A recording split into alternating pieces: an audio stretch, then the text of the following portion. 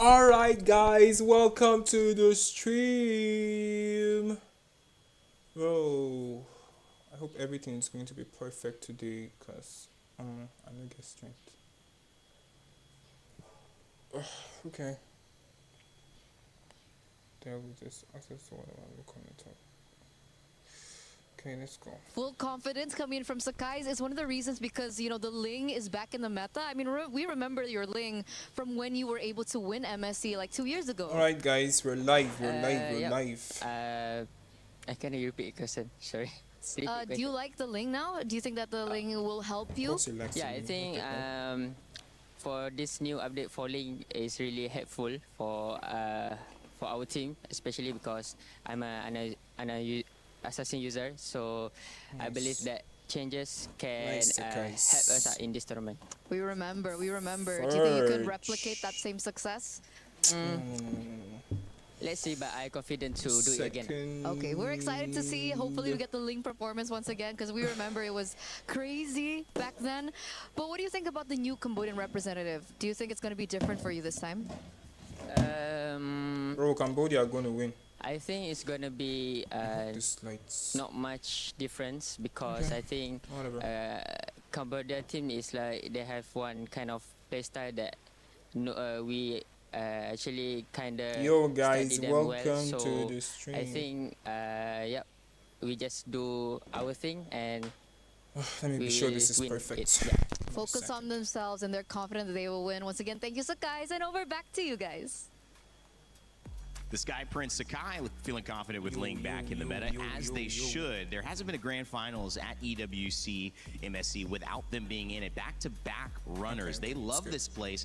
Now they're in France, so we'll see if the change of location matters or if it's just EWC that matters. But somehow, Brigitte, this team certainly has the expectations of being grand finals bound. Yeah, I think I would be very torn to choose like who I'm expecting to go into the grand finals again because of the amount of champions that we have, and that's only talking about Group B. We haven't even touched on Group A, who also might have some sort of buff because of the venue that we're currently at, because of the country that we're currently at. The baguette buff. We saw that in MWI. The baguette. The baguette. And a croissant. Croissant. It's croissant. I will just follow his lead because he's always coaching me the words. But yeah, so we saw that MWI Vitality actually won the championship. I wonder if there will be something similar here in MSC as well. They said they're not focusing on Cambodia, and I think that might be because there is a bit of an aggressive style that they bring. Sometimes it's hard to match and prepare for that. But the thing about this team, Pro Esports, is that whether they have that aggressive style or with some of the Filipino players that have also joined this team, they have had a road to get here that is memorable and has put them in a position to say that whether you believe in us or not, we want to upset the Giants.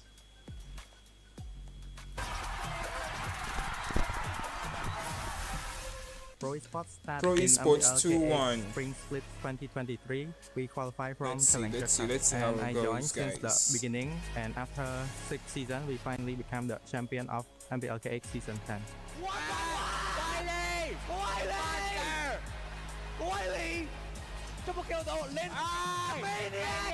The grand final! Pro Esports is the reigning champion for MPLK8!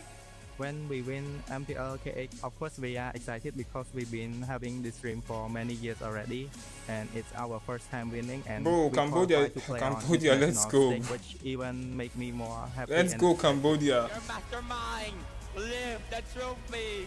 After we winning, I feel so Bro. impressive to come back to EWC because like since last year I didn't make it. Right now, yeah, back to the EWC feels so impressive. What is a pro esports? What the hell? Bro, don't underestimate Cambodia. Remember, Cambodia defeated the best team in the Philippines Because like at last the time Asian I Games come here qualifiers, and I bro. just make it to top 5 and top 8. So for the best player Don't that I had, I underestimate think we Cambodia, can make it bro. to the grand final. In pro esports, we are like a family. We have a good bonding, so I'm Cousin. pretty confident with them. They always talk out to me like, it's okay, don't feel pressure, just enjoy the game. For us, it's like a dream to represent our country. Not many get the chance to do it, and when we have the chance, we gotta do our best. អរគុណអ្នកទាំងអស់គ្នាដែលគាំទ្រ Pro Esports ហើយកុំភ្លេចគាំទ្រពួកយើងនៅ EWC 2026 Let's go, pro esports, bro. Pro Esports looking to battle against what could be one of the contenders to win this entire tournament. And guys, I mean, they have a really good journey heading into that. And I think part of it, Brigitte, is that sometimes you don't know what to expect. I think a more traditional team who's had success playing MLBB, I don't know if it's the right way or at least the way that's been successful so far. Do you feel hesitant going up against a team like Pro Esports, which might be one of the more aggressive teams in this entire tournament? Well, I feel like I'd want to balance my expectations a bit when it comes to aggression or pro esports actually, because they do have, again, as mentioned, 2 Filipino players, and one of them, Kozen, who plays in the gold lane, is actually very textbook-like when it comes to his approach. So that might somewhat balance things a bit when it comes to playing against pro esports. Yeah, I don't know about you, Brigitte, but for me, I have this mindset that I'm more afraid when I don't know when I'm going to get punched. Yeah. You know? Yeah. Honestly, it is kind of like Interesting. combat sports where some people, they want to play the early stages of the fight, just getting points, gauging their opponents, right? So during that time, they're hoping for a slower game, slower match, but then all of a sudden, if the opponent Pro esports are from strong, Cambodia, 100% bro. very, very strong punch, and then try to end the fight that way, They're that from could really Cambodia. surprise a lot of people. So I think that's the best analogy here, where Selangor Giants, they will spend their early game roughly trying understanding to the habits, see but if somehow, some way, there's they a just get a way very good lucky punch, that Pop might really out change the shot. course of the game. Could be interesting too to see, you know, they have time. This is a double elimination bracket. You guys are doing some MMA against each other off camera. You just missed it. They literally were fighting. Yeah, look, they're taking a deep breath as well. Oh, back at it. Turning into some combat. I love it.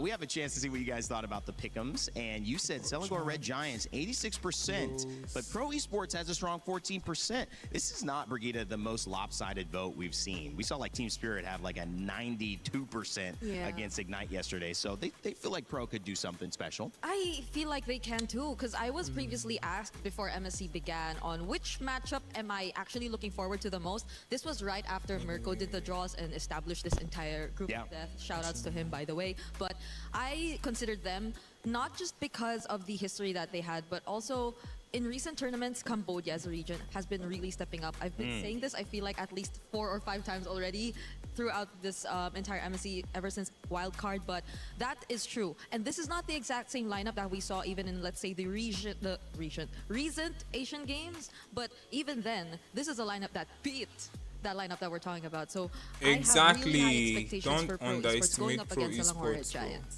You look really good on camera, by the way. I don't know if it's the camera. The camera looks pretty good. You guys are both right. You Look at look this guy so too. good He's too. looking good too. I told you, I complimented you guys SRG right for off the the win, start. I bro. mean, everyone's SRG looking into good, the ready shit. to go. Feels like it's going to be a good day of MLBB. Oh, by good day, do you mean like game 3 DJ White days is or going to something cry like today, bro. You know, I really don't mind if we go 3 games at game 3 and 4. Hey, I think I might because know we're it, not bro. Well, it's time to get it started here. Your second day of MLBB MSC at EWC 2026 begins right now. Begins right now. Alright. It's the game, guys. Wait, I'm behind. Fudge. Ladies and gentlemen, welcome Okay, to after day this 2 intro.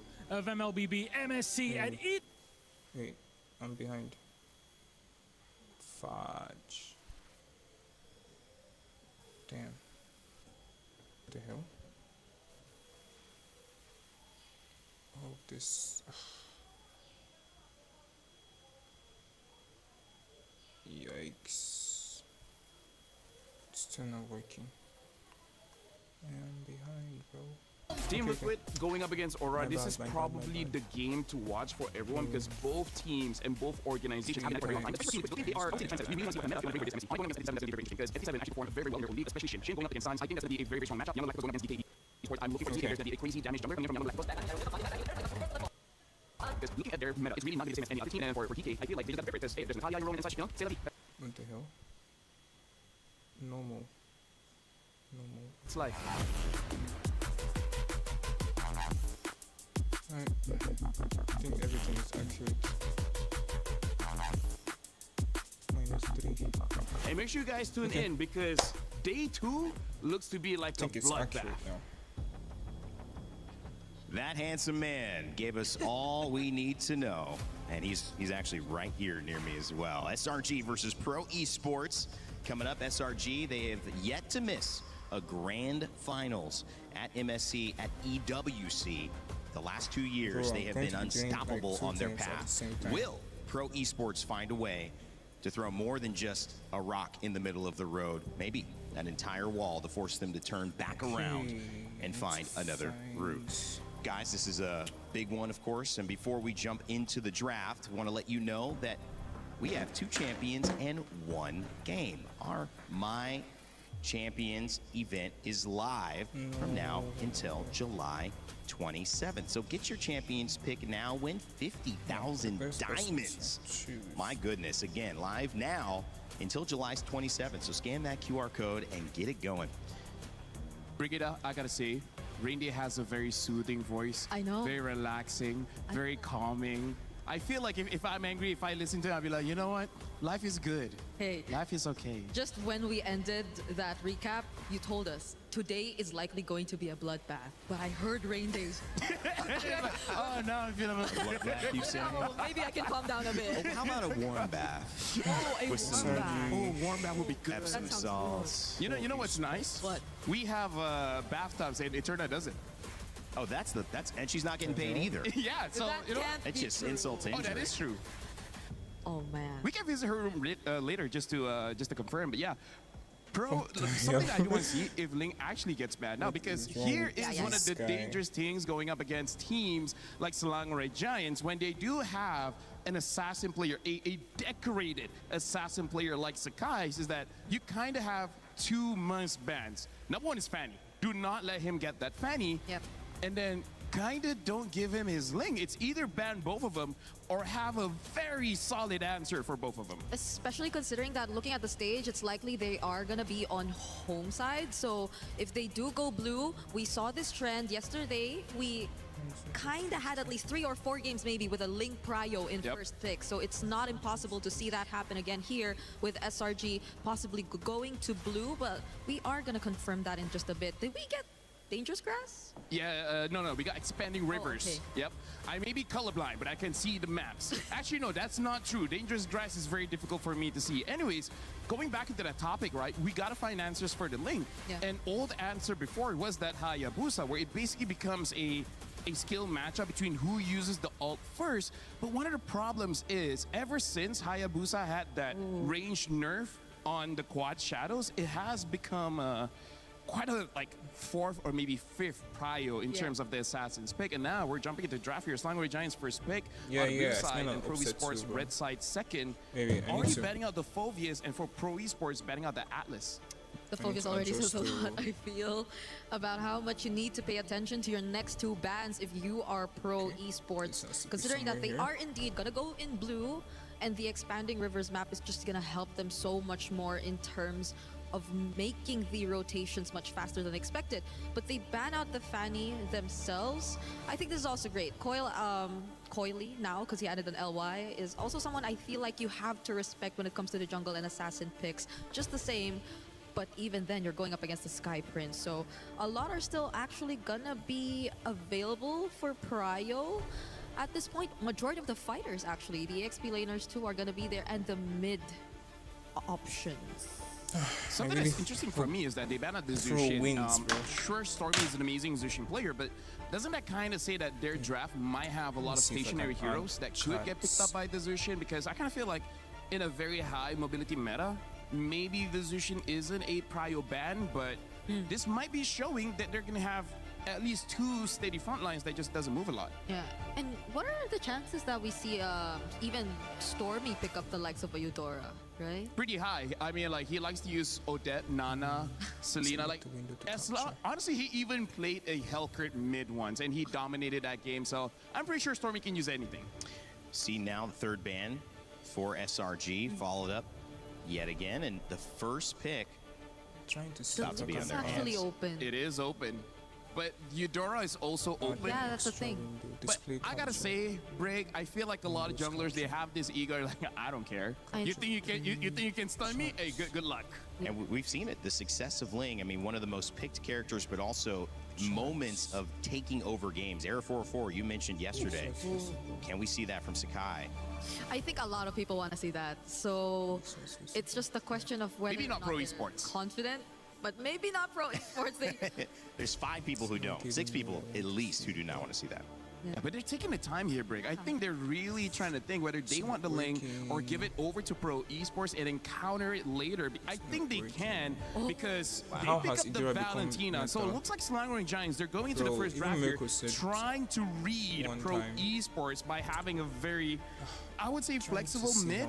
And now looks like pro esports, they got the Ling as well as the Belric. Very scary opener here.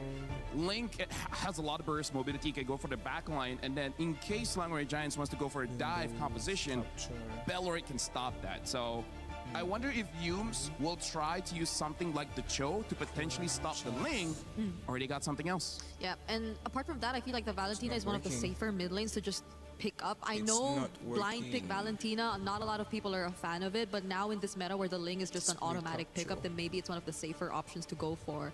And considering the Cho that you've mentioned, there could be a chance, but are they willing to pair it immediately with the gold lane pick? It seems like no, they're gonna go straight into the Hirara and the gold lane pick instead, revealing their cores in this lineup. Hirara obviously has been somebody that when you let it go, you have to deal with. They knew that they were going to get a pick here, and the Moskov, LaFell, it feels like it's been rising in value a little bit, coming in that first phase of picks rather than some of the last phases. Definitely, especially because Moskov is one of the rare gold laners that don't need anyone else's help to save himself. He has a lot of dashes as well as his second ability, able to push someone away. And if there's a wall, it will get stunned up. So here, I think Innocent is just saying, bring it on. If you want to chase me, I'll kill you first. And a question, too, is if you have a team like maybe Pro Esports who are aggressive, Moskov allows you to push as the Eudora comes in, but also if there's a random aggression, join that team in that fight, right? So a little bit of global safety if they get countered quickly. I gotta say, this is Innocent on this Moskov is something of nightmare to Cambodia, because even back in M6, CFU coming in from Cambodia almost eliminated Slangoring Giants, but then Innocent with one very good ult, with one SOD, turned things around, got a Maniac, almost like, and then basically ended the game then and there. But now we got to talk about the opening here. It looks like Pro Esports, they're opening with a very meta MSC draft, right? Bringing the Ling, bringing the Eudora, and the Belric as well. Whereas Slangoring Giants, I would say even though their first pick, they're being slightly bit more reactive by having an early Valentina to counter whatever they're going to get. They have the Hirara, pretty strong pick right now, and then having the Moskov to say, if you guys want to dive me, I can protect myself. And this is one of the stronger strategies that Slangoring Giants has, where they go for a 4-1 position, where Innocent, you're all alone. You're not going to get any help. Good luck. Everyone else, do your best. Which is, I think, great, because at least Pro Esports have a Ling to somehow match whatever Innocent could do across the map, because I think that's one of the biggest threats that we're looking at right now. But also, we don't know who the front lines are going to be for SRG just yet. We're looking for a bit more crowd control, perhaps. There are also some other combinations that could still come out, honestly. What would you like to see?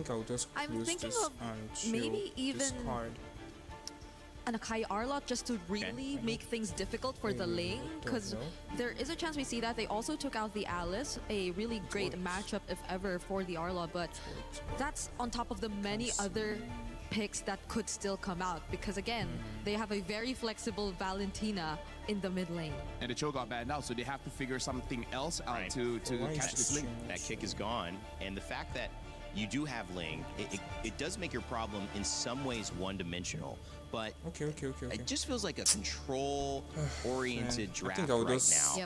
from Pro. That And does chat that stuff indicate really that they're playing the way we think, or does that indicate that they, you know, are just matching the ability to, if we are getting dove, have an answer for that? Oh, this is very interesting. The Ruby gets banned out. So I think Slangoray Giants, they're reading into Pro Esports, like you said, like a more controlled kind of draft. Yeah. Where there's a possibility of them playing double fighters, and that might be too much for Slangoray Giants to kind of handle. So now Pro Esports, they pick up the Harif. So I'm liking the balance that Pro Esports has because Harif, even though he is a GOAT laner, I would say once he's level 4, he has that Zaman Force, he can already dish out enough damage, making it so that even if Ling somehow got disrupted early, still has time to get the farm back. Yeah, and idea is pretty much the same. You still have a somewhat box created, at least through the Belleric, that space that could really aid you in just going for the counter attacks if ever SRG does go and commit to a very aggressive lineup, because we're still looking at their last 2 picks. We brought up some of the suggestions earlier. In terms of the roam, Hilda's gone, Cho's gone.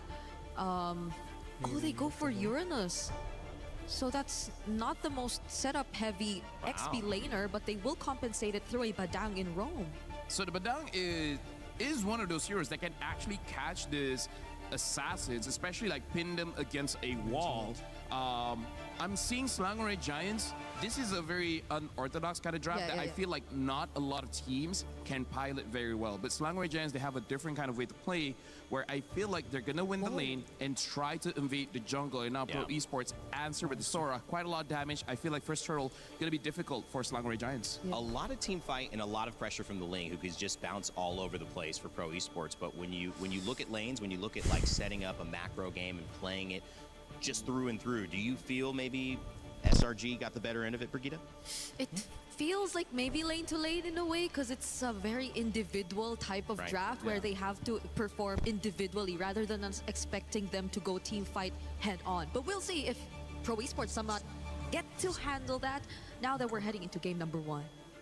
Well, SRG have found a way to make it to grand finals every single time they have been at MSC EWC. Can they start their grand finals run again today, or will Pro Esports stand in their way? Let's send it over to our casters to find out. It's Gideon and Trex. It works.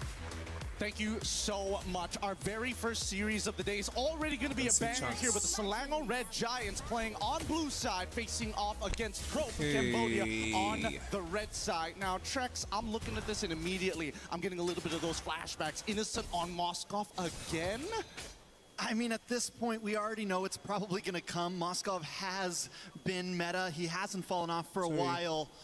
And Innocent, this is a dream pick for him. It's comfortable. It's comfy all around the map. But for me, my eyes are on the HAUSA being let through. This is a pick that has been banned out consistently. And here's the thing. The question is whether or not they're going to have Sky Piercer, because the first invade is all looking way too good as they're looking for first blood. A lot of damage on to PP there. Sakai's now running away, getting taken out by Coley. A nice trade. Damn.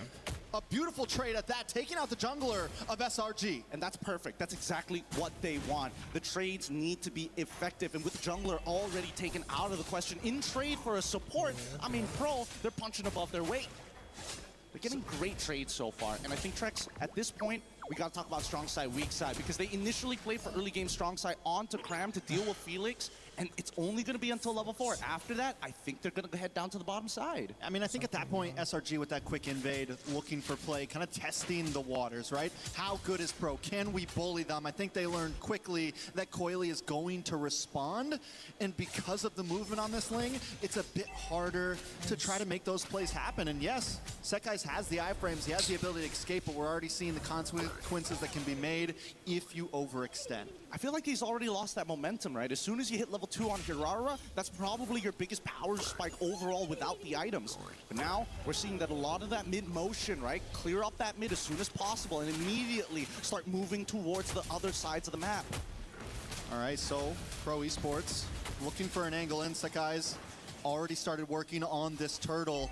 Saw making the way as well, does have level 4, can put out some decent damage, watch for the stun, but SRG's not going to try to rush this either as Coily goes for the orange buff, a little bit of damage onto Yumes. Sakai's making his way in, Sariam Felix gonna back off, no big angle from Pro just yet. Coily has to finish this orange buff as quick as possible. He's gonna look for the angle in. No Finch Poise just yet. Gets a nice little bit of damage on a Sakai's. Tempest Blaze does comes down, gets the knockup, plus the turtle, and a lot of damage on his Sakai's. He's taken out. Pro Esports looking for the next target of Stormy. Runs away in shambles. Sorry, I'm Felix with a kill under his belt, making a purple buff as well. The conversion is gonna be good. Pro played that perfectly, knowing the Wrath of the Dryads was in the hands of Stormy. Already gave them an idea. Hey, they're looking to team fight, but they're not clearing this Lord fast enough. When we this turtle fast enough. Let's look at the replay one more time because Cram's job is very different. Right now, he can't zone out multiple people just yet. And the worst part about it, losing that. Let's go Pro Esports, bro! I told you, don't underestimate this team, bro. Like, people thought I was like cheating. Oh, gonna try to get away, gets hit by the Terrify, and a beautiful SOD from Innocent to get to the backside, taking out Kuzin. Pro Esports forced to back off. A nice little bit of something, and back to Innocent. Hasn't been involved in any of these fights. Having a decent experience could be the saving grace unless he's taken out by Coily here. A couple more shots. Tempest of Blades does come down, and a kill into Coily's pocket. Able to make sure he secures the Fury. Yeah, that's so unfortunate. Yumes already used all of his charges for the fist crack. The fist break, unfortunately, did not connect at the right time. But like Lefel mentioned earlier, SRG is playing a really difficult composition. It's a composition where you truly must be interconnected, similar to Avatar. Just, you know, gotta make sure their hair is connected, and more importantly, if they can find something back. Nice damage. Nice. But just not enough. Beautiful, nice. PP, let's go. Let's go SRG. Let's go Pro Esports. They kind of have the answer for everything. And I think the worst part about it is the update. The patch has made this Beleric a little better. Innocent now taking at least one gold crab here to make sure that he stays ahead. But this 1.3k lead that we see from Pro, I don't think it's leaving anytime soon. Let's quickly have a look at the level difference here. Sakai's currently at level 7. Thank you for moving away, Lord Spawn. To level 8. So he's a level down on this. Pro Esports, bro. Nice, Coily. Able to take the turtle with ease, and Sakai. Come on! In a horrible spot. Dashes into death. Cram just trying to keep vision, just trying to help defend this mid lane. Let's go Cambodia. Let's freaking go. Care about it at all.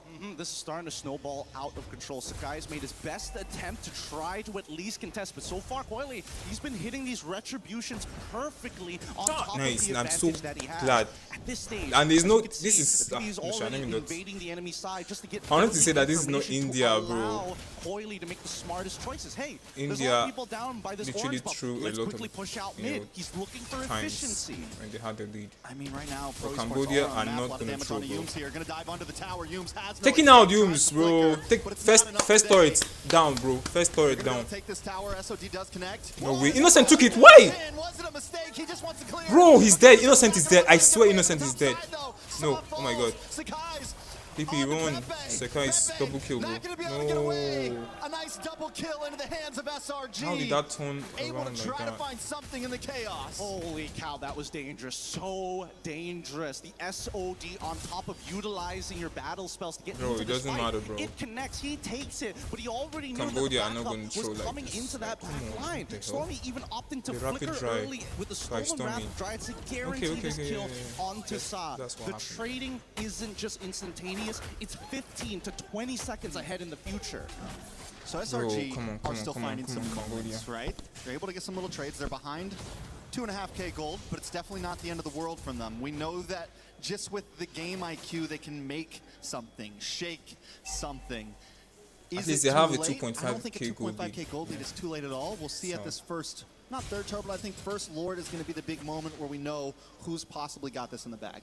Before anything happens, Zipper, pull up the item list. Thank you very much, because I'm interested in where Coily actually is at in this item list. He's 4-0-2 as of right now, and that's a phenomenal lead for any Ling player. And they're immediately on this turtle as SRG are trying to take that mid position. Bro, I think quick that's the turtle right take, bro. play this time. Give up the turtle. Sakai's 2-0 on the first time, just keeps getting caught by the I'm so happy, man. Look for plays elsewhere. Pro esports Innocent are on the bottom side, getting a little bit of push. brilliantly well. Maybe they translate it to a tower, but Coily's already there to help defend. Thanks, Zipper. That's already 2 items up for Bro, this Coily. Eudora, bro. Like, are you seeing the chain damage? 1 HP, as long as he has Finch Are you seeing the he chain can get out of damage? there, go to 1 camp, get back up to full, and he's ready to fight once more. And that's so different in comparison to Hirara, which is so burst-oriented. Nice damage. Sorry, I'm Felix. Sorry, I'm Felix. Bro, Pro esports have 2 turrets, bro. 2 Taking turrets. things slow. While as SRG has none. A slow push on the bottom lane, gonna connect onto that tower. Top side pushing as well. Pro esports, you would think they might have came in very chaotic, but honestly, even with the Bro, aggression they DJY have is in the going to micro, cry today, they're bro. playing a decent macro on the map. He's definitely going to cry. Trying to make sure that they are efficient. They've developed their 1.6k lead, now over to a 3k lead. And you can see that Cram now, he's 3K getting a lot more lead for confident Cambodia. after that chastised pauldron. He knows he can't get 100-0 just yet. Sa doesn't have his full 2 items, and most importantly, Sa not still enough has 1 burst for kill. the amount of HP that he has, but I'm worried about Coily. Only He's 1 getting kill. close to that endless battle. Cram, though, is another problem on the side of SRG. He's still deathless. Yes, in the Bro, beginning, PP he wasn't is able to too shine low, that bro. much, but right now, as this game Is he moves still forward, going he's in? become Wait, he's still more going in. of a nuisance. Bro, yeah, this is Only quick second stuns scope. on the side of Pro Esports, except for the Wrath of the Dryad, but even that won't be able to hold Cram down if he can continue to harass. But just look at the trades that they're doing, right? They know that we can't compete with the mobility of this Cram thing. So is freaking second best low, bro. option, use Moskov to create these cross-map plays. That way, Ling is balanced out and you the never have turret to is keep worrying about, gone. oh No. no, my long lane. No! I have to deal with it. If not, I'm going to lose Why? another structure. But looking at the items He so allowed far, it to- more importantly, oh my now that God. Sorry I'm Felix He has a allowed the second, turret this to go Lord down, bro. is going to be really difficult. If He's he literally engages in waiting. there while having those Queen's Wings, there's a pretty good chance that SRG might opt to flicker past him and go straight for that back line. I almost feel like SRG, the way they're going to win these fights is positioning, right? I don't think they want to they just might go want to head bust down first. Look at the TP, damage yeah. on a Stormy. A little bit of play in the mid side, but just kind of baiting out skills Bro. at this point. Sakai's does get his retribution in as Coily starts working on the Cambodia, Lord. man. Sakai's wants to look You for should an watch out for angle. He just goes straight in once again. Sorry, Felix able Just to push him back. petrify. Look for the jungler, bro. Backside now, Tempest Blades does come down, but Sakai Damn, kills Sakai's the took- Lord Good beautifully, lord. but Yums might just pay the What price the for the beautiful fuck? response, pushing Pro back. Yums now on the run. Sakai's comes in and makes sure Sorry and Felix can't Whoa. get to him. Damn, Nobody how? goes down except for Stormy, and that's a decent trade for SRG. Look at the boss side now as well. Bro, look at Innocent, look he's at- look playing at the Innocent, exact bro. same Look at role that Innocent. Coily is trying to do to threaten them in those side lanes, but luckily Sakai is able to win out that 50-50 despite being 2 levels down. That's the difference here. Both sides are going to be highly contesting these neutral objectives because, unfortunately, they don't have the correct tools to siege each other. So, truly, if you want to win that fight, Bro, it how starts did with they this lose the Lord, and you gotta Lord? let the Lord do the work. Breaking the towers afterwards might be a little bit harder than it looks. Yeah, but Innocent on the top side, going to gain some ground there. Even if they don't follow in with this Lord. Wait, is this Coily going for backside Innocent? onto Yums, putting out a lot of damage. Bro, the damage on this Tempest of Blades lane, decides not bro. to use it, isn't gonna chase On a it freaking down. roam. Graham now on to Kuzin. As Innocent makes Innocent, his way to the mid side Innocent as is well. dead. Sakai's I think Innocent is dead. getting brought down low. Look at Drew Sakai's. takes a tower shot to the face, but will Nah, go Sakai's after, but the chase is on. Sakai's is Sorry, dead. Felix Nice. is gonna catch Nice, him, nice, but nice, that nice. frame's No! there. Sakai's is still alive? Wait, what's happening? It's Sakai's. Jesus Christ is Lord. Oh my god.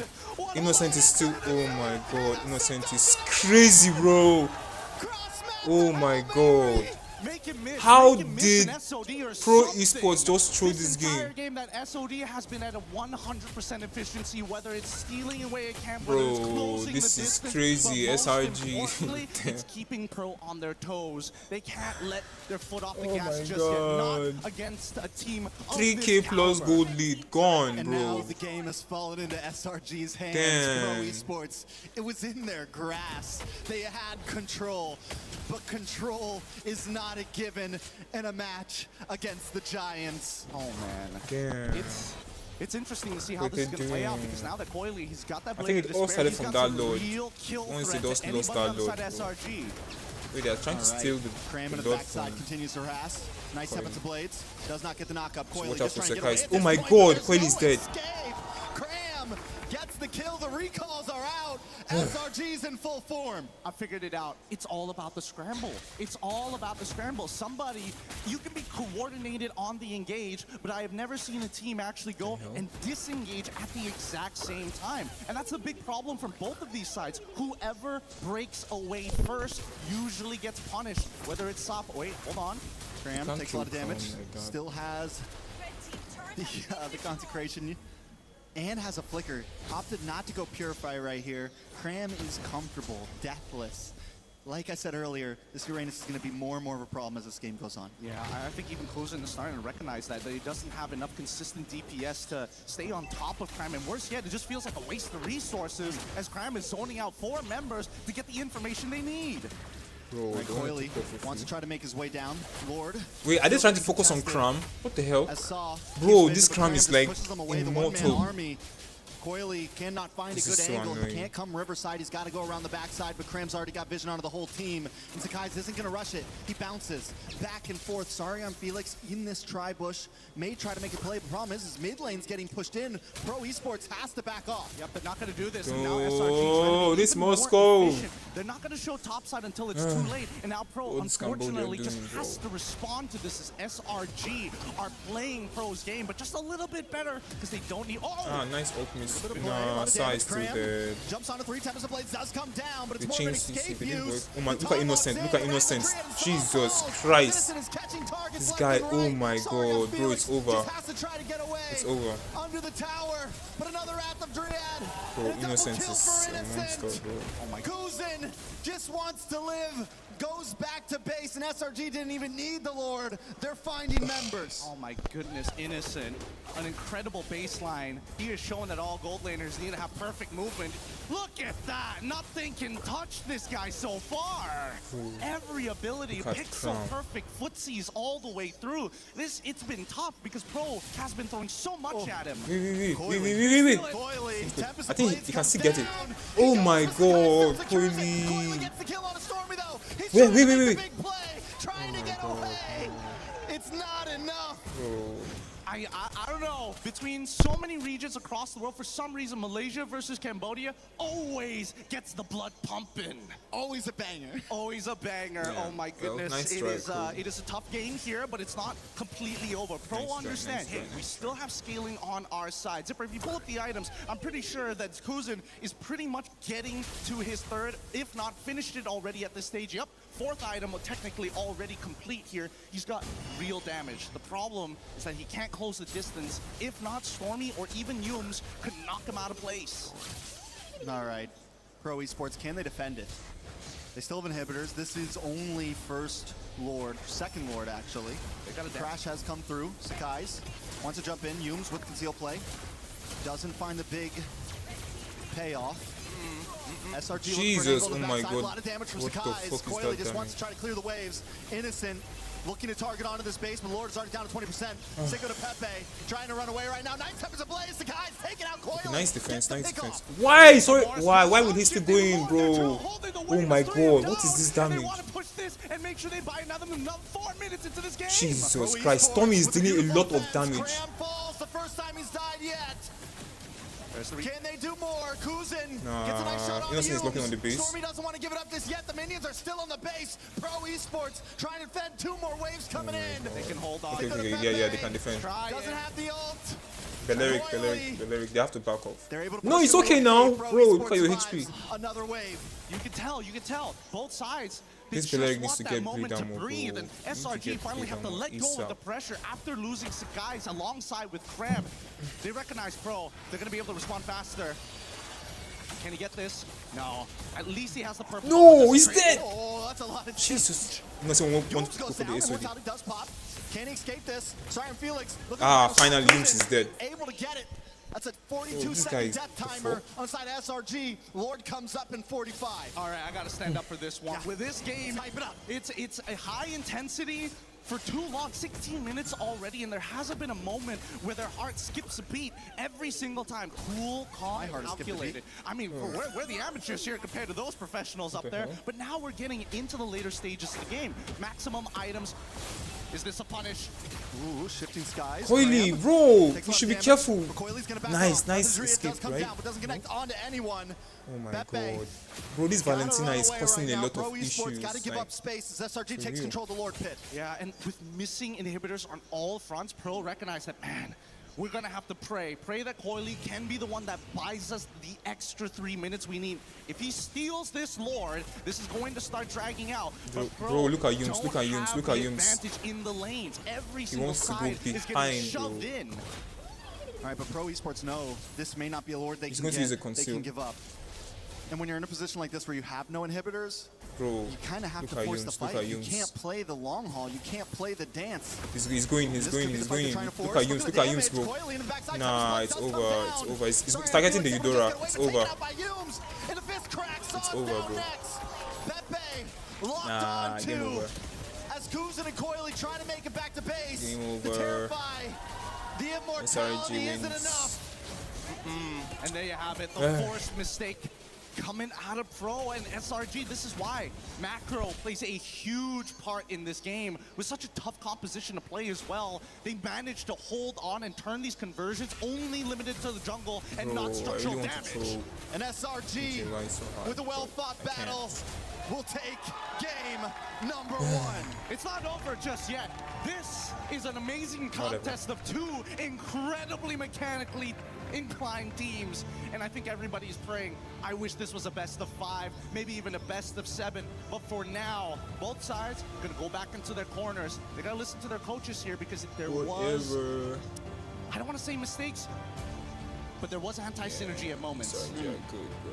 Bad calls, possibly, or maybe overextending or doing things a little too SRG late. are pretty I don't good. think they were bad calls, but I definitely think that there were I'm not coin gonna flips lie, that could have they're been skewed in certain teams' favors had they just waited half a second more or thought a little Wait bit a further into second. the future. But man, an amazing bout between those two. I'm hoping this turns into a 1-1 because if we learned anything, Wait a that second. early game was incredible coming out from Pro. The fact that we saw that SRG, even though they stole the Wrath of the Dryads, it's about efficiency, but more importantly, how much can you get with these ultimates? Every single time we see a stolen Wrath of the Dryads hit 2, it's a guaranteed win on that fight. If we see 3 from the side of Pepe, the fight's immediately over for SRG. I think Pro, you're right, had such a great early game, and SRG shows that they can hold out and wait for their time to shine, wait for those power spikes. Pro maybe got a little ahead of themselves. Once it got into, maybe they should have put more focus onto Innocent early on, What? honestly. I don't know. He had such Pro a free Esports need game. more discipline. And I mean, they actually tried to. They tried to get some of those ganks down there. It's true. I believe you, but at the same time, Bro, I don't know why it's they tough kept because on, you're like, looking at Innocent and he's just like over pixel perfect committing. movement every single time, just at the maximum range of the stun, managing to Bro, they hold threw on and this use game. that I swear purify they for threw this 2 game. CCs overlapping each other. And this final moment where we do see the inevitable flank coming in from Yums' side, a I don't lot of know teams are what they now were- going to start they were thinking, hey, thinking. we got to be careful on that top side. But with that being said, we're going to leave the rest for the panel to break it down and make a prediction for that next game. Rain Day, it's all you. Rex, that was a great matchup, and you guys did a great cast there. And one of my favorite things about taking a look at MLBB, especially after a game, see what went right and sometimes what went wrong. Innocent got off to the races and did not look back. There was no answer for a game that I thought went pretty well for Pro Esports for a while. We'll see if they can change up that macro and find a way to finish it out and maybe tie the set going into game 2. But as the Wait players a take second. break, we'll welcome you back onto the panel. My name is Rain Day, and I'm joined again by Vergita and LaFell. And this time, someone you probably know very well, Moon, jumping in from the stream to join us here on from the official Malaysia. stream. How are you, Moon? I'm fine. I'm good. Are you enjoying being in Paris? Yeah, I enjoy live here, and I eat a lot of bread, croissant, Baguette. Mike, anything with bread I eat.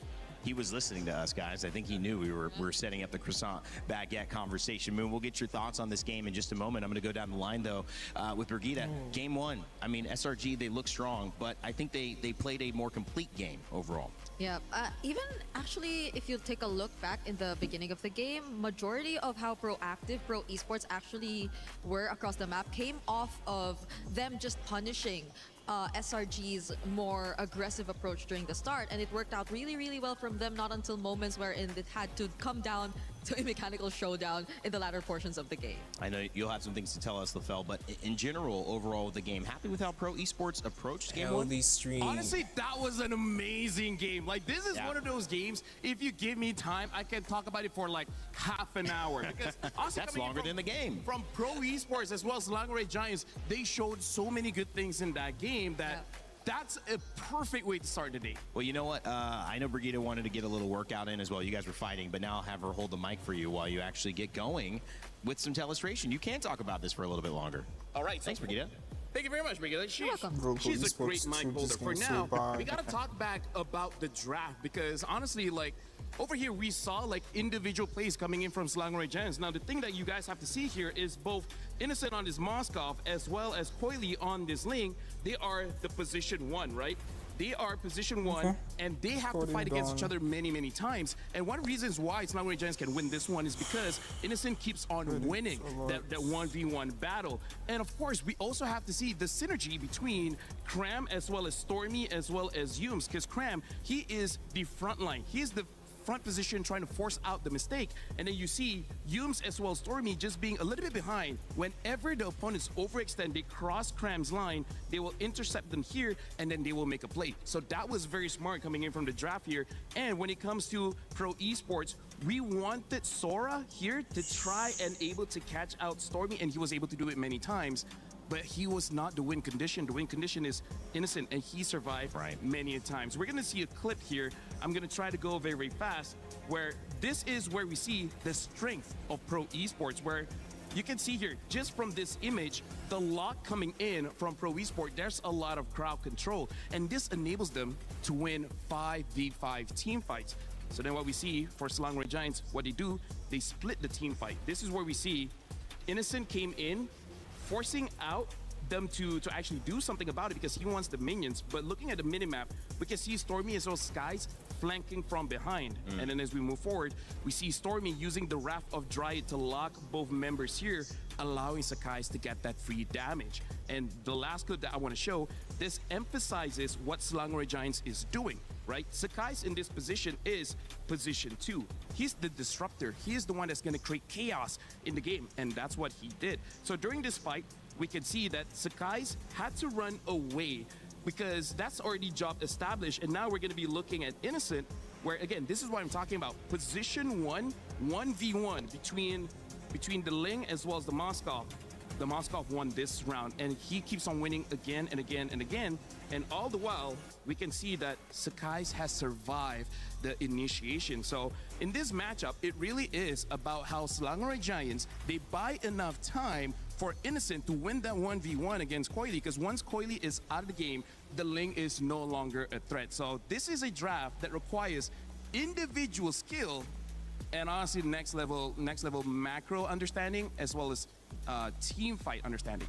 It was a masterclass in terms of, we mentioned control being a big kind of theme for Pro Esports, but they found a way to use a draft that wasn't as good in a team fight to ultimately isolate fights and get their their position 1 into a good position to succeed, and that's what Innocent did.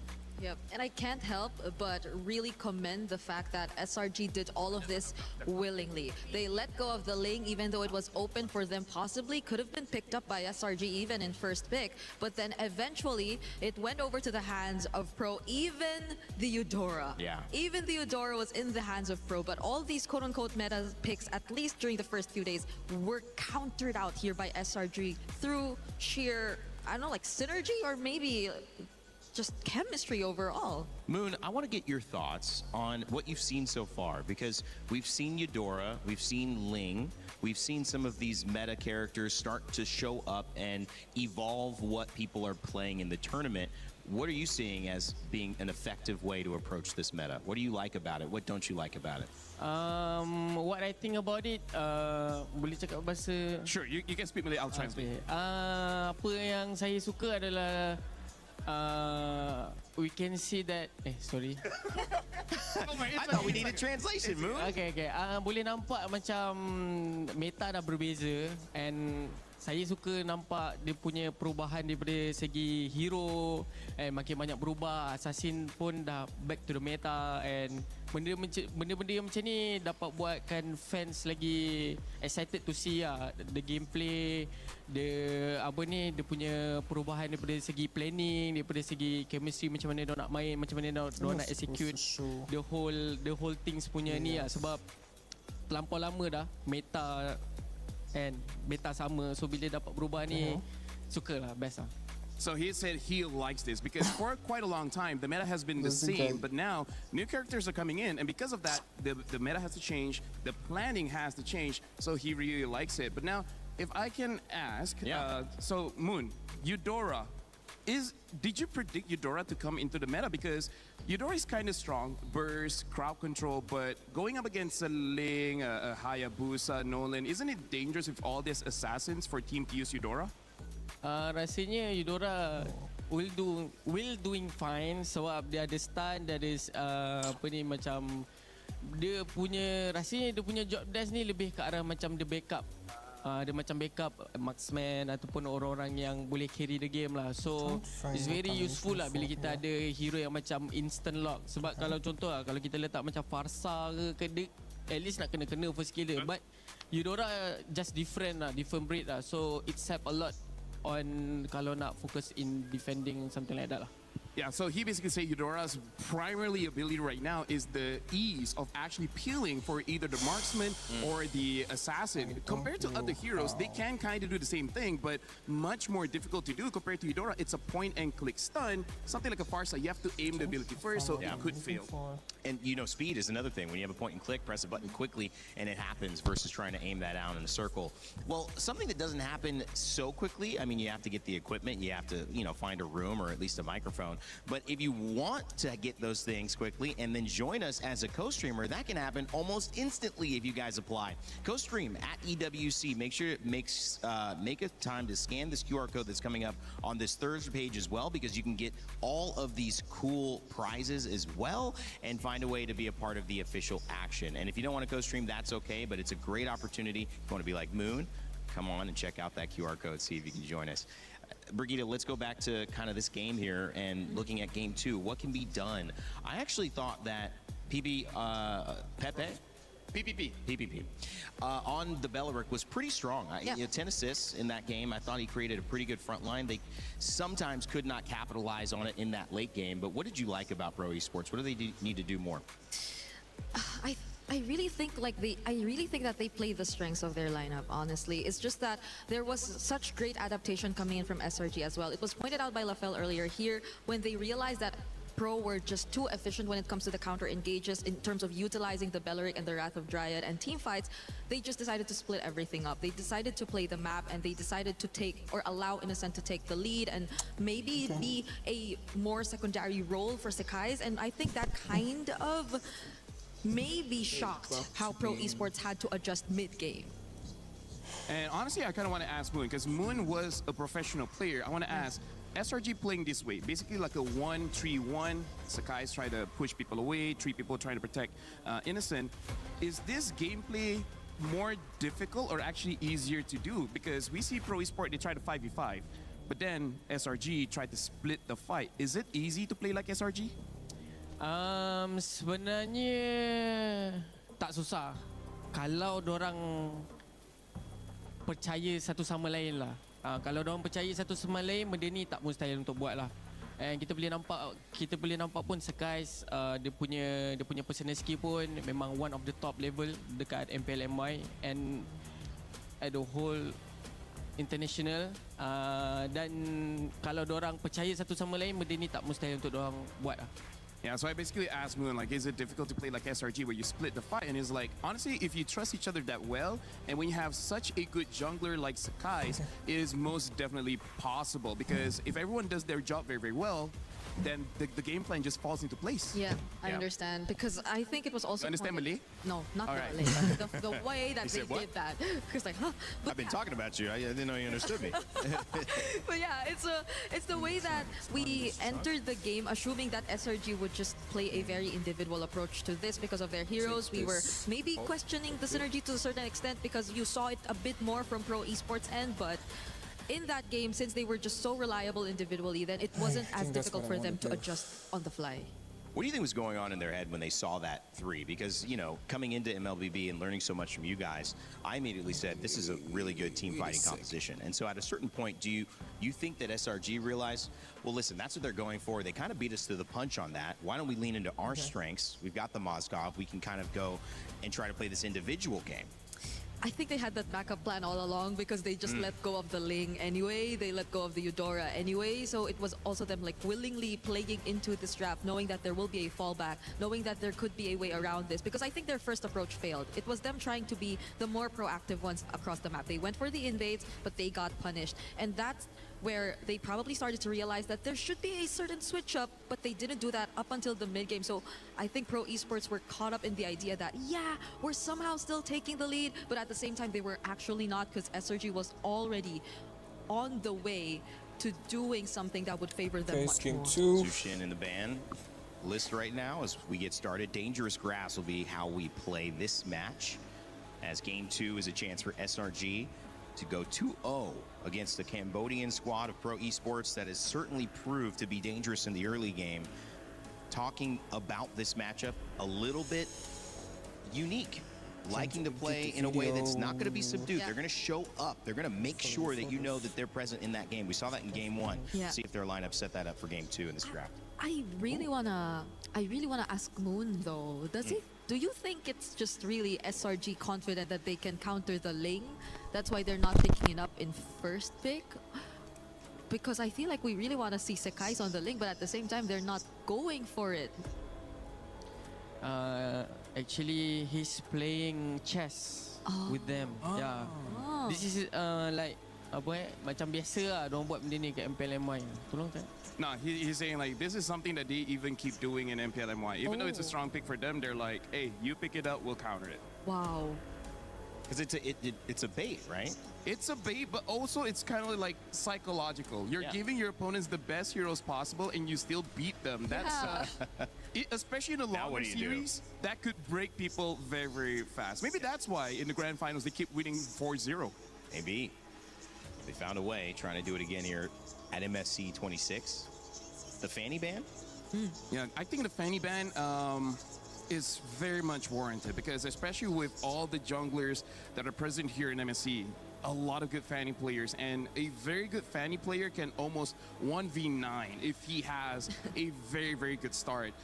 My interesting thing though is that the Yi Sun Shin gets banned. Moon, what do you think about this Yi Sun Shin ban? Do you think it's warranted? Like, should they ban the Yi Sun Shin here? I think the Shanshin is good to be banned because he can outplay, out macro. Okay, out macro. Yeah. Dia punya farm pun laju, so dia boleh out-rotate the enemy lah. Plus boleh dapat vision. Vision tu lah sebenarnya yang paling mungkin dapat menyusahkan daripada segi makro lah, makro play. Yeah, so Moon basically said like the macro abilities of a Yi Sun Shin and the fact that he has very fast farm as well as a global vision might disrupt Slangray Giants. So they opted to ban that out, but now Slangray Giants picking up the Freya and Pro Esports quickly pick up the Beleric again. Yeah, it was really good. I mean, we saw how impactful that was and the Ling. So going back to what worked, I mean, if I'm Pro Esports, Brigida, I'm thinking we were close in a couple of moments of turning this around. If we can somehow force them to stay on the back foot and take these team fights or have to take these team fights against our Beleric with our Ling, we might have a chance. Yeah, because they can do a very similar approach to what SRG were doing as well. It's just that maybe Kozen took a bit more time to scale up rather than Innocent. Innocent, again, in that game was... I think the casters mentioned it too. He was a bit too free. They could rely on him on the damage already when they needed it the most. But Kozen, I think it took a bit more time for them. So maybe there could be a certain adjustment in terms of that. Maybe handing him over a much better matchup in lane. But with the Hirara Cho already showing up, I think Kozen either way would already have a very difficult job. So what do we see here? Do we see the Moskov picked up now? They go Oh, they for pick up the Ruby. Now that's gonna be good because here's the thing. Pro Esports banned out the Cho, but now Yums gets the Cho, and now Pro Esport Ruby was banned against them, and now they get the Ruby. Moon, my question to you right now with Belric as well as Ruby, there's a lot of crowd control. Do you think Sakai's on this Hirara can go in and out? Do you think Freya can go in and out? Because I don't know, it looks like Belric and Ruby is countering 3 heroes of SRG. But they still can't do anything actually because Freya got immune, right? When he's immune, using ulti. And Chow also, I think the approach for SRG game right now will be different. Will be more towards laning and objectively. Okay. Also with vision. Vision. They will play vision a lot on this game, in this game. So let's see how they play. Yeah, so it looks like Slangway Giants, they want to try to control the map now. But again, Pro Esports, they want to go for team fight. Personally for me, this is very scary coming in from Pro Esports. Yeah, it's very similar to what happened in game number 1, and we saw how SRG were able to answer that, and they're also still letting go of the possibility of this Freya still being flexed eventually. Like if they still want to go for a marksman in the gold, Innocent can still get a hold of his Moscow, but at the same time, you also wouldn't really want to see him on the Freya either. Because it's equally just as aggressive, and you could just pick up another source of crowd control or means to combo this lineup through an EXP lane pick for Cram. Because either way, I think SRG could be very flexible with the picks that they have right now. Honestly, interesting that they're banning out the Esmeralda as well. So I think Moon is onto something here. They really want to win the lane. So I feel like Slangway Giants in game number 1, they were playing the mid game as well as a little bit of the late game. I think for this one, they want to have priority from the get-go. They want to make sure the first turtle they're able to get, second turtle they're able to get, and then try to control the map by the first 10 minutes of the game. Well, when you look at what you could do better, if you go back into that room for the 10 minutes between games, that's what you're talking about. I mean, those were the moments of a coach to come in and say, this is what we can improve. You guys did great towards the end once Innocent got going, but if they had countered Innocent a bit more, that could have been trouble, which is why, I mean, I'm focused on what they're going to put Kuzin on, because the Harith didn't quite match up with Innocent, and so they need somebody to kind of go toe-to-toe, maybe pressure him out, make sure he doesn't have such a free game. I think it's the first time I'm seeing Vexana. Moon, what do you think about this Vexana pick? Like, Eudora, okay, but what about Vexana? Vexana, No. Rasanya diorang lebih fokus ke arah untuk bagi sisi Vexana untuk against who? crowd control to chain. Or are they trying to prevent them from picking blue EXP? Sebab kan kita boleh nampak dekat first game tadi, dekat first game they can't tadi still diorang love susah blue nak target because tau. Ruby can reflect to SRG kan. Tapi kali ni kita boleh nampak yang diorang betul-betul ada satu targeting ataupun satu hero yang diorang nak target untuk kalahkan terus dalam team fight supaya diorang boleh take advantage lah.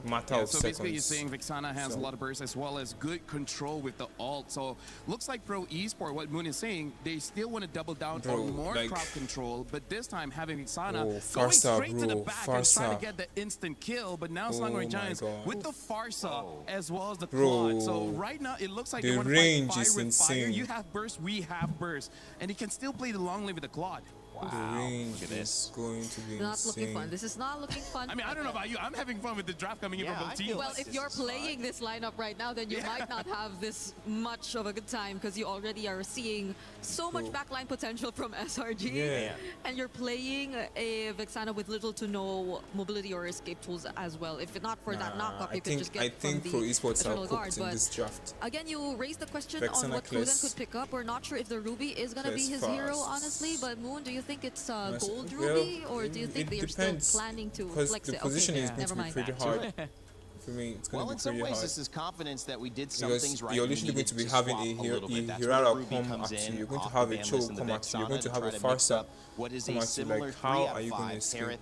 Ling and Belric for how Pro are you going to Esports. escape? And you also have Cram the Cho, on the Freya. Claude, and the Freya. All new picks here for SRG. Bro, I gotta say, this looks like a very fun draft coming in from Slangway Giants. This is the kind of draft that says, we still want to show our micro, but we just want to end the game fast. Moon, it's been great having you and your thoughts as well. We're going to follow you along your stream. Thank you for joining the desk. Thank you for having me. As Game 2 is about to get underway, SRG trying to make it back to grand finals here for the 3rd time in a row at MSC. Okay, the game has started. The challenge of Pro Esports stands in the way. What can they do? Who do you guys think is going to win, though? I can't even put up a poll right now. Thanks so much. We're already Pro jumping Esports into this next disappointed game, me and the in the game. adjustments have been made In by game 1. Pro. And I'm not gonna lie, initially when I saw Vexana, I'm pretty sure with the rest of the world, we were all like, wait, what? Why? Why are we going this when the Eudora was already doing some good work trading battle spells? And I think what it comes down to is wave clear.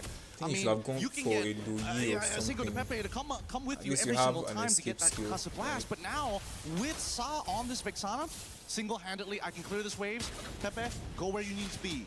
That is fair, but you still have to be careful because with something like this, you lack the flicker. Yes, you had to pick up a flicker yourself, but you lack the movement, and that's where I kind of like this Farza.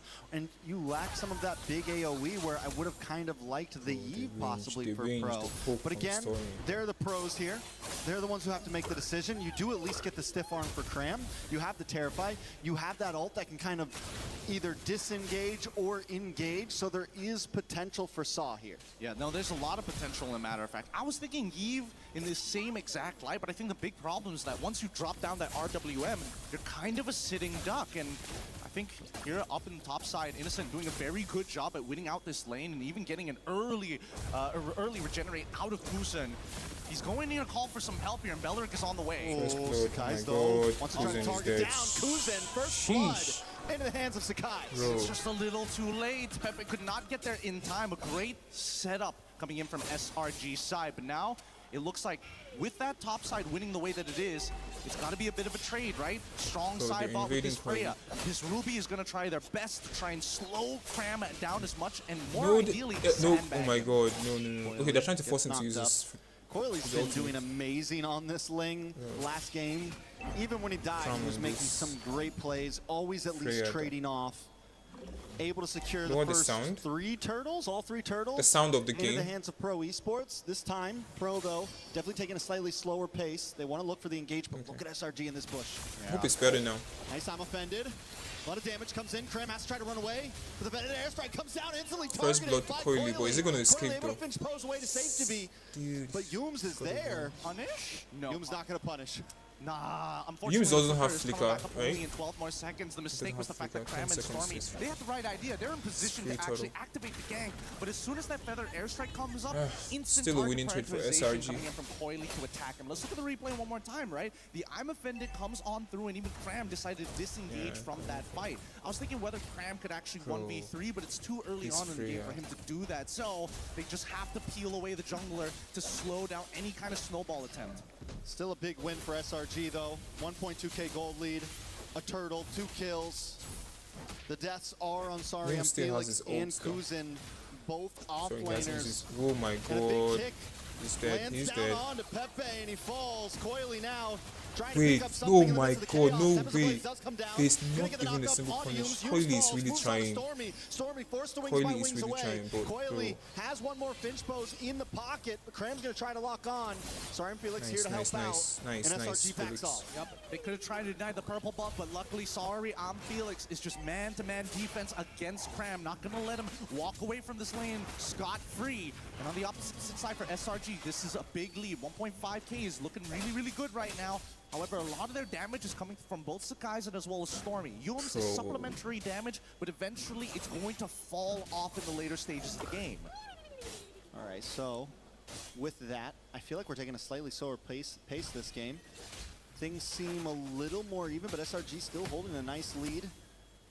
And I like the movements from this, right? Hey, let's try and invade. Oh no, they're already there? Okay, let's quickly clear up mid and set up a potential dive on 4 versus 1. Oh my god. 7 more seconds until that flicker comes back up, and Cram. He's thinking about it, but he knows. He knows they're there. This is a scary hero to go under a tower with. Bro, a lot of ability to hold you down for a second or more too.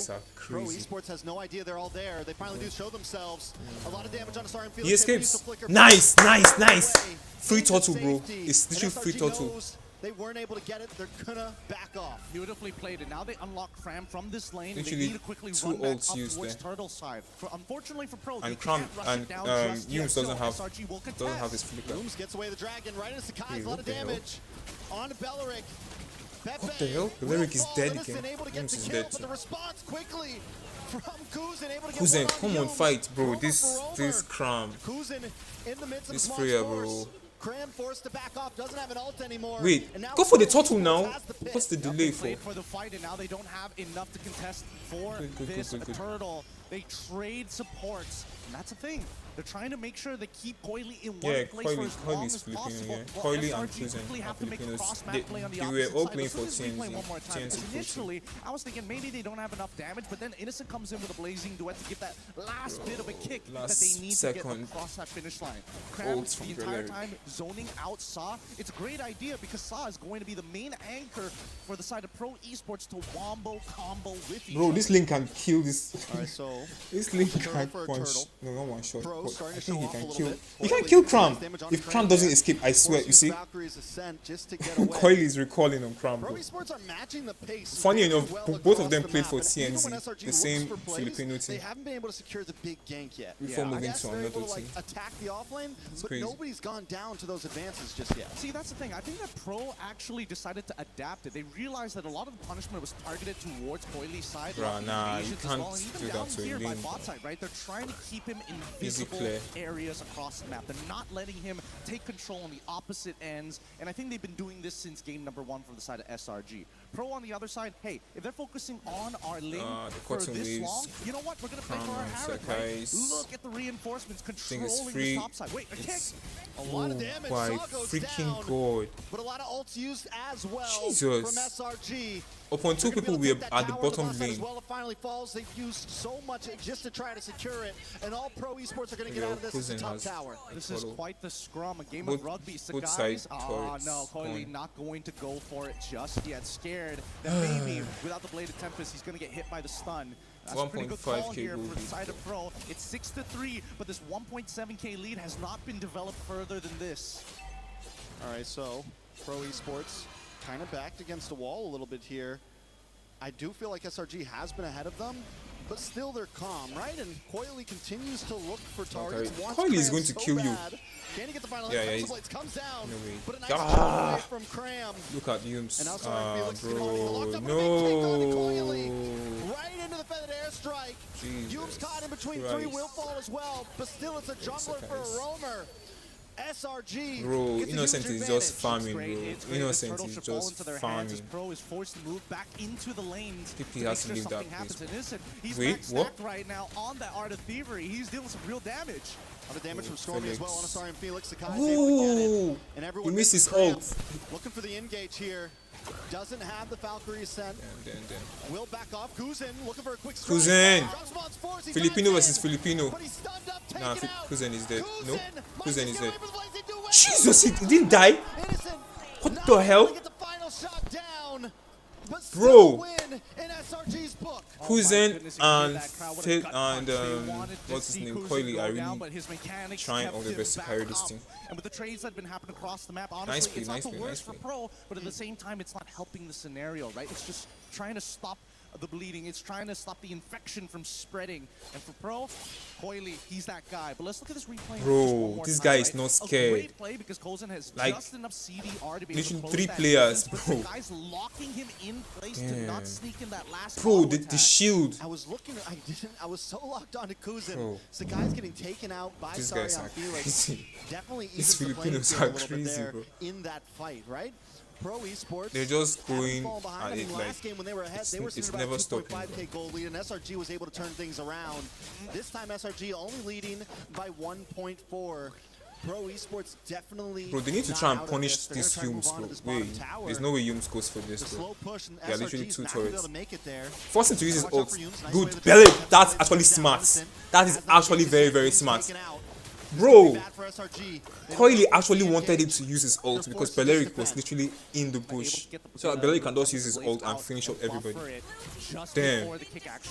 Bro, the connection, bro. Because it comes in 2 parts with that kick. So if you want to drag it out and Literally, max it out, you absolutely the can. almost But if you got the right boots, you can 2K get out of plus it, goal no lead problem. SRG had As soon as is you gone, have bro. your abilities It's shredded available. down, sorry, it's Flicker, shredded this could down be to Bladed Tempest. Either or works 1.5. the exact same way. In this It was particular literally case at here, I'm 800 and noticing that something SRG before. unfortunately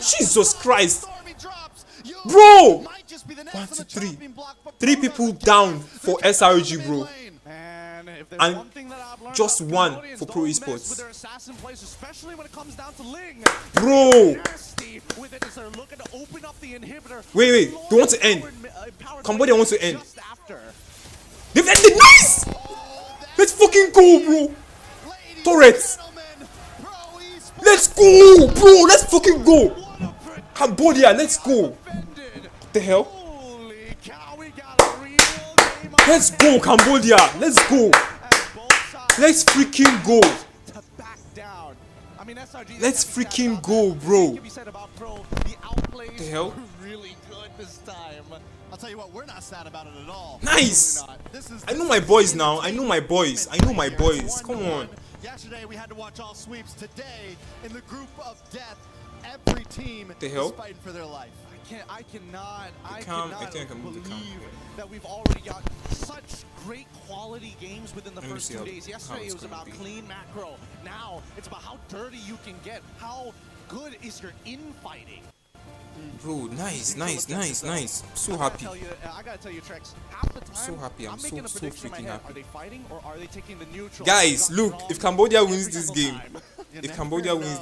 okay, I'm just saying, if Cambodia wins this game, I am going to freaking give away 200 freaking diamonds. So pray Cambodia wins. Like, damn. Based on what we've seen so far, bro, they've adapted so well, having a lot more wave control with not only just this Vexana, but making sure that Sorry I'm Felix is a great answer. No Esmeralda, no problem. You're playing Freya, all I gotta do is sustain, and there's literally nothing you can do. I'm gonna lock you down for ages. And honestly, we were worried a little bit about Saul, and I feel like even though it wasn't a star of the team, it still worked well against Cram and against these big advancers. Well, with these big advancers, let's throw it back over to our desk to break it down. Do you agree with us? Was it all this one pick, or could there be more as we throw it back to the desk? Thank you, Gideon and Trex. Well, I can agree with one thing. The fans are hyped. France is finally alive here at MSC as we got one of our first set going 3 games. And of course, it's in the group of death. Welcome back to the desk. My name's Rain Day. I'm joined by Brigitte and Lafell here to break down the action. And that was what we would call action. What a comeback. But if you were watching and you were watching closely, Brigitte, I wouldn't be surprised. Pro Esports, it felt like it was coming, and it came in game 2. Yeah, they still felt like they barely wanted to change anything about their draft even in game number 1. They didn't really have to switch up much. It was just them trying to polish it a bit more and adjust their XP lane. Like their gold lane stayed the same. Their XP lane, I think that's what made one of the huge differences here in this game. Simply because it was also one of the heroes that they used to dictate the pace and set up a lot of times throughout that game. There was that one highlight from Sorry I'm Felix. You have to give it to him to actually close it out almost from that point onwards. Speaking of Sorry I'm Felix, we actually had a chance to catch up with him for a pre-match interview. Let's hear a little bit about his mentality heading into this matchup against SRG. Hey everyone, it's Eterna here with Sorry I'm Felix. Let's go! Sorry I'm Felix. Sorry I'm Felix. So, first of all, we gotta ask, why are you sorry that you're Felix? Sorry I'm Felix.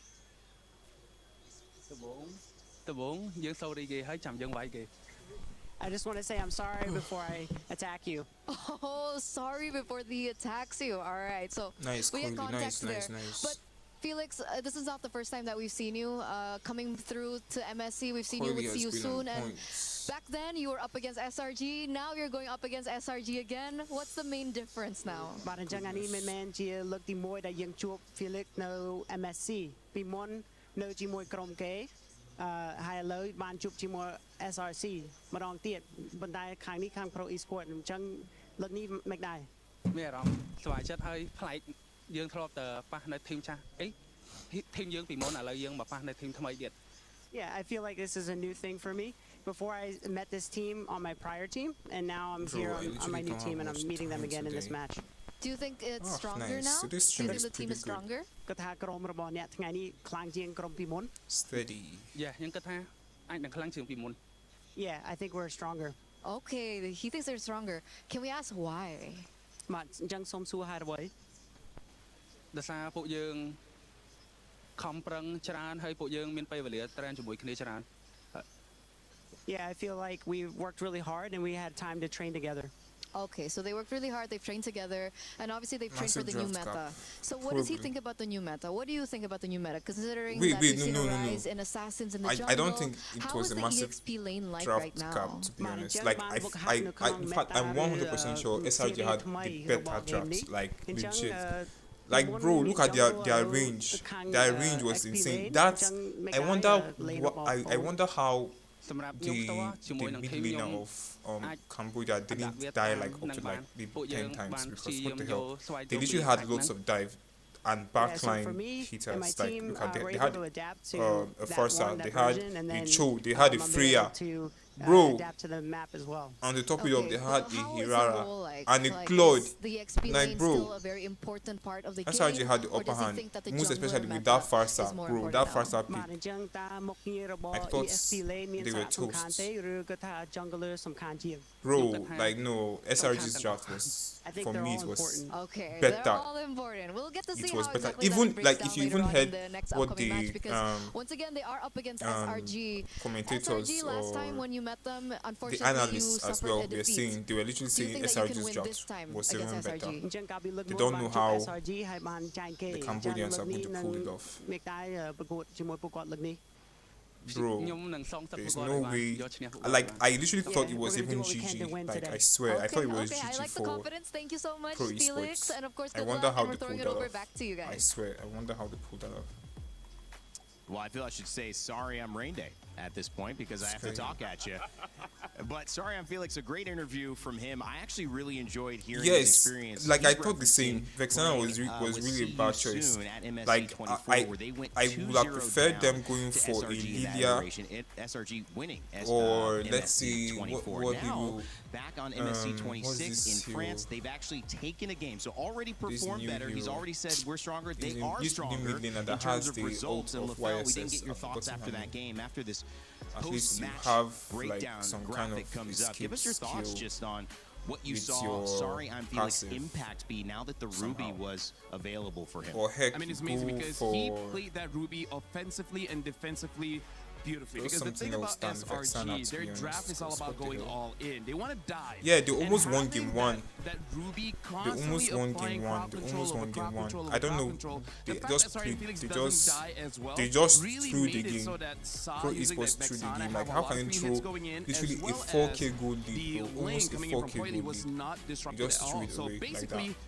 No win condition was disrupted for they were just targeting too many people at the same time. Yeah, it seems to be one of the most so comfortable natural counters towards a troll, they which just they lost clearly everything. tried They to were just play falling around. like It was flies. a great start for SRG, no I think doubt. it started from that together and Lord how that they aggressive lost. they could be in the beginning of the game. But once they when just it mattered lost the that most, Lord, bro, you see the attempts, SRG the setups, doubled not down. just coming from the troll. I think it And was more Yums fried also all struggling of to them. find footing, struggling to actually land those kicks, those setups towards the members of Pro Esports in that particular scenario. Or maybe if he did, it's not like you could automatically expect them to link up because of also what Coily has been doing on the link. So it was really great synergy overall. Pro Esports, I like how they just came into that game as if unaffected by what happened in game number 1.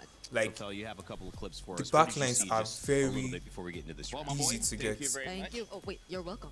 They're so easy to get. First of all, we got to talk about the draft here because one of the more important things is can easily in get the previous game we talked about position Farsa. 1, but now I want to talk about the advantage of having red side or second pick because red 3 as well as red 5 in this game, Pro Esports was able to use this red 3 pick to counter what SRG showed because in SRG the order of their picks earlier and you can was hardly they picked up the stun Freya first the and then Hirara eventually because picked the up the Hirara Choke as literally well has as the Harara. Now the thing is, the third pick for Pro Esports was Here, this Ruby, which was bad doesn't earlier. have And we can see the effect that Ruby what do I has wanna because call it counters doesn't have basically all sorry, three she of has these picks an immune just by whatever. the relevance of them wanting to go in. And sorry, I'm Felix making sure that you guys never go out. So amazing drafting coming in from Pro Esports. We're just gonna see just a few clips here, and this is one of the mistakes that. Bro, I'm doing two things at the same time. I'm screen recording the game. Like I'm watching. I'm trying to like screen record the game. Then Kozen goes all alone, and yet you see the minimap. Everyone else, the damage dealers as well as the peelers, is nowhere close. The fact that he was able to survive this and eventually got a kill was unprecedented. So honestly, Wait a should have second. won this one, but it's a good thing that Pro Esports was able to outplay that. And then we move on further. This is what I'm talking about. This is why the Ruby is so strong. Because we can see here, what Cram is supposed to do is to basically 1v4 in this line, giving a lot of space for the backlines of SRG to actually go for the attack. But as we see, that doesn't happen. Look at how Cram gets just chain CC to death. There's nothing that he could do, and once he dies, there's nothing that SRG could do. So amazing drafting coming in from Pro Esports. SRG needs to be careful of that coming to the next one. Oh, thank you very much. Yeah, and I mean a lot of that. Yeah, thank you as well, Brigida. This is a second job here. Wow, boy. At least she's getting paid, you know what I mean, to do that. And I think at this point, when you look at these two teams, we have seen strengths against other strengths. We'll see if this continues to be the case as we get ready to jump into this draft where Pro Esports is allowed to dictate the pace of these group fights with strong heroes like Beleric that has worked so well for PPP and has kept them consistent. Will they give Sariam Felix another chance at the Ruby, or will they basically bounce that out in the ban phase to allow for Cram and again Innocence matchup against Kuzen? One could argue that that might have been the most important lever that SRG pulled in game one that they did not pull in game two, Brigida. Yeah, to a certain extent, I think it was encouraged by the fact that they saw it was a not so high on mobility mid lane. It was a Vexana. They had to go in for dives because they would already expect the backline attempts, especially from Coily on the Ling, and that there had to be someone who could bypass the walls that clearly Pro would set up just because of how they wanted to answer and catch these dive heroes. But then it didn't really work out well, especially as the team fights did not really favor them eventually. But now it's different. It's flying clouds. I personally feel like there was also something that SRG wanted to limit test. They want to see with the Cho, can they catch Coily on that Ling? And he showed that good luck, because that's not going to happen. So I feel like if SRG, they have two options. Either ban out the Ling or allow them to pick the Ling, but this time pick out the Moskov as well, because that seems the more reliable choice against the Ling. Yeah, I think they could have attempted to try if the Cho could just catch the Ling. But also, you know, like, it's not just the Ling. You have to also worry about the Ruby. You're being countered just in the same way. So you couldn't really do the red. But the difference... Which is weird, because the color of the shirts are... Yeah, it's the opposite. It's the opposite. Hey, that's us, Brig. Oh, yeah. I'm wearing red, you're wearing blue. So wow. Wow. And you're sitting on the same sides here for this draft. You can't see it on camera, but LaFell's on the left side. So does that mean you feel SRG is going to do something a little different with this pick? I feel kind of... I mean, they've been allowing the response. I mean, like, here's the thing. Coach Arcadia as well as Coach Ozoravecki, they know how to respond. They know how to adapt. So I'm fully confident in them adjusting for this one. But I got to say, win or lose, game 1 and 2 already showed that this is an amazing game. So I'm all up for whoever wins this one as long as it's a good game. I'm wondering if Pro Esports are considering banning out the Phobias, because I don't know if SRG want to pick up the Ling this time. Because if ever they... I want them to pick up the Ling. But that's a good point. There has been like a hesitancy. They've had the opportunity to do it now. Yeah. So why Sakai, you think, going away from that? It's already mentioned earlier, that's probably them also just really destroying the confidence of their opponents. You think that's what it is? It's 1-1 now. Well... Please pick up the Ling, just so that we can see it again, because I feel like part of it is sometimes you let that pick go because you know that you can counter, right? So I feel like they've already proven, okay, with the Moscow we can, right? And then they see with the Cho, maybe they can't. Not so good enough. I want to see how they're going to adjust for that, because the other one that is painful to say, what if after 2 years, he just doesn't have enough practice with that hero again? Yeah, because I believe muscle memory is there. You can still do good, but hey, there's a lot that can happen in 2 years. You know, as your age gets older. But hey, finally, Ling is back for Skies. Yeah, and Pro Esports don't have the focus or don't have like the opportunity to grab it for themselves this time. So Coily might have to pick something different. Maybe we see the Hirara in his hands this time around.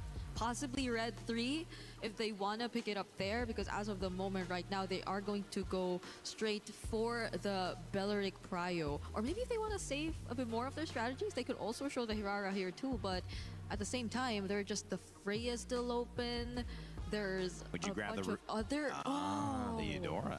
That's true. Yeah, trying to make sure that they can control the assassins or just high mobility heroes here. So I'm liking the Eudora pick here. I feel like Pro Esports, I just want to know whether they want to Hirara themselves or they want something else in the jungle. Because, hey, you know, like playing, there are different assassins. Maybe they have a different option. It would be scary, I gotta say, if Pro Esports somehow get a Moskov as well. Moskov and Eudora, I don't see the Ling having a good time. Yep, probably two of the most annoying heroes to go up against. I'm wondering now if SRG, do they want to stick with something similar to what they did in game number 1-2? The Valentina is still there if they just want to further limit the options here for Pro Esports, or if they just want to pair it with strong mid duos again, similar to what we saw in game number 2. Because there goes the Valentina, as we've mentioned, so they are going to pick that up. Badang. But the Badang, I'm surprised it actually shows up here. Why are you surprised?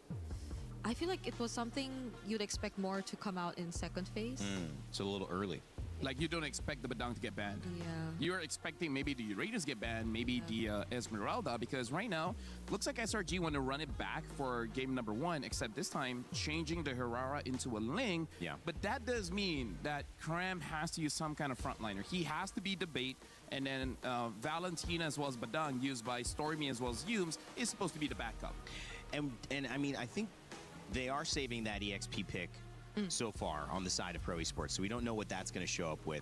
But when so far Cram having a good game, and then that kind of set up Sarion Felix being on the backside. Now when he had a great game with the Hirara getting picked up for the jungle, Sarion Felix was able to control tempo with the Ruby, and that really helped. So maybe that Cram matchup is really important for Sarion Felix. Honestly, even in the interview, Eterna asked whether the EXP lane is still very much important now. It definitely is, and I feel like for both Hirara as well as Ling, they would prefer if their EXP is winning that matchup, because both junglers like to counter engage inside the enemy jungle, right? They want to path vertically. They don't want to clear their own jungle, they also want to clear the opponent's jungle. And if your EXP is winning, bonus if your mid duo is winning as well, your jungler, your position 1 is going to have such a good time. Yeah, I just don't see it being a good game for a Ruby potential pickup again.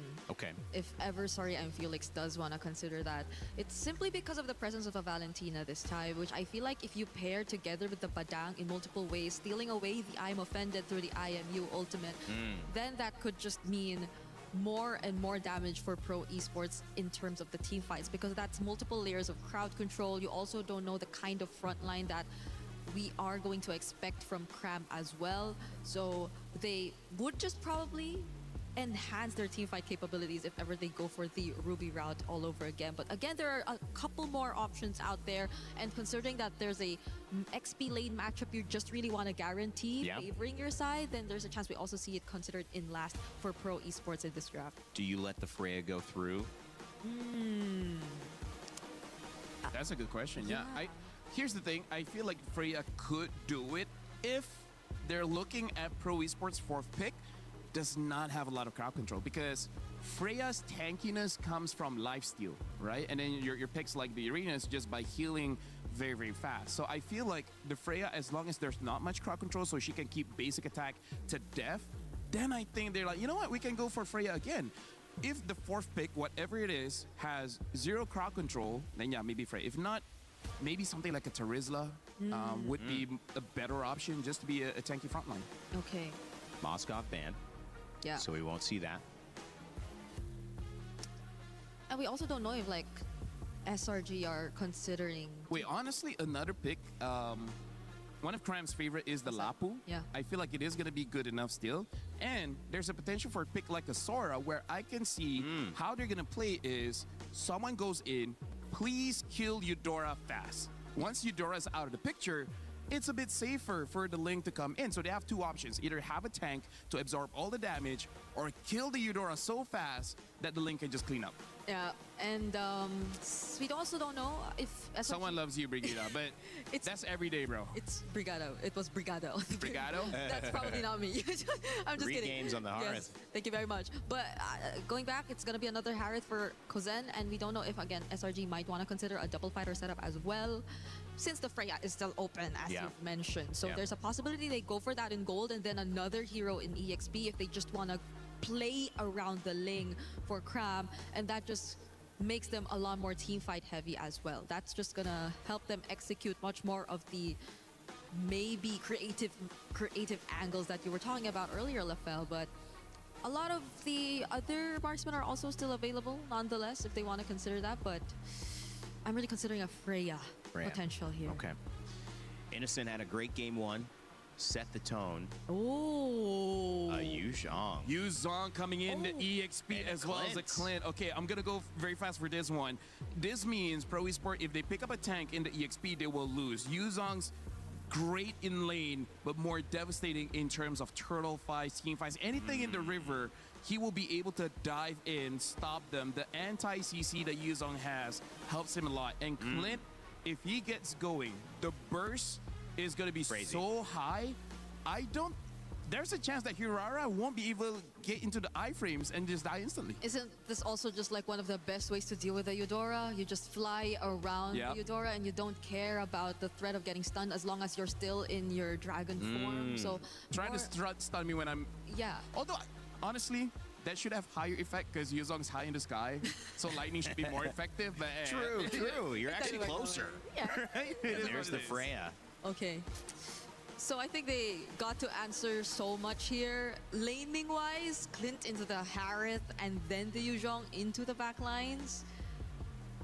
But I gotta say, Ring, this is a draft that's hard for me to call because the win condition is not like rock, paper, scissors. This is very like you need a lot of context about what happens in the game. So it's going to be difficult for me to call this one. Yeah, so probably one of those down to execution type of scenarios. As cliche as it sounds, it might be the way to go as we head into game number 3. Well, as it should be, with two teams fighting to advance here. One to go elimination side, one to keep their dreams alive with a chance to advance with one more win. Let's see what happens here as we go to game 3 of our first series of Group B. As we jump on into this match point for either side, and I gotta agree with the table here. It is a tough game to call as both compositions are distinct in what they want to do, but most importantly, it changes and fluctuates depending on the game state, and each one of these phases is gonna be devastating for those who give first blood. Let's be honest, all 3 games have been a tough game to call. It has been a coin flip back and forth between these 2 teams. I do feel like SRG, there's a lot on the line of how is Innocent going to do on this Clint.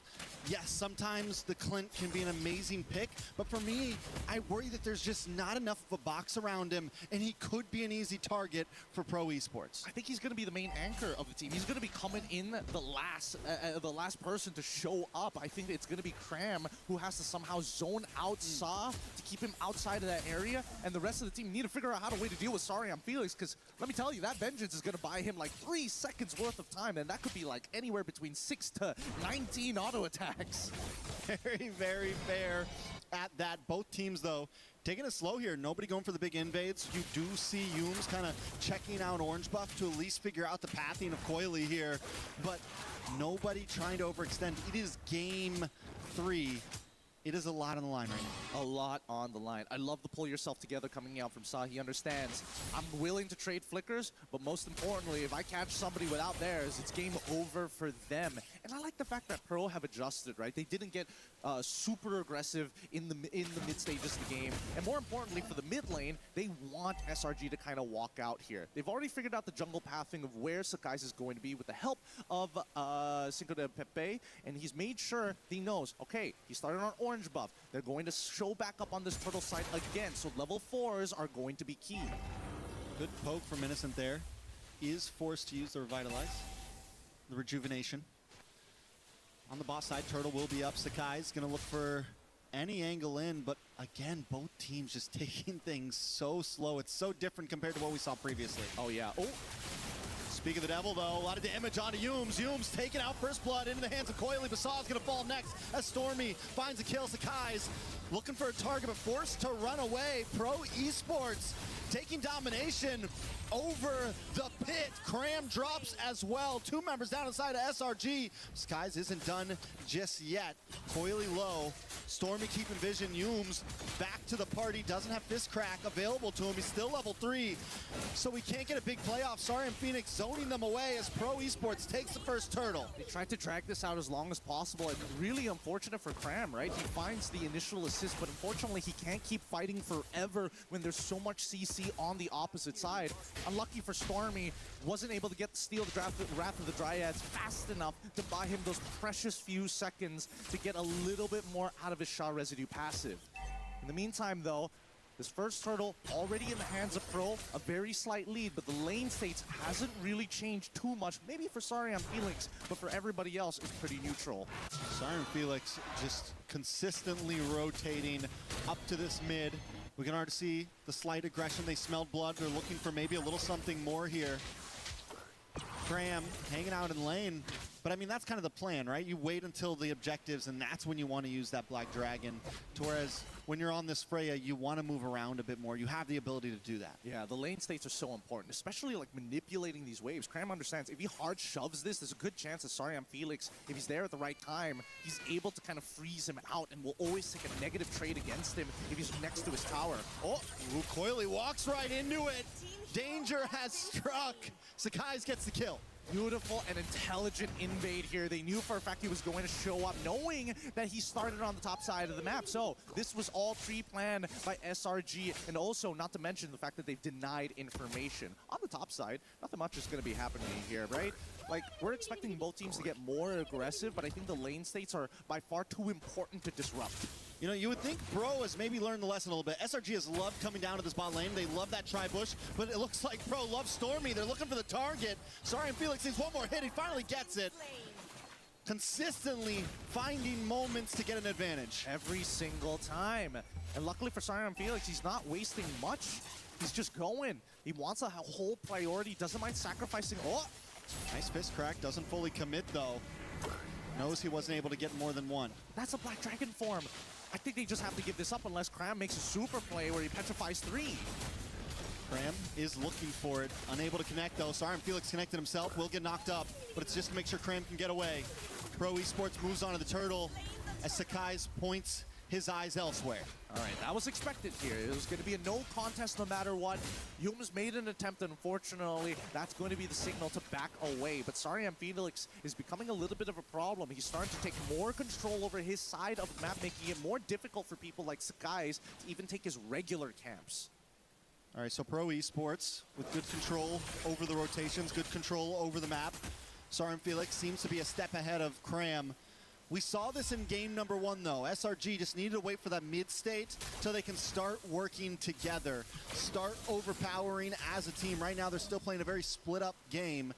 Do we think that moment's going to happen around the 7-8 minute mark when some of those second items start really locking in? I think it depends on who gets this upcoming turtle, right? If they can deny Sakai... Oh! A lot of damage on Yumes.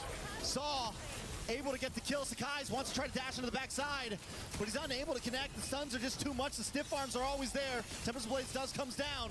Maybe a bad play. The re-engage is there. Coily locks in. Diving under the tower. Finding Innocent. Stormy just looking. Coily doesn't want to stop. No. They're so good at extending their leads, but it's still going to be flying clouds, right? They will be able to get back into their base, into the fountain, and immediately start heading back to where they need to be. They can respond fast, and Pro recognizes this, right? Luckily, we're seeing just how fast with the hand cams and how quick these people are playing. But let's look at this one more time, because again, it's really coming down to how hard can we punish Yumes. We take away the trigger man, and the rest of the weapon just doesn't fire anymore. Okay. I think you guys can hear me now. Cambodia are winning, bro. Cambodia are winning. Bro, this is awesome. This is great. It's not just this game. We saw before. Chris, when did I even on the stop? game that they lost. This Bellerin Bro. has been a nuisance overall. It makes it so hard for SRG to want to engage. Yeah, and worse yet, now we're seeing the Jawai is going infection to cry starting today, to bleed out from that EXP lane. Small camps getting taken away, and now they fight. A lot of damage on to Stormy. Coily. Jesus, Felix, look at Felix. Bro, SRG are losing this game. Nice. 5k gold lead, bro. Literally 5k gold lead. It's nothing but innocent left. They can't do anything about it. The peel is too good, and if SRG makes the first move, it's gonna be Pro who finishes it. As they take this T2, let's look at this fight one more time. Bro, Again, this is a wonderful. terrible position for SRG. They want to have a traditional front to back. Bro, Pro is winning. Let's go, let's go, let's go, let's Now go. that he's playing Clint instead of having something as good as a Harith. Nice, nice, nice. Anything my support wins. Yeah, they At keep least getting one today. disconnected. Yeah. It's no longer a front two back, it's a front and back because someone else is standing in between them. And at Pro that point, once 2-1, they're Pro split Esports. up, Pro Esports literally have the Stormy gets 7k taken out. gold lead now. Sakai's already A committed to the 6.2 backside, which to means he's going to get 6.3. taken out because he's got no backup from Let's his go, team. let's go, Pro, let's go, Pro. SRG is getting intercepted. Like I said, every if Pro time. wins, I'm giving out 200 diamonds. 200 diamonds, okay? Let's see how it goes, let's see how it goes. It's difficult, but it's not impossible. We need to start seeing the third item start to come on through. Unfortunately for Cram, not even the second item has been completed, so he hasn't been able to No, he missed he Humes. wants to. And there, He almost got Raptor Humes, Dryad he almost is got out. Humes. This might be the signal. No signal SRG here, not gonna bro. force it, though. I don't think they No can freaking force it right signal. now. No, the IMU got wasted. Nah, nah, nah. They ain't throwing. Pro is not throwing this game, bro. They are not India, They're just gonna bro. have to let this happen. Pro is not India. Wait, Guys, wait, at wait. least Pro on top Esports side through looking for game some 1. play on What the am I map. saying? They haven't taken a single tower yet.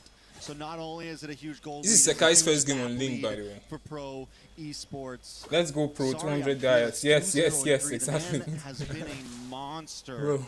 on this Freya. It really has. And the worst part is that Come they have no real. on.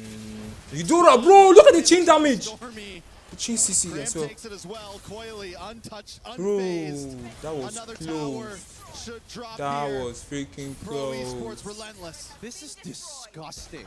Like, Bro, Saw this can do Eudora. this forever. This is such an impressive play style.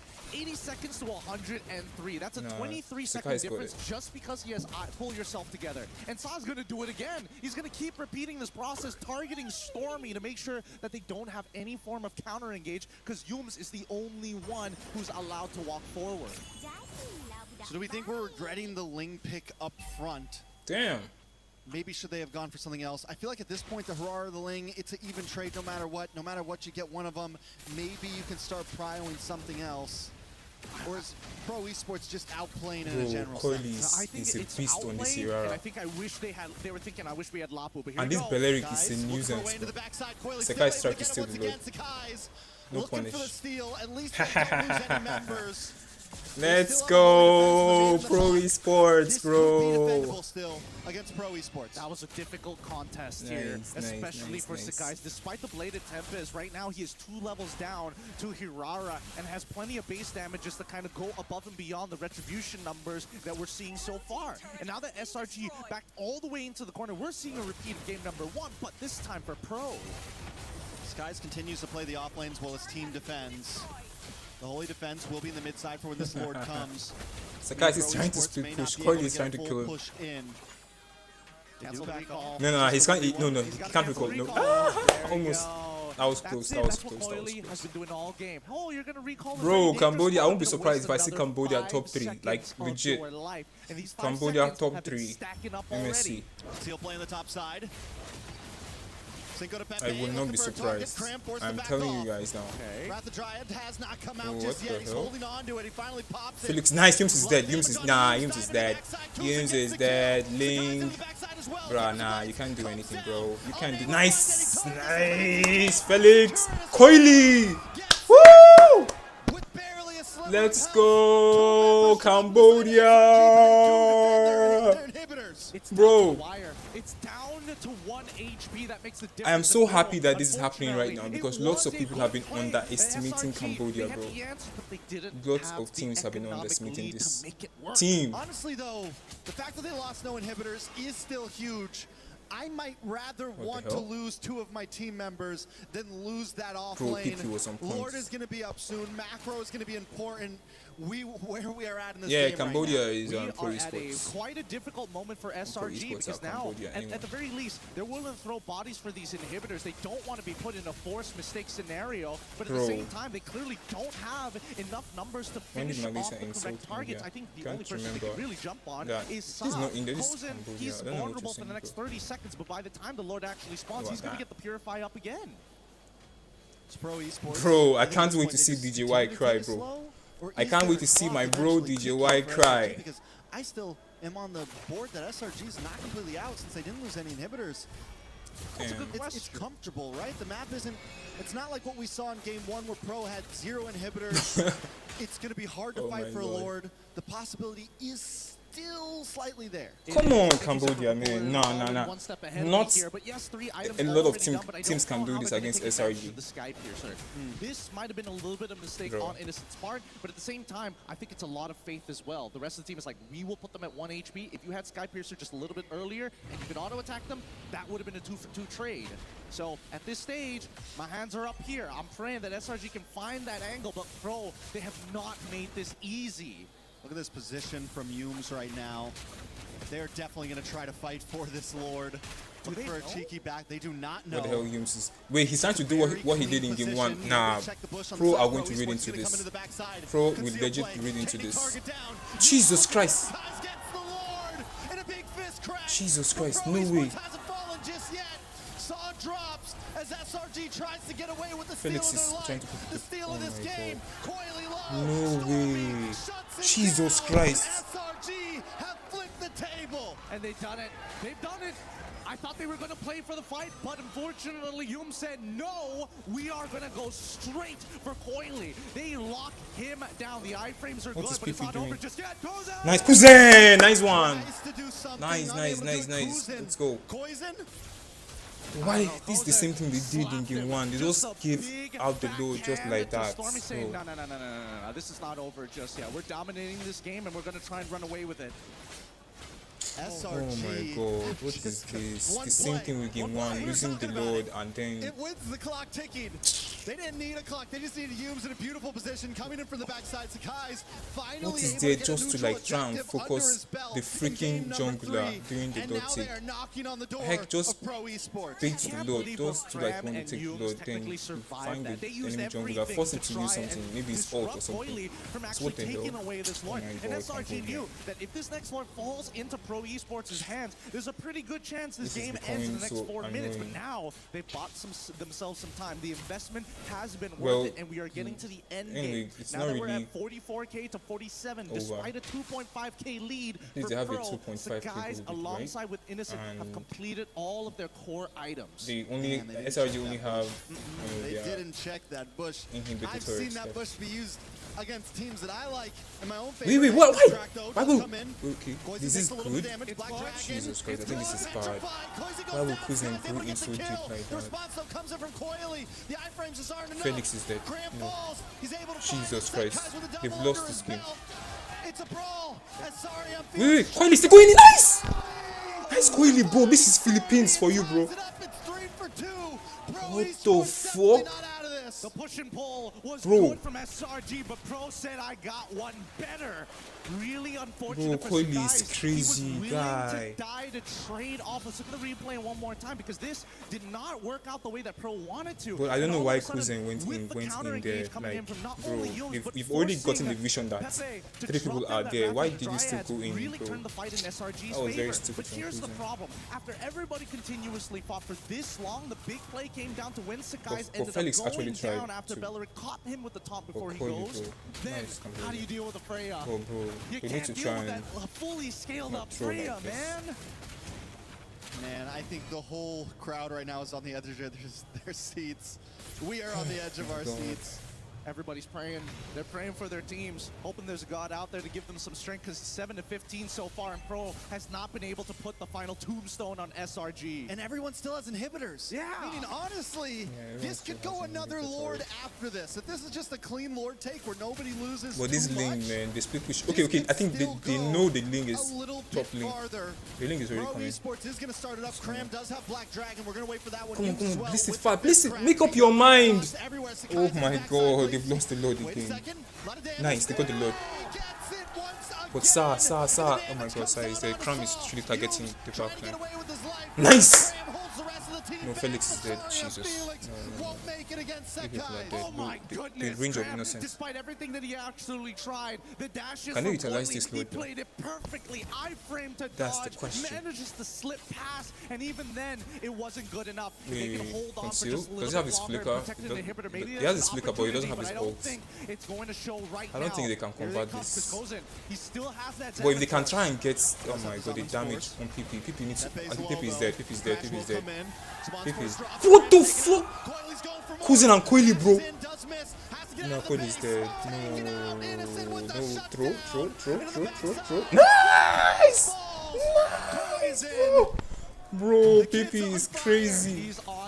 He just camped. That was literally a freaking bait to make him think that, okay, I'm very low. I'm very low HP. Oh my god, I'm dead.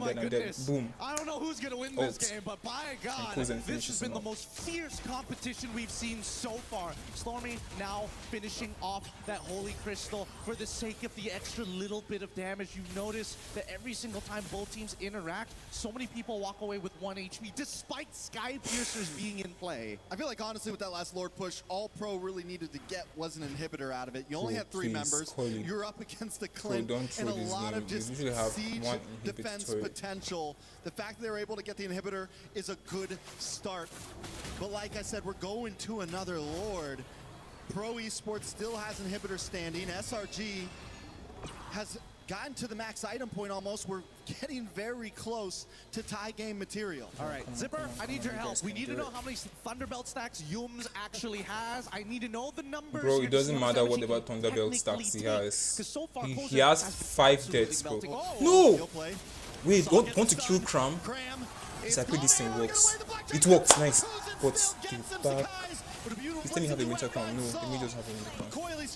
Would have survived there. But this mid is crazy. Mid for EXP. Not bad. And honestly, I think it's more. I think it's actually good because Cram has more utility because he can go for the back line, can go for like 4 or 5 people. He's already up and ready to go in comparison to the and he can sustain throughout. So I think it's actually a very good trade. So very if good SRG trade. want to take first position, they absolutely can. But then again, is it playing to your strengths, or do you want to be the ones who push Pro out of the scenario, right? Make him hesitate on the trigger finger. I feel it. I think without Cram, though, it is a little hard to break through. But Sakai, either way, even without Cram, has been doing such a great job at invading that backside and slipping out so quickly. Yums once again looking for position around this Lord.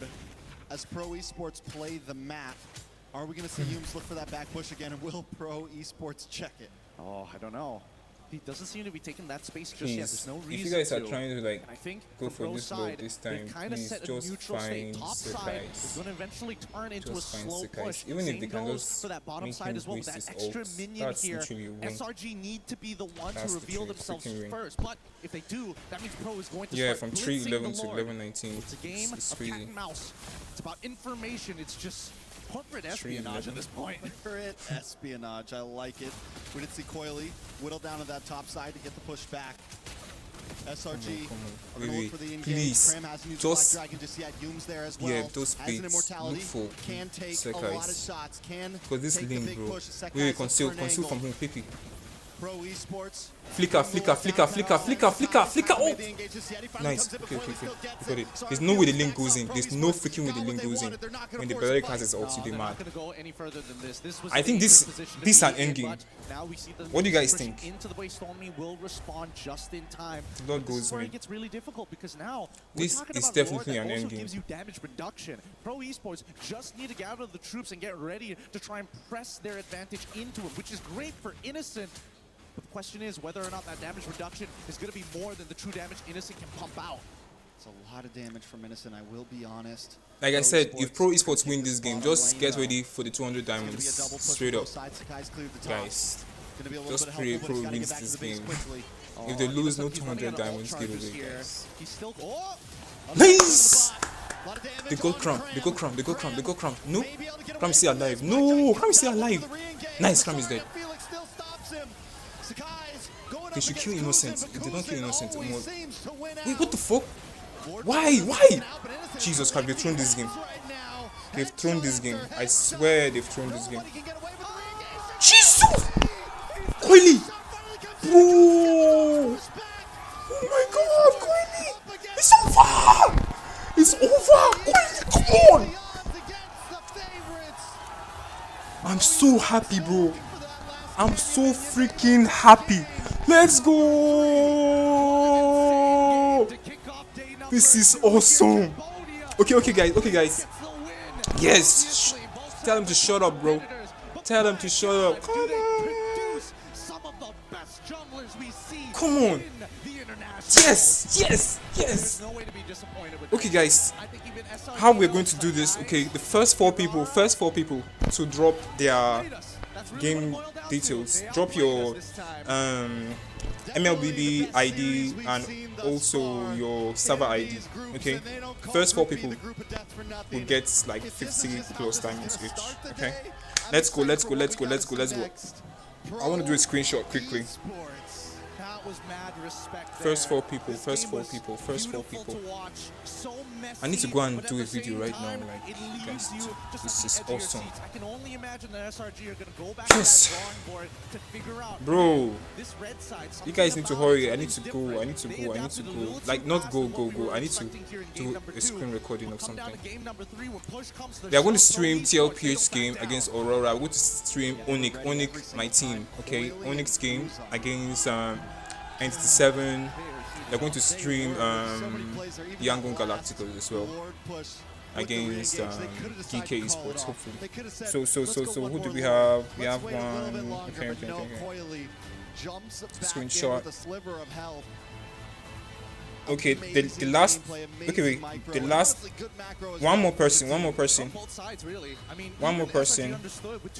Who is the lucky person? 1, 2, 3, 4. Okay, 4. It's complete. So, Zericxnn Boo, Sky Guy, YSIA, and Asisano. You're all gonna get 50 plus diamonds before today ends. Okay, let me be very short. 1, 2, 3, 4. Yeah. Let me screenshot this.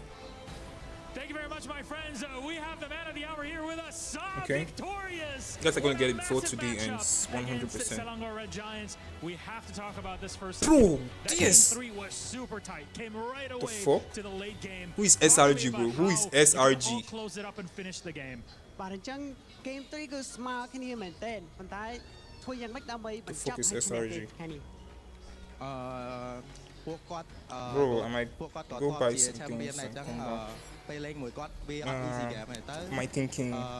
វាចាស់ខ្ញុំគ្រាន់តែ talk មួយ teammate ខ្ញុំហើយលេងមុនពួកគាត់ទៅធ្វើឲ្យយើងយកឈ្នះបាន So because they're former champion, we knew that this would be a hard match, but I talked with my team and we worked together to get this win. I mean, it looked incredible. I want to ask you more technical questions in this. Talk to me about the Vexana pick because we've only seen it once during EWC. That was at MWI. It was picked once. Didn't work out at all. Why did you go for Vexana specifically? Okay, សំសួរមួយថា head away បានឈ្មោះ Vexana. People កាលពី EWC MWI គេជ្រើសរើស Vexana ប៉ុន្តែអត់ជោគជ័យអញ្ចឹង head away បានជ្រើសរើស Vexana លើកនេះ ដោយសារខ្ញុំលេង Vexana ហ្នឹងមាន combo ទៅហើយយើងលេង ក្នុង scrim ឈ្នះច្រើនទៅទៅយើងយកមកលេងហើយលេងបានល្អ So I chose Vexana because there are a lot of combos and I've had success with them before and so I used it again.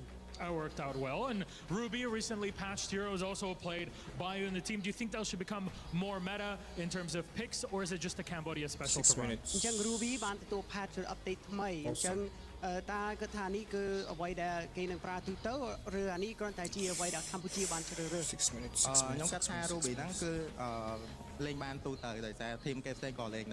I think Ruby can be utilized from all sorts of teams. Bro, DJY is going to crash out. Of course, bro. this is a huge story, right?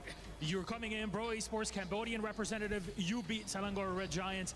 Does this give you a big boost in motivation from now on? Bro, Okay, like I'm telling you right now, I won't be surprised if Pro Esports defeat the Philippines. Like legit, I won't be surprised. Like they beat TLPH at the Asian Games qualifiers, bro. I will not be surprised. We know the Philippines are strong and all, but like I said, I won't be surprised. Legit. Pro Esports top 3, bro. Top 3. Hopefully. I think we've gained some momentum. I wish them all the We've been a best. great team, and I think this will lead into I wish them all the success later best. on. All right, between you and me here, look at the camera in front of us. We got it right here, the one with the red wish them all the light very over best. it. Anything you want to say to everybody else that's challenging you here at MSC after you Good beat luck, have SRG? fun. That's all. Good luck, have fun. SRG. Bro, never underestimate anybody, bro. Never underestimate anybody. Oh, sometimes net group of good. Sometimes. សម្រាប់អ្នកធីមផ្សេងកុំមើលរំលងពួកយើងក៏ខ្លាំងដែរ To other teams, don't overlook us. We're strong as well. Yeah. Thank you very much, Zach. Congratulations to you and Nice. Pro. Thank you very much, our wonderful translator. There's a lot still to look at post this game. Let's have the panel all break it down. Nice. Thank you, Milos. Great interview. It was a great game and a great moment for Cambodia as they take the win over SRG. Expectant grand finalists now. They're going to have to go through an elimination bracket on the bottom side. SRG to the lower bracket, will be a really tough run if they're going to come back at MSC 26. Yeah, I'm very Brigida excited and that LaBelle Pro joining won. me, What the hell? Rain Day on the desk here to break it all down. Very, Brigida, very excited. confidence, momentum. I'm sure that is all what Pro Esports gained here. Let me see if I can edit this title. Yes, I believe so. That is a very much confidence-boosting performance, especially for Coil. Coil, hands up, down, or wherever. I don't know. I can't say anymore. Like that last play. Hey, here's the thing, man. Dude, like, that the was guys were insane saying, from like, everyone Coil. was at the edge of their seats. Legit, We're that not was sitting insane. anymore. Screw the seats. We were on the ground and Coily, bro, like What a performance. that guy is going to be one of the stars born from this MSC because from the link all the way to the Harara, bro, that last outplay, bro. Oh, okay. See, Okay, it stay on doesn't the even Bro, we're doing on it. his Chill, feet anymore. He has chill. to stand up. And what are the chances, right? He could be the next star. I agree. Because he also starts with letter K. How many stars do we Yeah, have that start with letter K? Kyrie. We have so many Ks. That's right. Kelra, Superstars that starts with King K. I Kong. love it, though. It's so good. And I think the fact that we got another one coming up in this upcoming set. Cambodia, Thank you, Kryptonite Kryptonite for We did have some PH. really Yeah, fun legit. interactions with both of these junglers swapping characters. Bro, that are I'm the so lane like going back and I forth. swear We I'm thought- so happy that I supported I Cambodia. think many Like people I'm thought so happy I was supported Cambodia. waiting, was baiting, was saying we can very, take the very lead if we happy. need to. You can already hear the Liquid fans Yeah, as they're Liquid as well as Aurora got on stage. But yeah, I mean, we talked about it during the draft, right? Where I see like maybe one of the hesitation is it has been 2 years. And a lot could happen in years where I believe Sakai was preparing for a tank jungle meta. Yeah. But then all of a sudden, after the wild cards, a surprise patch came in, make assassins much better.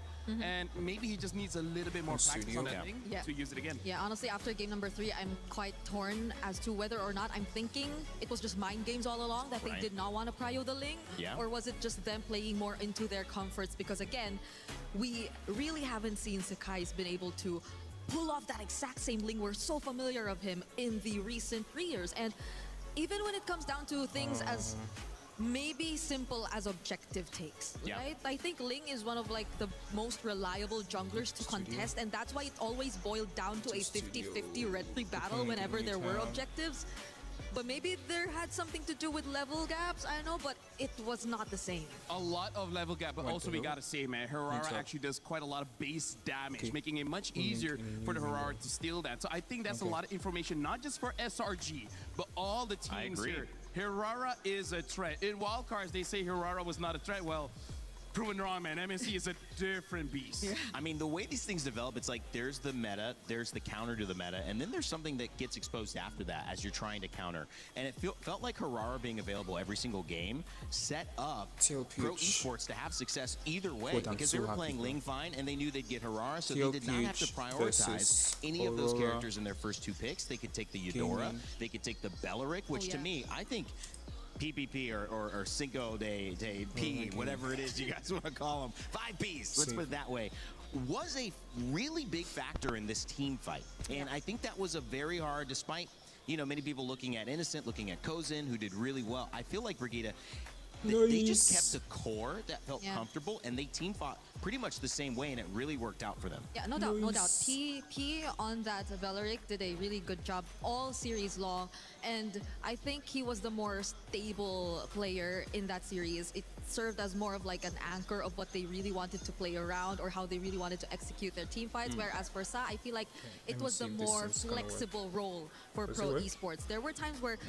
he just went for the more sacrificial plays, and that was something they willingly played into. There were times that they had to rely on him a bit more. Nonetheless, I really admire how Pro Esports have established their identity and showed it to us here in this first series. I feel like Slangray Giants, they try to counter PPP on the Beleric by picking up the You feel bad for DJY, anything he supports loses. Now here's the thing, you can steal the ult, but unfortunately you don't steal the stats, and Beleric has a lot of HP. That's something that Valentina can't have, so Valentina goes in, good ult, but then dies, so yeah, it's very difficult. It's just a bigger conversation to me. Do you make somebody who's doing well uncomfortable and force the team to adjust? I think that might have been a decision, but again, so much experience on SRG. They will bounce back. They will still be playing the loser of one of our final games today, so stay tuned for that. And speaking of, let's take a look at today's schedule, because that last game, YANGON, Galacticos, and GEEKAY Esports will be facing the winner, Pro Esports, the loser, Selangor Red Giants. Coming up next, though, you heard them already in the crowd. It is Team Liquid going up against AURORA Gaming, Carl TZ, and the defending champions of MSC taking the stage yet again. Onic Entity 7 as well. We're getting some LATAM representation, so that'll be fun to see. And Onic, a previous champion, not a league champion. We'll see how that goes. Of course, if you guys want to get involved, make sure to check out our pick'ems, which you can use by scanning the QR code. This allows you to say if Onic wins the first match and play loses with us. against You have a chance to maybe earn your share of $300,000. So don't miss it, and also have some fun. We can see if you were right or wrong. When we come back, we'll start previewing Liquid and AURORA. But for now, Acecraft has a new way to play a familiar game with We Fly Together. It's co-op. Check it out. Oh, bro, I'm so happy that they won, bro. Yes, beat them, bro.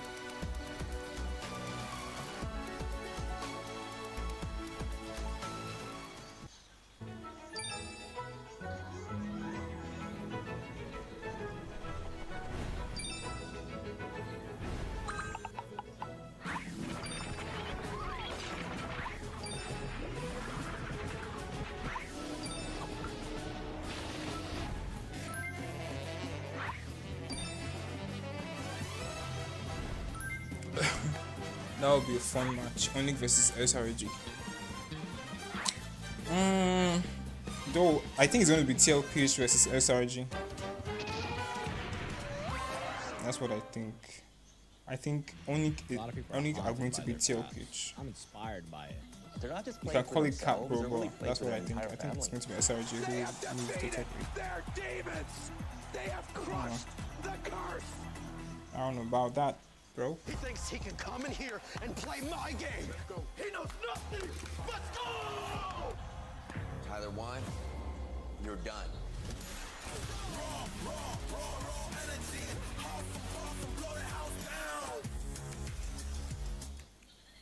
It would be funnier if Skylar still was there. Dude wants to take revenge against SRG. I don't know why RQ can't take Skylar back though. I think the guy is still pretty good. I think he's still pretty good. He's still pretty good. We were there. For every click, every clutch, every respawn. We were there for the years of grind. And we're here. Now. The proud founding partner of EWC. powering the biggest event in gaming. I don't think so, Shoulder bro. to shoulder with the world's best. I don't think so, Making bro. history. Greatness deserves a stage. Trust. Lenovo Legion. Camera will Reach carry. your impossible. Camera will carry, bro.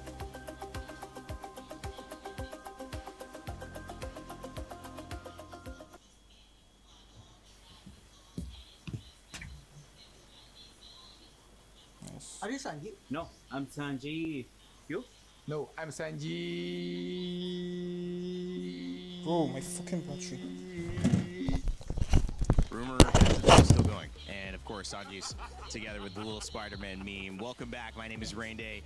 To the desk, we've got Brigitte and Lefel here. But because we are starting off our second series, it's time to introduce an important moment, which is our Crunchyroll story of the day. It is Aurora's redemption versus the GOAT and the Cavalry. Team Liquid, of course, Carl Teasy being that GOAT, self-proclaimed and proclaimed by the scene. Brigitte, your thoughts on this matchup? Can Aurora find a way to redeem themselves? Honestly, I feel like they might have. They might have a chance, and they always have had that in them to just go for upsets, to break free from the labels of maybe being a dark horse and being a true contender here in this tournament and all previous international tournaments. And the fact that they're backed up by such big brains, you know, it's very. I think it's gonna be a bit of a challenging task for Team Liquid, honestly. That's what we call Midnight, Mr. Big Brain Man. You know, that's what we always Big call Brain him. Man, yeah. Mr. Big Brain Man. That's But a yeah, great nickname. That's personally for me, put a lot of thought into that. I have complete trust in Aurora, which may be something that Midnight doesn't want. But here's the thing: in my eyes, they've always been contenders. It's always just about getting that right moment. Is there something more to it? Because the last two international tournaments at M7 and at MSC 25 for EWC, it was Liquid who took out Aurora. So is it a little harsher? It's not like the general conversation here. It's like you guys are the ones who have ended our hopes, Lefel. I mean, like, here's the thing. For Aurora, they had to fight against the final boss early over and over and over again. So it's kind of like playing a game where you thought you would, like, ramp up. But instead, you're fighting against the final boss first. Until you get through this, you can't fight anyone else. And I feel like Team Liquid just understands how Aurora plays, but the same can be said, Aurora understands how Team Liquid plays because, well, when Midnight is a caster, we know how casters, we like to watch games, and because we like to watch games, it's gonna be we really roughly know what's entertaining. gonna happen. So honestly, in this one, with Midnight coming in as the head coach, I feel like that's a very good chance for Aurora to take down Team Liquid. Yeah, and they should feel, I guess, less pressure in a way going up against Liquid here in this match because they're not in the exact same position as they were in the previous times that they did go up against Liquid. Right now, it's not necessarily an elimination match, though it still puts you in a very tight spot because we're only having double eliminations for group stage. Yeah. But tournament life is not necessarily on the line. I feel like they could be, or they could just unleash whatever they want to unleash here in this series. It's interesting. Both teams have to deserve a spotlight to even be considered this group of death. And these are two of the teams that I think maybe have taken most of the attention from us so far. And you cannot count out the fact that the defending MSC champions of last year, Team Liquid, are back and ready to defend that actual title. We saw the team they took down previously in SRG, the Selangor Red Giants. Now it's time for MSC 26 to see if Liquid can repeat. We've had a chance to talk with Sanford earlier on today about his journey getting back here and trying to claim a title. Hey everyone, it's Eterna here with Sanford. What the What hell? is this? Small? Oh, it's small. I don't. Why is it so prominent, like everywhere? What was it? You don't know either. Yeah. I don't know either. I don't know. I guess maybe someone else knows. Maybe someone who's casting right now. Maybe. Sure. You're up against Aurora. Yeah. Yeah, Aurora. So what's that gonna be like? Because I mean, in the past, it seems like you always are able to take out Aurora, but this time around they have a new coach. Do you think it'll make a difference? I do hope that it won't make a difference, but yeah, I guess. But yeah, this is the fourth time that we're gonna face each other, so I'm really looking forward on what's new for them. Okay, looking forward to what's new, but why do you always seem to be able to catch them? Like, do you have like something secret that you have against them? Like, is there something that we should know? No, I don't have any secret, but you know, I have my GOAT on my team. Ah, you have your GOAT. JP. Yeah, JP. JP's the GOAT, Yeah. right? JP. JP, guys, JP. Yeah. But, you know, going to the EXP lane, I had a few talks with other EXP laners as well, and I want to know from your perspective as defending champions, obviously, what's it like for the EXP lane right now? Like, is it as important as the previous meta? I guess so. The And experience very this important, meta is really flexible. Like you can even pick damage, and at the same time you can also adjust to tank heroes. But I can just say that this one is kind of confusing. So this might be the interesting meta for now. So do you think it's the most interesting lane? All of the roles right now are really flexible. So the meta in general, I guess it is. Okay, so in general, everything's quite interesting. EXP laners now, are they going to go for more, you know, tank build? I mean, considering now that we're seeing a lot more assassins in the jungle? Let's see later. Okay, okay. So it might be something secret from TLPH, but of course, good luck for your next matchup. Do you have anything to say to your opponents today, Aurora? I just want to say good luck, and especially to my former coach, Midnight. I'll see you there. All right. Once again, thank you, Sanford, and we're throwing it back to you guys. Thank you. Former coach Midnight just adding a little bit of spectacle to this already dramatic battle between Aurora and Team Liquid. Brigitte, how do you feel about Sanford going in, calling JP the GOAT? Do you think he got that one wrong, or? I mean, you can have your personal opinions, I guess. So maybe it's a different GOAT for him, but yeah. So I mean, Brigitte doesn't have a lot of opinion on Sanford in general. Yeah, like, you know, like they work with each other. She sees some plays. She thinks like he's okay. You know, like Sanford is pretty good. JP is also pretty good. Okay. But in all seriousness, Team Liquid is going to be the final boss. We're going to see how they perform, but considering that Selangor Giants also had difficulties earlier, we got to see if Team Liquid will experience the same thing or not. yeah, because this day really feels like it's going to be the go the distance day, you know? Yep. Yeah.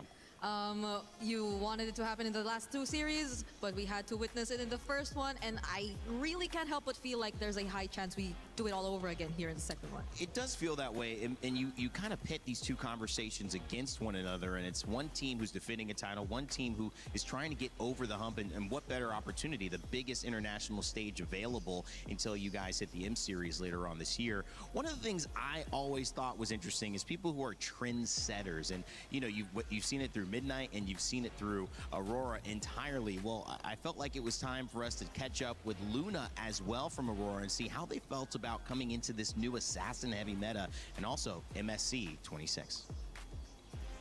So I was wondering, this next matchup is going to be very intense, and obviously you guys have history with one another. How was your preparation going up against a strong EXP laner like Sanford? I didn't had a special preparation for them. Like we just prepared for like 1 month in boot camp. We will try our best. Like we just prepared good in boot camp, but there's no special preparation. Okay, no special preparation, but in general you guys prepared in Malaysia during your boot camp. What did you learn from that boot camp? We learned quite a lot of things, like a lot of heroes, like the important things in game, like greens. Quite a lot, actually. Okay, it seems like there's a lot, and obviously you guys studied the meta, right? So what do you think about the meta specifically for the EXP lane? I think it's quite fine. Like it's best for the junglers right now, but it's good for EXP lane, I think. Why do you think it's good for the EXP laners? Because the heroes like Esmer, Uranus, like they're quite strong. They're not dying. Like if you have the good match, you can carry the game easily. Okay, so Esmeralda, Uranus are heroes that you have mentioned. Do you think we're going to see some damage EXP laners from you today? There's a quite chance, yeah, you can see it. Like also from Sanford, we can probably see it because they're good. Like Paquitos, Arlots, they're quite popular right now. Okay, going to be very exciting matchup later on, ladies and gentlemen. But coming into this again, you're up against Sanford. You've been up against them for quite some time, and it feels like they have like a kryptonite to you. It feels like they're the kryptonite. Why is that? What's going on with TLPH and you? I have no idea. Every single tournament, one time we're gonna face against them. We're pretty sure after this point. Like every single tournament we're gonna face them. Why? Do you know why? I don't know. We have a kryptonite, like you said. It seems like they're destined for one another. But are you strong enough, and do you feel like you're strong enough and confident enough to go up against them today and to beat them today? Yeah, we're quite confident to beat them. Okay, so this is your day. Every day is our day. Every day is Lunar's day. So good luck for your next matchup, and we're throwing it back to you guys. Good day, Aurora. That is a great answer. The thing that comes to mind too is your name Luna. You're saying every day is your day. You're claiming the night and the day. I mean, Luna's claiming all aspects of time. I mean, like, to be fair, here in France, it's less night and more day. It's more day, let's put it that way. It's more day. But, hey, I like to see the confidence coming in from Lunar. And the thing that I like coming in from both interviews, both kind of agree that every single lane is pretty flexible. We might see, like, if the Belleric is open, then more prio for Belleric. If Ling as well as Aurora is open, then more prio for them. But, yeah, this is the kind of meta that we can definitely see the hero pool expand quite a bit. Yeah, I mean, even just now, right, we saw the Ruby in the EXP lane, which I think is the first time we saw that. I don't know at how many unique heroes we currently are at after that first series, but it's just looking to go uphill from here. I mean, we can't kind of avoid this conversation any longer. The GOAT, who many consider to be the GOAT here, Carl Teasy, self-proclaimed, coming off a championship defense. And obviously, when you look at Aurora's pain of running into Team Liquid, the only way to like get a little bit of that pain off your shoulders is to say, okay, the team that we lost to won the entire tournament. OG. That's what they were able to say with Team Liquid. But now, you know, what can Carl Teasy do? The question probably not being, does he have the capability, but if he's going to adapt from what he's been known for with these utility junglers into this assassin meta, it's going to prove yet again that he has everything needed to be considered one of the greatest of all time in MLBB. One of the reasons why Carl is the GOAT is the ability to learn, unlearn, and relearn, because he started his career with an amazing Lancelot time where he was known as the assassin jungler, and he had such a difficult time transitioning into tank, where he had like one season where he was a bit off, but then came back stronger than ever, mastered the tank assassins, and then now he kind of has to re-forget it again and relearn the assassins again, which I think he can. I think he can use the assassins. The question is, can he use the Ling? That's one of the heroes that we rarely see because, again, he's a Lancelot main, right? Yeah. It's a bit different than Ling. And have they really adjusted the quote-unquote Liquid Stampede in the current meta already, since it's been a very recent patch? And that's also, I guess, aside from the conversation that, honestly, Liquid, for one, could not doubt the amount of like adaptability they have. They could not get back-to-back championships in MPL if they were not adaptable enough. They also are on the verge of getting another back-to-back if ever their run here is smooth enough. But that's the thing. It's not just one player you really have to look at when it comes to the shift in meta. It's the team as a whole. And as a whole, they've also had changes in their roster as well. They have a new goal laner in their hands. We are about to witness Teddy in another international debut, but this will just add more questions to what we're really looking forward to see against or between Liquid and Aurora. Man, what version of Teddy are we going to get? Steady Teddy? Scary Teddy? We'll find out here in a moment. That gold lane going to be important, and XP lane as well. I mean, everything kind of blending into what can you do as a squad. And when it comes to a squad's goals, you may be saying, well, winning back-to-back, what does that mean? But coming off an MPL championship and then now winning MSC again has a chance to put Liquid on the golden road. Something that elusive, you know, win that could end up putting them into, I mean, beyond the GOAT conversation as a player, maybe the GOAT conversation as a team. I mean, the only team that has ever succeeded the golden road is Team Vitality for the women's scene in MWI.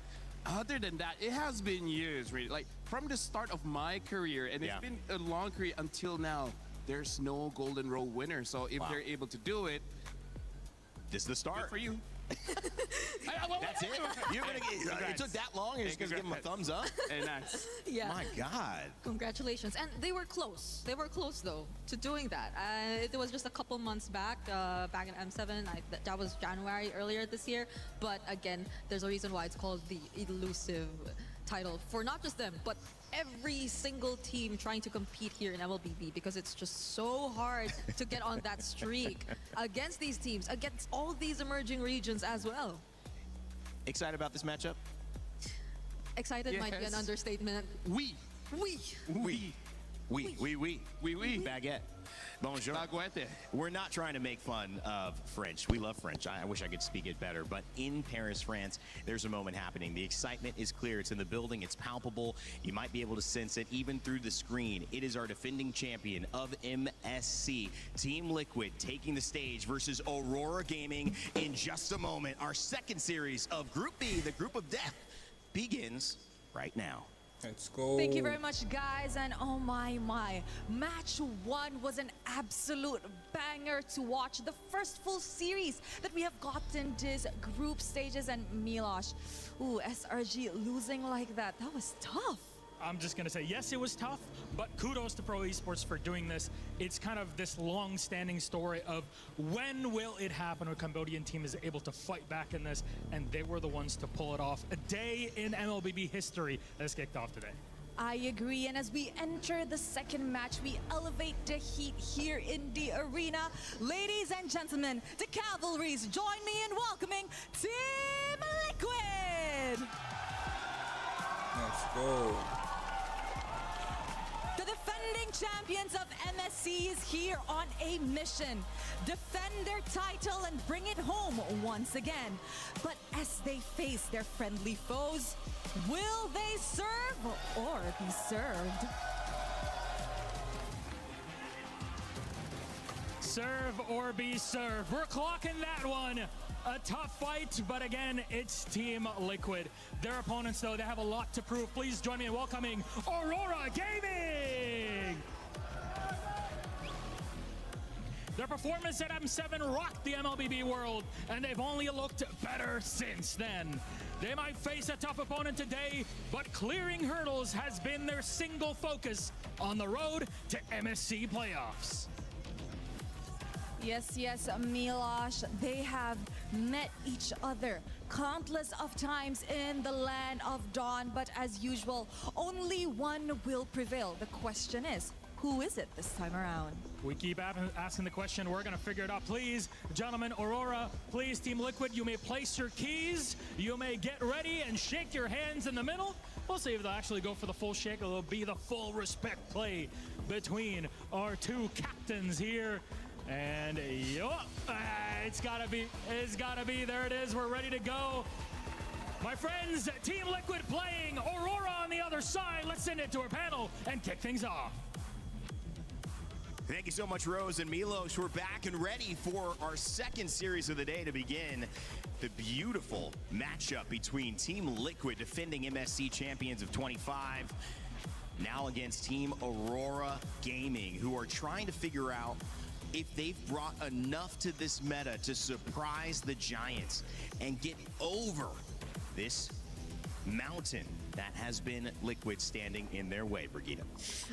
And if it's just about whatever they have in store for us in this series, then I will just not have specific expectations, especially if it's AURORA, you know, because they've been always constantly introducing these more unorthodox approaches to games, and we already touched on it earlier too.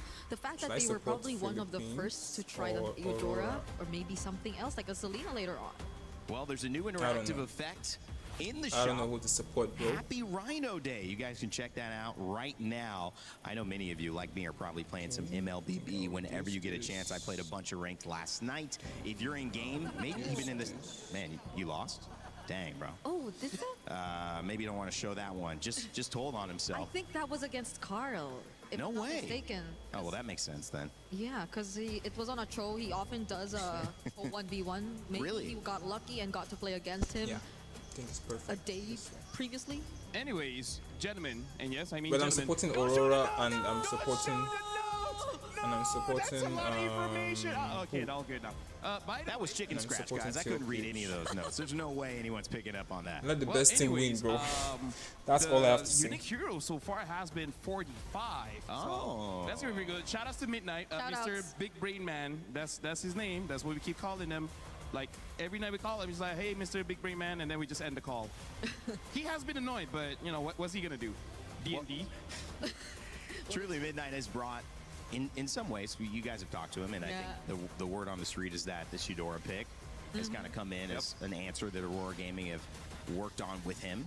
And obviously an MPL caster, analyst, knows a lot about the game, has brought that expertise here against Liquid. But, Brigitte, the bigger question is, do they do enough? I mean, is there enough to really outplay it? We even saw, SRG, you can have the right draft, but the comfort on the heroes ends up being the difference in a tight match. Yeah, but I think another question is, what Bro, is Sanford Liquid's is locked in, comfort guy. right now in the current meta? What have they been working on, and what do they feel suits their playstyle? Because we haven't really seen them perform in the current patch that we're in. The most recent one being in maybe Asian Games, but even then that was a different one. Like, you could still see more utility rather than assassins during that time. Even during that time, it does seem like they were, I would say, trying to grow into the patch to the point where, interestingly enough, they went for a gold lane hyper carry where it's just scary Teddy. Everyone else, from Carl to Sanford to Sanji to JP,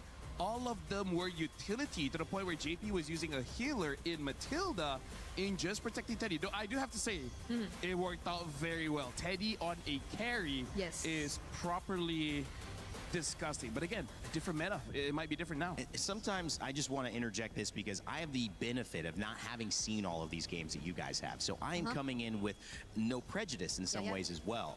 The game that SRG, in the first tight contest we saw, Innocent had maybe the biggest impact in the gold lane. And I think we focused a lot on assassins, and that can, from experience in some ways, LaFell, be a trap potentially, because a gold lane that is popping off is still a win condition. And if you're setting yourself up for a win condition like that and maybe saying, we'll give you priority in the jungle, but we're going to take something that feels comfortable, is that another route that in these tight contests we might see a meta, start to develop around? For sure. We have to see in the draft who's going to be position 1, right? Because we've seen pro esports that position 1 being the jungler. All the farm goes to him. He's going to be the carry.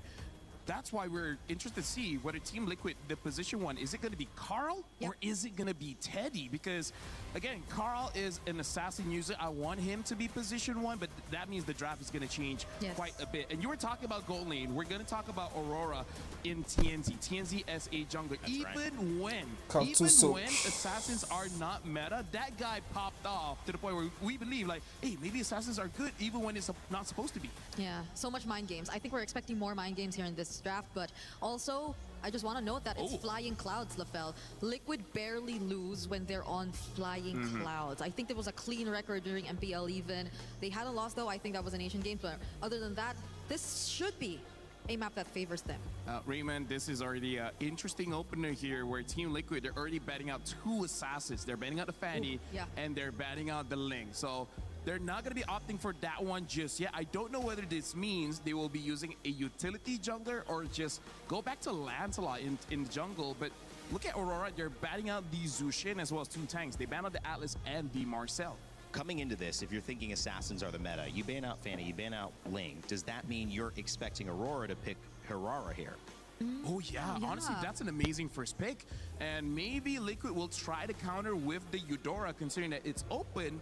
Because I feel like AURORA, if they pick up the Eudora first, then Team Liquid's like, I mean, then we just don't use assassins, right? Simple as that. And you might want to be a bit more careful in terms of revealing their more vulnerable heroes going up against a team like Team Liquid, but they're taking their time. It's not just an automatic lock on the HAUSA as opposed to what we've brought up, but other than the HAUSA, again, the Freya 2 is available.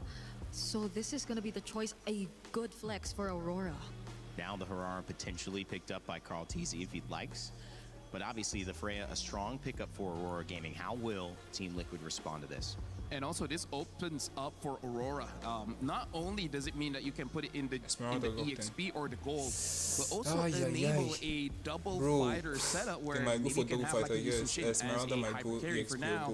Team Liquid shows up the Eudora and now with the Esmeralda as well. So they're kind of asking AURORA, pick up the HAUSA, we have an answer. But as we saw in the previous game, if you're a good HAUSA, it doesn't matter that much. Yeah, and they can still flex this hero to a different lane if they just do not want to face that matchup head on. If they don't want the Freya into the Esmeralda, and if they'd rather have a much more comfortable setup for them. But the HAUSA that we were talking about goes over this is Coach to Midnight drafting, TNZ by the this way. time. I Coach think Midnight he is likely to be one of the best performing junglers on this kind of hero. Agreed. Definitely as an assassin specialist, but even the Beleric. So, Okay, now we're starting to see the idea behind Liquids. It's not a Lancelot. Dude, YSS jungle.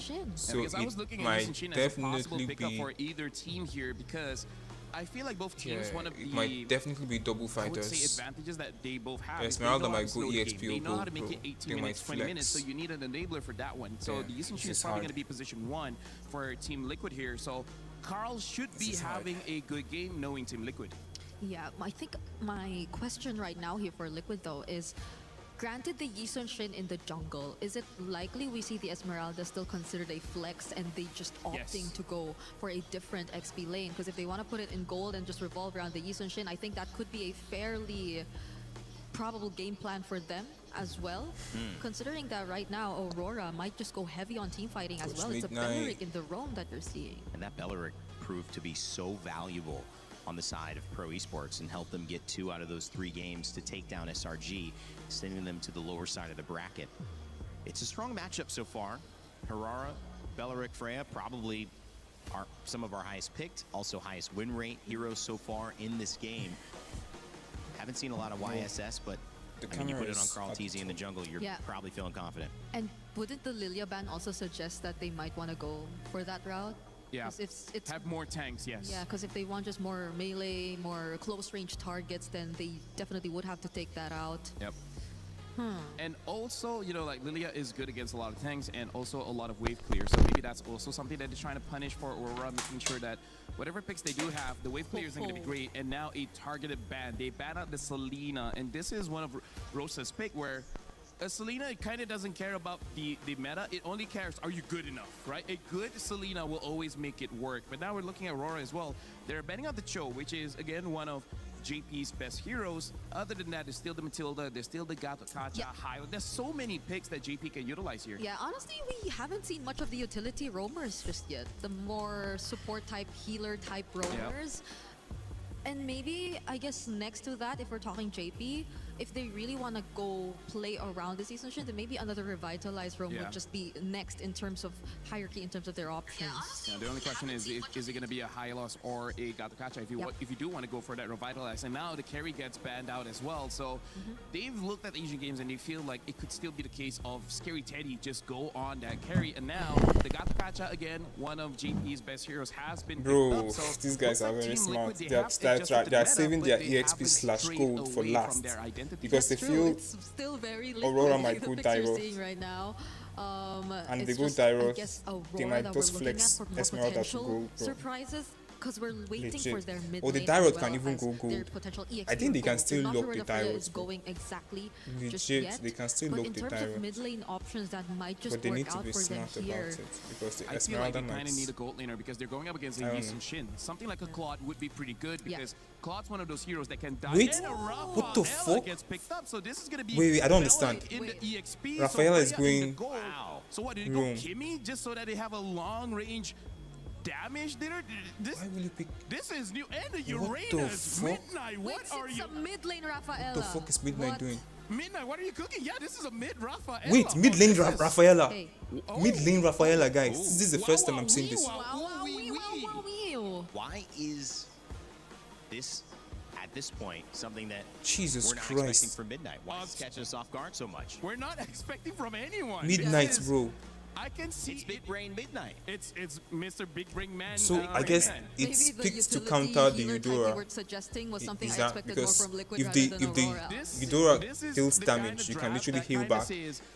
And on top of that, the Beleric might go revitalize. So you can't literally kill them. Everything goes to Bro. Aurora. So who knows? This Aurora Jesus might Christ, even I go for didn't- a I Sky didn't even Piercer, predict this considering to there's a lot happen. of heal, there's a lot of crowd control, and now the claw gets picked up by Team Liquid. So this is Let me just say this: if Aurora somehow, Bro, gets a very I think early Aurora lead, has won this it's draft. Team Liquid is gonna suffer for the fact that This is- Claude needs farm. The Zericxnn needs farm.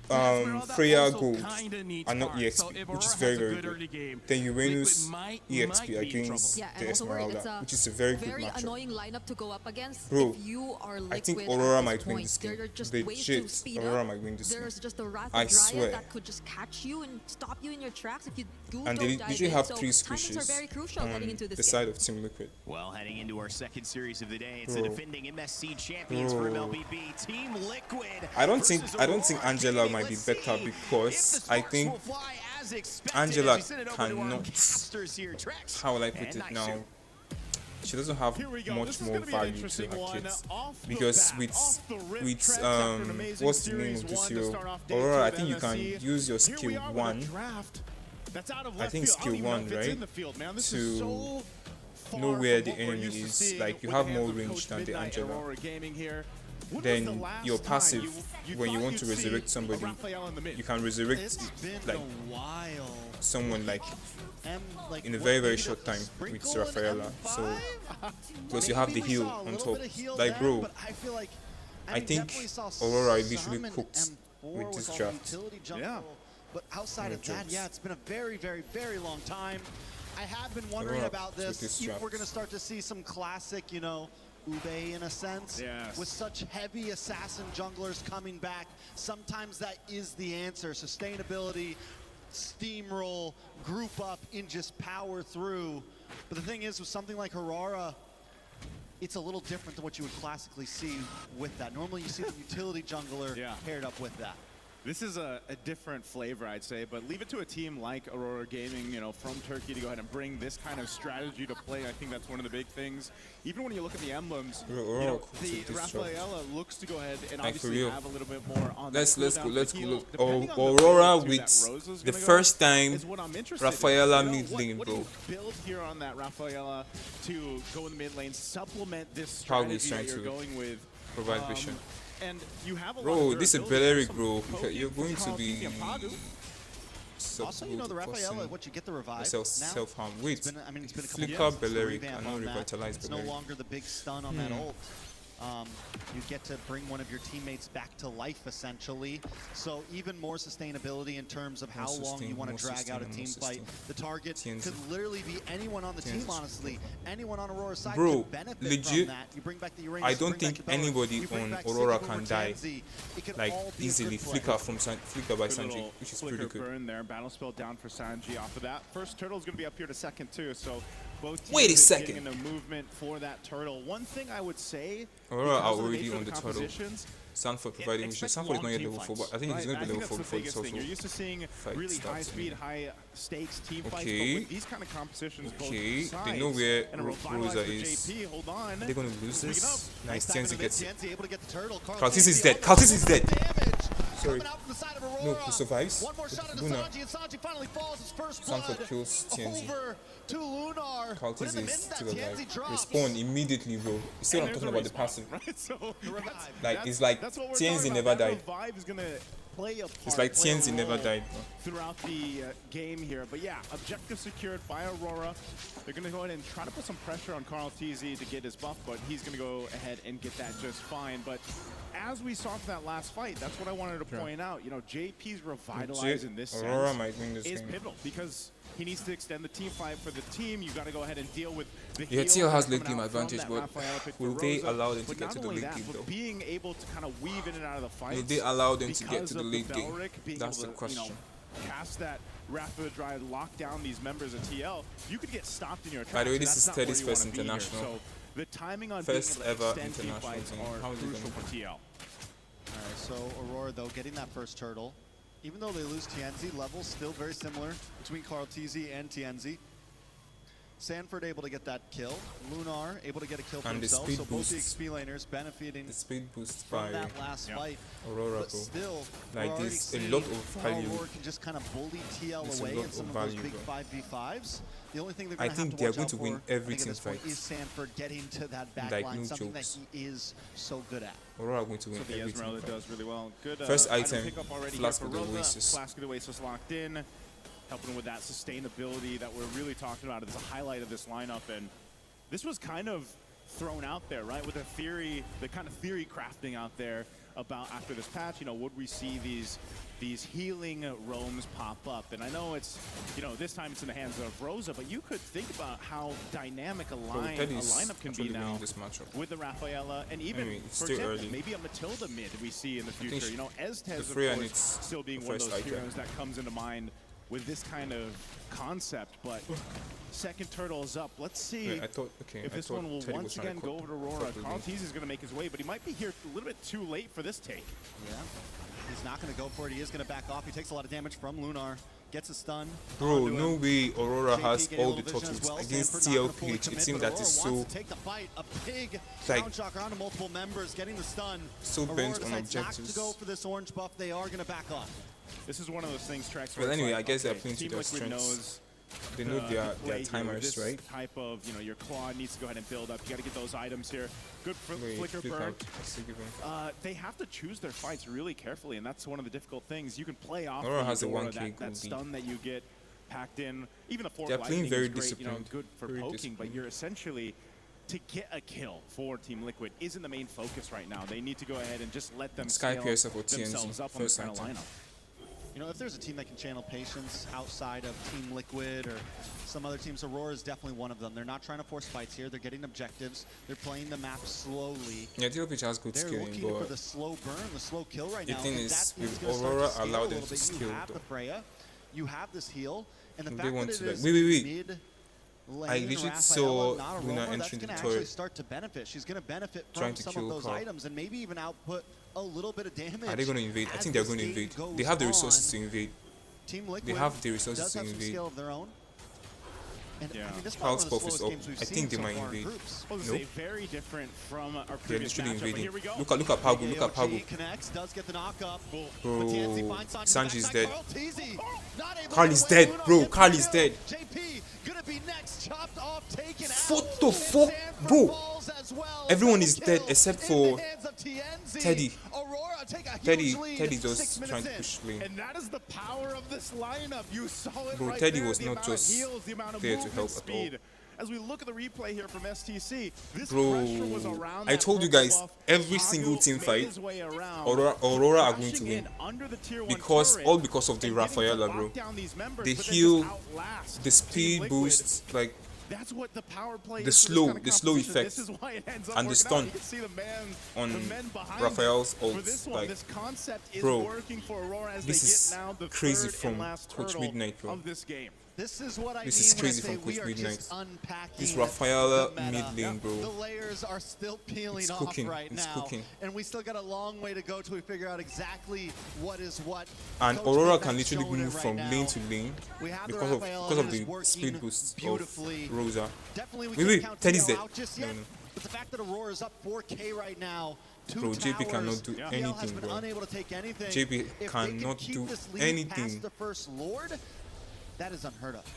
Again, this was a big thing, for a lot of people coming into this year's MSC here at EWC 26 was, just where would the meta be? How would the current contenders for that championship and the defending champions themselves adapt to a meta that's quite different, right? Just from last year alone, just from a few months ago for a lot of people. And it's already showing here. Oh, no. Oh, no escape from that one. Bro, Teddy's dead. Bro, like they are not dying. This is like an immortal lineup, bro. The lineup is just immortal. Bro, what the fuck? Jesus Christ. Oh my god, they are literally turret diving T. Oh my god. That turret diving TL, bro. They are doing what TL does to other teams. Jesus Christ, bro. I thought for sure they were done. Oh my god. Jesus Christ! How this is dead again? In the face of Team Liquid. Wait. Team Liquid are going to the lower bracket. No way. Man, oh man, who would have thought this is what you'd see in an opening matchup here for Team Liquid, and now they're desperately trying to hold on to the mid tower. Oh my god. The game is over under 9 minutes. No way. The game is over under 9 minutes. Under 9 minutes. Under fucking 9 minutes, bro. It's over. There's nothing they can do. You can't kill them. The Rafaela, bro. The Rafaela. Look at they got all their history back up again. They're gonna make their way slowly here as they my put on a freaking show god. for us. Team Liquid, oh my freaking god. JP and Sanji are up. Nah, there's nothing you can do, bro. Rafaela is going to heal back up everything, bro. Rafaela will keep on healing back every damn thing. That's why they are so, like, they are just going in and going in, because they know they can get back all their HP. Look at CNZ. They know they can get back all their HP. They can just risk entering the turret, taking turret shots. Look at Rafaela will heal them back up again. Jesus Christ. Coach Midnight, bro. 4. They destroyed TLPH under 10 minutes. What a statement this is. For the entire teams competing here at MSC. What I mean, even Aurora Gaming is... Bro, I need some... I think I'm going to employ somebody to help me record, because what the fuck? What the hell is happening? What the hell is happening to my stream, bro? Wait, did it pause? Okay, Smiling about this draft, again, is not what you expect. And it was executed perfectly. 3x. 3x. Under 10 minutes, bro. Aurora destroyed the Philippines under freaking 10 minutes. The strongest team in the Philippines were destroyed. It's just too much overloading happening here, so I know the studio has to see what they have to say. I think, yeah. Bro, nah. Who is this guy? I need to text one of my editors to help me. Nah. I just hope this guy is available, man. Sometimes there is a lot to say. Sometimes there's just a lot to look at.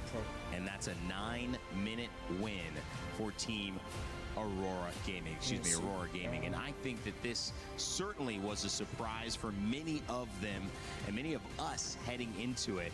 As we welcome you back to the desk to start breaking it down, we've got Brigitte and Lefel with me. I'm your host, Rain Day, and you know, as we look at this, guys, it was, I think it was really well put by the casters. We expected a win was possible for Aurora, Brigitte, but we didn't think this was going to happen. Yeah, but the draft, I think, maybe made me feel like I was leaning more towards the possibility of Aurora winning. Just because of how unexpected, how surprising it was, and how much it countered, or not necessarily countered, but made things difficult for the lineup that Liquid put out. And Liquid with an 88% vote on your match pick'ems results. Make sure to keep giving us those ideas. Liquid obviously in the majority, but Aurora with that 12% surprise. That's what Midnight does, though, isn't it?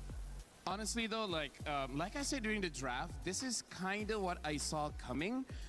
Two things, because I said that Hirara's going to be position 1, and then she's going to be using Sky Piercer because there's a lot of support. And like I said, with the draft that Team Liquid has, Esme is going to be farming, Claude's going to be farming, Yeast and she's going to be farming. So, if somehow Aurora gets a very good early game, there was no chance that Liquid could really come back into the game. Yeah, the fact that they had to take their time a bit, had to play it slow, we failed to see the synergies that you would expect from this lineup. The way that they would just layer their skills all together. Fastest game really in MSC. Expect them to be on the same, or at the same place at the same time. But it might actually be the fastest game. This is 9 minutes 40 seconds. Let's say you get to actually land an AOG or two, or maybe a Falling Storm almost Moon. under 10 minutes. I think it might be the fastest game. Wait, let me check. I feel like the damage is not just going to be enough. I swear it might be the fastest game. I'm still on the game. Beleric train. Again, this is 3 out of 4 games that Beleric has won today.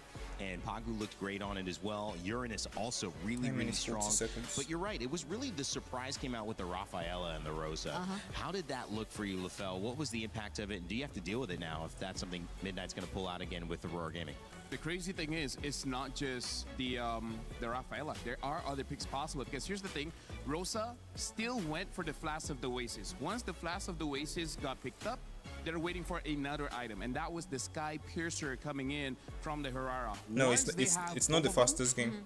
The game was over because number one, there's too much damage from Aurora, and there's nothing it's the second fastest game. And then the healing, True Reapers versus Vitality ended in 9 minutes 49 seconds. There's nothing Liquid can it's do. Not the fastest and game. Number 3, the draft coming in from Liquid, they don't have the wave clear. They have to wait for 3 items on the clock, then they have the wave clear, because that's one of the weaknesses of Eudora. Eudora is good against heroes, not so much against minions. Yeah, and the way that they just drafted this and played this was just so you could see TNZ move faster around the map, farm faster, and end the game faster eventually. Because of just the, again, Rafaela and the Belleric just allowing him to do whatever he wants. I feel like that could not apply for Liquid, despite it being a revitalized lineup, despite it being very identical to the Liquid draft that we're so familiar with. This was just a different problem entirely that you had to deal with. I mean, I think Golden Road, let's not even talk about that. Let's just get on the road. I mean, currently they're stopped on the side with a tire that's flat, and they're trying to figure out what has gone wrong. Hopefully they have a spare idea coming into it, because Aurora Gaming have caught them off guard. Are defending champions, trying to go back-to-back in Liquid. Surprised, maybe even stunned, many would say, watching how that first game turned out. Under 10 minutes, and they have gone back in for another 10-minute break. LaFell, you had a lot to obviously say about that. But what can you show us about what went right and what went wrong for both Aurora Gaming and Liquid in Game 1? Here we go. Here we go. Here we go. Yes, thank you very much. Brigida, you're on the clock. Yeah, so for now, we have to go back into the draft and talk about how this really worked out and why it really counters what Team Liquid wanted to do. Because here's the thing, it's not that Liquid drafted wrong, it's just that Aurora, like we keep saying, thank you very much, by the way, and you see how It's such a good telestration segment. Everyone's cheering for you. And there you go. Because here's the thing, Midnight, the thing is, he knows Liquid, he can roughly predict how they're gonna draft, so they just draft around you if you want to go. At this point, you're not even doing telestration. You can hold your mic at this point. Okay, there you go. So it's like, what's it? Here's the thing, right? True Reapers lost in 9 minutes, This 49 is gonna be seconds. position 1. By the way, I don't know whether they're angry at me or So they're this is cheering for actually me. the At this point, second, I have no the idea. second So fastest this game is position 1 coming against- in from the Harara. against And one of the weaknesses of the draft coming in from Liquid is that TLPH is not just it's not just a random team. So if you have TLPH. 3 members that it's needs insanity, farm, only bro. 2 It's members insanity. can defend. And let me just say, these 2 cannot defend when it comes to the minions. So it became a point where This DJ the Rice damage is coming in like, from I think I Harara is just just a little have bit to too much, and there's nothing that just Liquid can edit do. this We're going to be anyhow. looking at a clip here. 4 minutes, Hold 4 on. minutes. All right. So we're looking at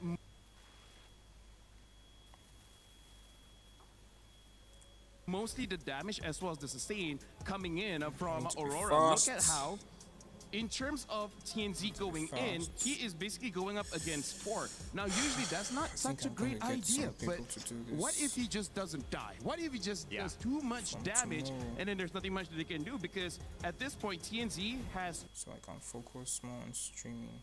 3 stacks or 30 stacks. Oh, perfect. 30 stacks of Sky Piercer.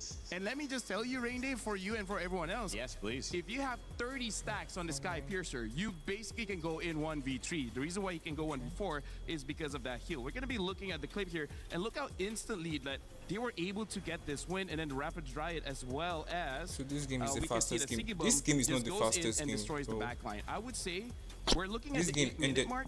But honestly, this is the fastest Turtle, game. That was checkmate. That was This is the like fastest Aurora game.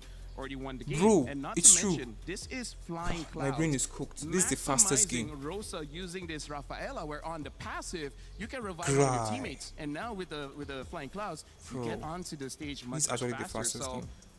thank you very much, Brigida. I think I That's found the great title. illustrator. That was good. It was a very short game, but perfect execution coming in from Aurora, utilizing the strengths of their draft and the weakness of Liquid's It's draft. actually the fastest And again, game. shout outs to my boy for holding the mic. You did a good job, even though you forgot to do it. Hey, I still did a good job. Hey, she was What matters at the end of the interpreting what day, you were I saying was too. holding it. Yeah, and Yep. remember how you She's were... the banana, I'm the potato. Yeah.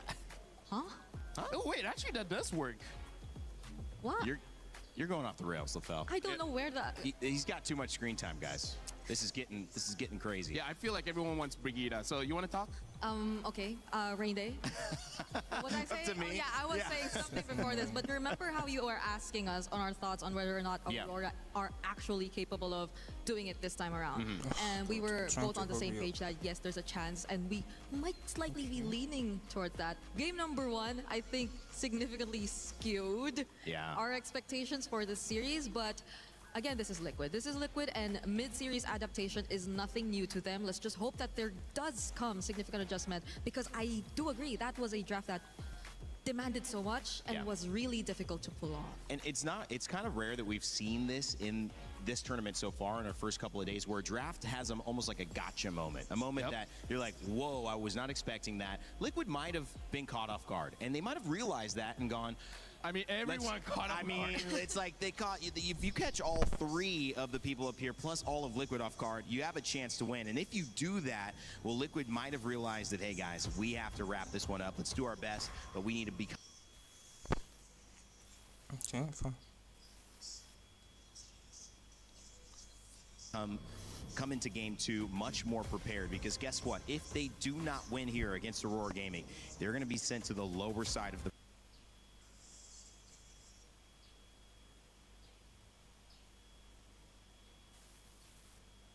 bracket, and that means one more loss could send the defending champions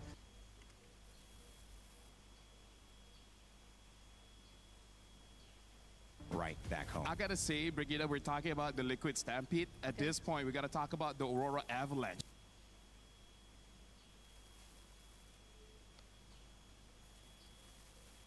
Because look at how much they just charged in. Yeah. They were an unstoppable force of nature. And I gotta say, like, a horse probably doesn't like snow. I guess so. We have to ask a horse. We have to find one first. I don't know how much horses they have in France. Oh, I saw one. Oh, you saw one? I saw one. I saw one. Oh, cool. Maybe 2 stations away from our hotel, but there are horses. All right, we'll ask the camera crew to follow us for us to ask the horse. Do you like or dislike snow? But it does snow here, so they should be able to. I still haven't experienced snow. Same. But nonetheless, it doesn't make it any easier for the horse. So again, we do have quite some questions heading into this draft, even if it were TL lost game cloud, one, it yeah. did not necessarily work out for Liquid the way we expected it to be. And Aurora I just can't help but think back, yes. because during that they're moment winning, wherein they brought out the Rafaela, there were just a multitude of options that we were considering. Maybe bro, something along the SRG lines lost, of, Aurora lost. the Louis, No, even if no, you're just Aurora, talking about the wanting TL to go up are against literally about to lose. If they compositions that are lose this forced to game, group together, but instead they today is going do to it be with a completely different approach. Today is going to be and that crazy. I'm really starting to like from Aurora. SRG to the lower brackets, Decisions in draft, TLPH to the lower brackets. Is this going to happen, it's bro? going to be a task right now for Liquid. Now that they're on blue side, they're the ones who will be choosing this, I believe. But we have a fun fact. And we do. Niall from Team Vitality says, for me, top jungler at MSC is TNZ. We just saw that proven pretty well in game one. As for second and third, I put Carl TZ and Kyle. Those two are interchangeable. I mean, like, based on that early performance, hey, you know what? Hey. He's right. He's right. And looking at this game, I wonder if Aurora, they want to stay the same or... Oh, hold on. Liquid now showing up with the link. Carl wants to prove everyone wrong by saying, hey, I can use the link. Yeah, and hey, the Eudora ban that Aurora put out just now somewhat helps them in just confidently picking that up. But just the same, I don't think they feel any less confident about the responses that they went with. The Atlas and the Valentina, I feel, are really good pickups. The first time we see the Atlas open today, honestly, and it's going to be paired up with the Valentina, who I think is, again, one of the better heroes to fare up against the Ling. And here's the priority on the Beleric. We also saw the Valentina picked in that game SRG against the Beleric. It didn't do enough. Yep. And so this is something that Aurora is trying to say, we like the idea, we think we can execute it better, we'll allow the Beleric to go through and grab the Atlas now that it's available, as Ling, Beleric, and the third pick about to be chosen for Team Liquid, trying to get on a good start here. I gotta say, Brigida, I don't know how Aurora is gonna make this draft crazy. Already showing your roam, already showing your mid. Well, I guess Valentina can go to the EXP depending on certain matchups, but I don't know how Aurora is gonna make this crazy. My question is, who's gonna be the jungle? Because the Fan is banned, Aurora's banned, as well as the Ling has been banned. Those are the top picks in the jungle. There's still the Nolan, Yisun Shin, the Hayabusa, all, in my opinion, quite viable. Just not entirely sure which one they're going to pick up, because before this, going up against the Ling, they do like to use the Hayabusa, but the Hayabusa is a little bit different now, shorter range, so not as effective as before. It's still strong, just not as crazy as before. That was the hero to at least match the Ling ever since. It was always been the Hayabusa Ling matchup, but considering right now that it will be much difficult to get out since the heroes that Liquid currently are on could do fairly well in terms of chase. I think they would just opt to save their jungler for later and instead lock in the Paquito. They can take out the Esmeralda from this point onwards if ever they really just don't want to have that matchup. But I can't help but feel like even the Belleric is something we're not entirely sure of if it's going into Rome. It could go EXP, but personally for me, it just doesn't feel like a Sanford kind of hero. That's true. I feel like he thrives a bit better when he can dive. Doesn't matter to the jungle, mid, or goal. I feel like a stationary hero for Sanford kind of wastes his potential, wastes his talent. And I just feel like a lot of us would rather not see these really active XP laners on the likes of Uranus and Esmeralda. Fortunately, the Uranus is gone, but the Esmeralda is still on the board. They're banning the Uranus. Uranus is an EXP laner. Paquito is known as an EXP laner. So does this mean this Paquito is a flex? It could go to the gold or to the jungle? Honestly, if you're up against Aurora, I don't know anymore. Hey, you know what? Big Brain Midnight. Big Brain Man Midnight. BBMM. Big Brain Man Midnight. Okay. He's trying, man. Okay, he's trying. The rule is never to do math live on broadcast, and that was close. I mean, you don't have to be smart to be an analyst. You just have to be confident. Oh, okay. Even the board taken out. Yeah, that's interesting. Why the Uranus fan of all bans here? I feel like it could go to the jungle. So you think a Paquito jungle was... Or gold. Oh, right. Gold might be because the way that they're not banning out the Esmeralda... Yeah. Might they consider having them both on their side? Because does Liquid sense a possibility that that might be the plan? Horse's sense is tingling, maybe. I don't know. I don't know if it's worth it to ban the Esmeralda. It's not like Esmeralda... Actually, no. Esmeralda can still do good against Liquid's lineup.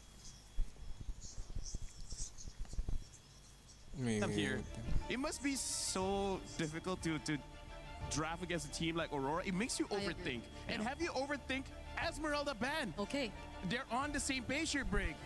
Your overthinking has helped them out. So we're all overthinking right now. Do you like to overthink, Brigida? I don't want to, but I'm forced to. You're forced to I'm forced to overthink right now because of what Aurora did in game number 1, and understandably so. Liquid, hopefully it's not too much of being reactive that we're getting to see from them right now, because at least for now, their first 3 picks look solid, but the Harley... Today is so chopped for me. Okay, in a way, an assassin.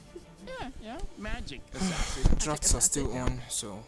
Not as great as Ling, but still serviceable for sure. So now Liquid, after seeing that, at least they know this Paquito is not going to go to the jungle. So it's either gold lane or EXP. But I got to say, that has to be an EXP Paquito. Because if they don't have a marksman, imagine, even if they win so hard, they're not going to be able to push. And pushing's kind of important to end the game. Yeah. Do you like pushing, Brigida? Turrets? Sure. Yes. Yeah. So you need a turret pusher. Maybe a Brody? A Brody or a Moskov? Either Brody or Moskov should be good here. 5-3. One for the Moskov. 2 picks coming up from Liquid. Oh! Setien.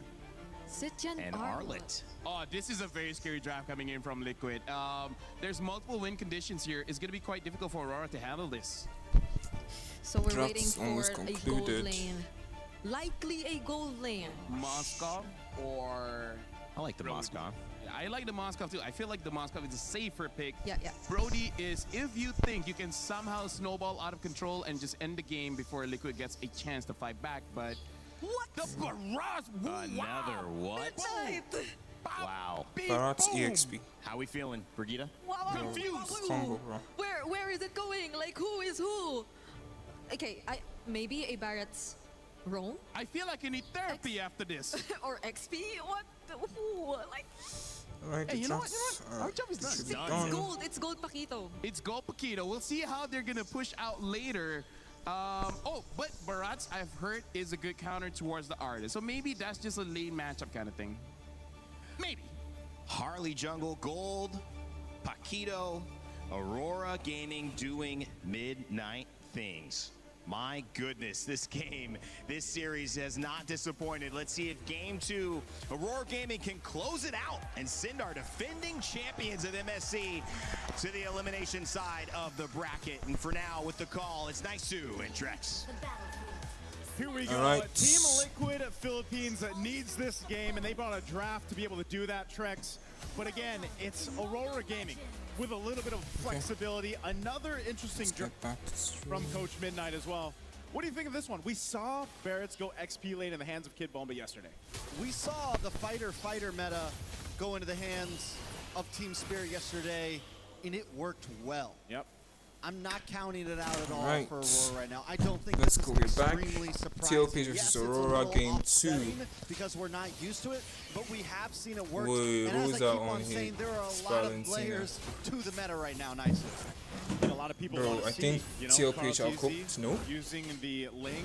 JP on This the hero Beleric. alone has made That's waves what I'm already in talking the current meta, but now in the hands of someone EXP. as skilled and as prominent Bro, as Carl Midnight TZ. has literally cooked Let's see these how he guys. plays it. Like, this is already Barat, some rough pressure Barat now. messes up. Wait, cause this is dead. Cause this is dead. A lot of damage on Carl TZ. He's left his lane just for the invade. Rosa forced to use a flicker. No, this is a little bit bad damage on fight. Sanford. Sanford flickers as well. Midnight literally cooked these people. Everyone backs I off. swear to God. You see he how cooked much them. is needed Barat to go EXP ahead and against the protect Arlots. that, It's literally early pressure in the GG's. jungle. Even with the changes here, now they're going for purple. Dude, they're invading Caltisia hard. First blood on JP. Bro, they're literally doing to TLPH what TLPH does to other teams. They're not giving up, man. They're also going to take more. Take Bro. another camp here. TNZ What am I watching, bro? pretty relentless right now against Carl TZ, and this is one of the things you kind of expect to happen when you pick a hero Against like the Ling. literally the We've best seen team in the likes world. Of, even previously in our previous match, Aurora where you are go doing in this the opposing literally Ling's jungle, you against put pressure there, you take what you can, L you slow freaking him down. PH, the And goats so for of the Team game, Liquid, bro. they have to go ahead and supplement that. They have to No way support Carl Midnight TZ. is cooking He's them. not really in shape to take this first turtle, but if somehow Team Liquid Philippines can secure it, that kind Bro, of stops Arlord, the you bleeding don't a little do bit that here. But look against at the this, Barats, lockdown bro. again. Another stun lands on a Nah. JP. JP is going to take a second death. Bro, Within 2 minutes Aurora are and 15 literally seconds, Aurora Gaming. what? They're with over attacking 1,000 gold TLPH lead, like they haven't even taken the first turtle yet. Trex, this is what we're seeing here is just the amount of front line that this lineup has that is just helping TNZ Bro, with all the moving, space. this They is continue on. The grab and nab, the pull back. Sanford gonna try to vengeance through. Re-engages. JP unable to do anything, but Sanford still falls. Maybe staying a little too long. Bro, Aurora are literally dismantling TLPH right now. The move They are was there, taking but still everything it's from them. Aurora building up on that lead, continuing. to Bro, put Aurora pressure has on literally all a sides 2K of the map, gold and lead. this whole time, again, 2K Sigma against has just been able to go ahead and farm up TLPH. on I this was gold thinking lane this for Keto. this game is gonna be You know like he's gonna hurt when he TLPH, starts showing up to you know, these being fights, so and angry far, and coming when back that hard next and turtle everything. comes But up, it's gonna TLPH be are really dangerous here. They getting continue to stomped. try to delay Carl TZ. He needs these buffs. He needs to be able to go ahead and catch up. He's 2 levels down right now against TNZ. Bro, Sanford, Sanford, nice escape. Deadly Magic unable to get the finish. But Aurora everywhere right now, and the Barats is looking clean. It's bulky. Lunar continues to land those stuns. Yeah. Continues to get those pushbacks. Again, this is just really a smart drafting, but then just excellent execution right now from Aurora Gaming. From game 1 now to game 2, they have stopped this stampede in its tracks, essentially. Now for Team Liquid, if they want to get back into this game, they need to start making some plays happen here. But the question is, Trex, where do you do that when your jungle's this far behind? You know, you have a Zetian Bro, who look at Pagu, essentially look at Pagu, is able to bro. go ahead and give He you some doesn't vision, care. get that little minor stun in. But if you're choosing these fights that you can't win, Bro. it's going to further delay you. I swear, So anybody I think, who again, made a they tier find list themselves in this situation about in the game group 1 of where it's death, like they've lost do we everything. wait a little bro. bit here? Do we try to scale up into this game? Like a prediction, sorry. Lunar is going to go back to Sure base it here. is. And I think, yeah, Team Liquid at this point, they kind of have to. You got to look for Teddy They've to get lost some gold. Luckily, he everything. hasn't gone down. SRG Carl lost TZ to as well Pro hasn't taken a Esports. death. Though, He's if I lost made a the purple tier list, buff I would literally early on in the game. keep Pro Esports Why they to didn't win. try to contest Legit. on that last turtle. But They Aurora know to they're win a bit against behind TL, right now. Not nah. even just a bit. It's almost I wouldn't even 3K think gold. about that, bro. Will they even try to fight for turtle number I think I 2 might honestly? even lose With that retribution, myself. doesn't Like, look like to be that's going to be honest. the case. So This turtle will go in the hands of Aurora. Right now, it Bro, seems like today's filled with surprises. Hold on, Teddy. Today's filled with surprises. Like everyone, wait, oh my god, Luna. Someone. Turtle's locked in though. It's secure. Where's Pagu gonna go? Wait, he's still going in. This is the best thing that Carl I saw him charging his ult. He has used his ult. Yeah, his ult has been used. Wait, that's, I think this is a bad fight. Luna is dead. Fatal links onto 4. Oh my god, this is so good. James is dead. Will Sanford. No, Sanford is dead. Cartesi is just farming. Bro, that was a very, very good ult by Pagu, but the follow-up was just horrible. At least it wasn't worse here. That was a great Fatal Link setup. Jesus. As we look at, well, we got a chance to look at the replay here. Look at the Fatal Links after that setup. The Fatal Links was good, but again, some maneuvering here, some finesse from TL keeps them from getting decimated here onto that tier 2 turret. And it also, mind you, allows Carlteasy once again to get what he can. Sanji can't believe it, bro. Because he's got to play the catch-up game here. They need to be able to get just ready for that first Lord once it comes up. I wouldn't be surprised if we see them give up the next turtle too. Just again, give that call, do what they can. They've not given them a single turret. Like, on the map, as now some of the tier 1s Aurora doesn't want to give them a single turret, bro. And funny enough, the team with the push advantage with the link that is TLPH, but they can't do anything, bro. I'm still waiting for that big moment for Carlteasy to pop off, though. Jesus, bro, this is crazy. And I've been making lots of Carlteasy videos. Look at the damage. Does come down on praising him, bro, about his link and everything. Nice. What? Who is this fight? Okay, this is a comeback. This is a comeback for TL. Nah, they're dead. The Belleric changed the tides. Leave it up to Sanford to make that play. What a final slash he was able to use to set things up, but it's still Aurora. They take down a tier 2 turret. They're finally going to lose the turret in the mid lane, but Aurora now needs to be a little more calculated. They put themselves in that position. They know that Arlot's there. I swear, if TLPH loses this game and goes to the lower brackets, I might lose my TL has brought themselves into a position now where maybe they can actually get a turtle, unless still it's that call of give them this one. Let's just get ready for that Lord. JP is going to give that information. Sanji's here as well.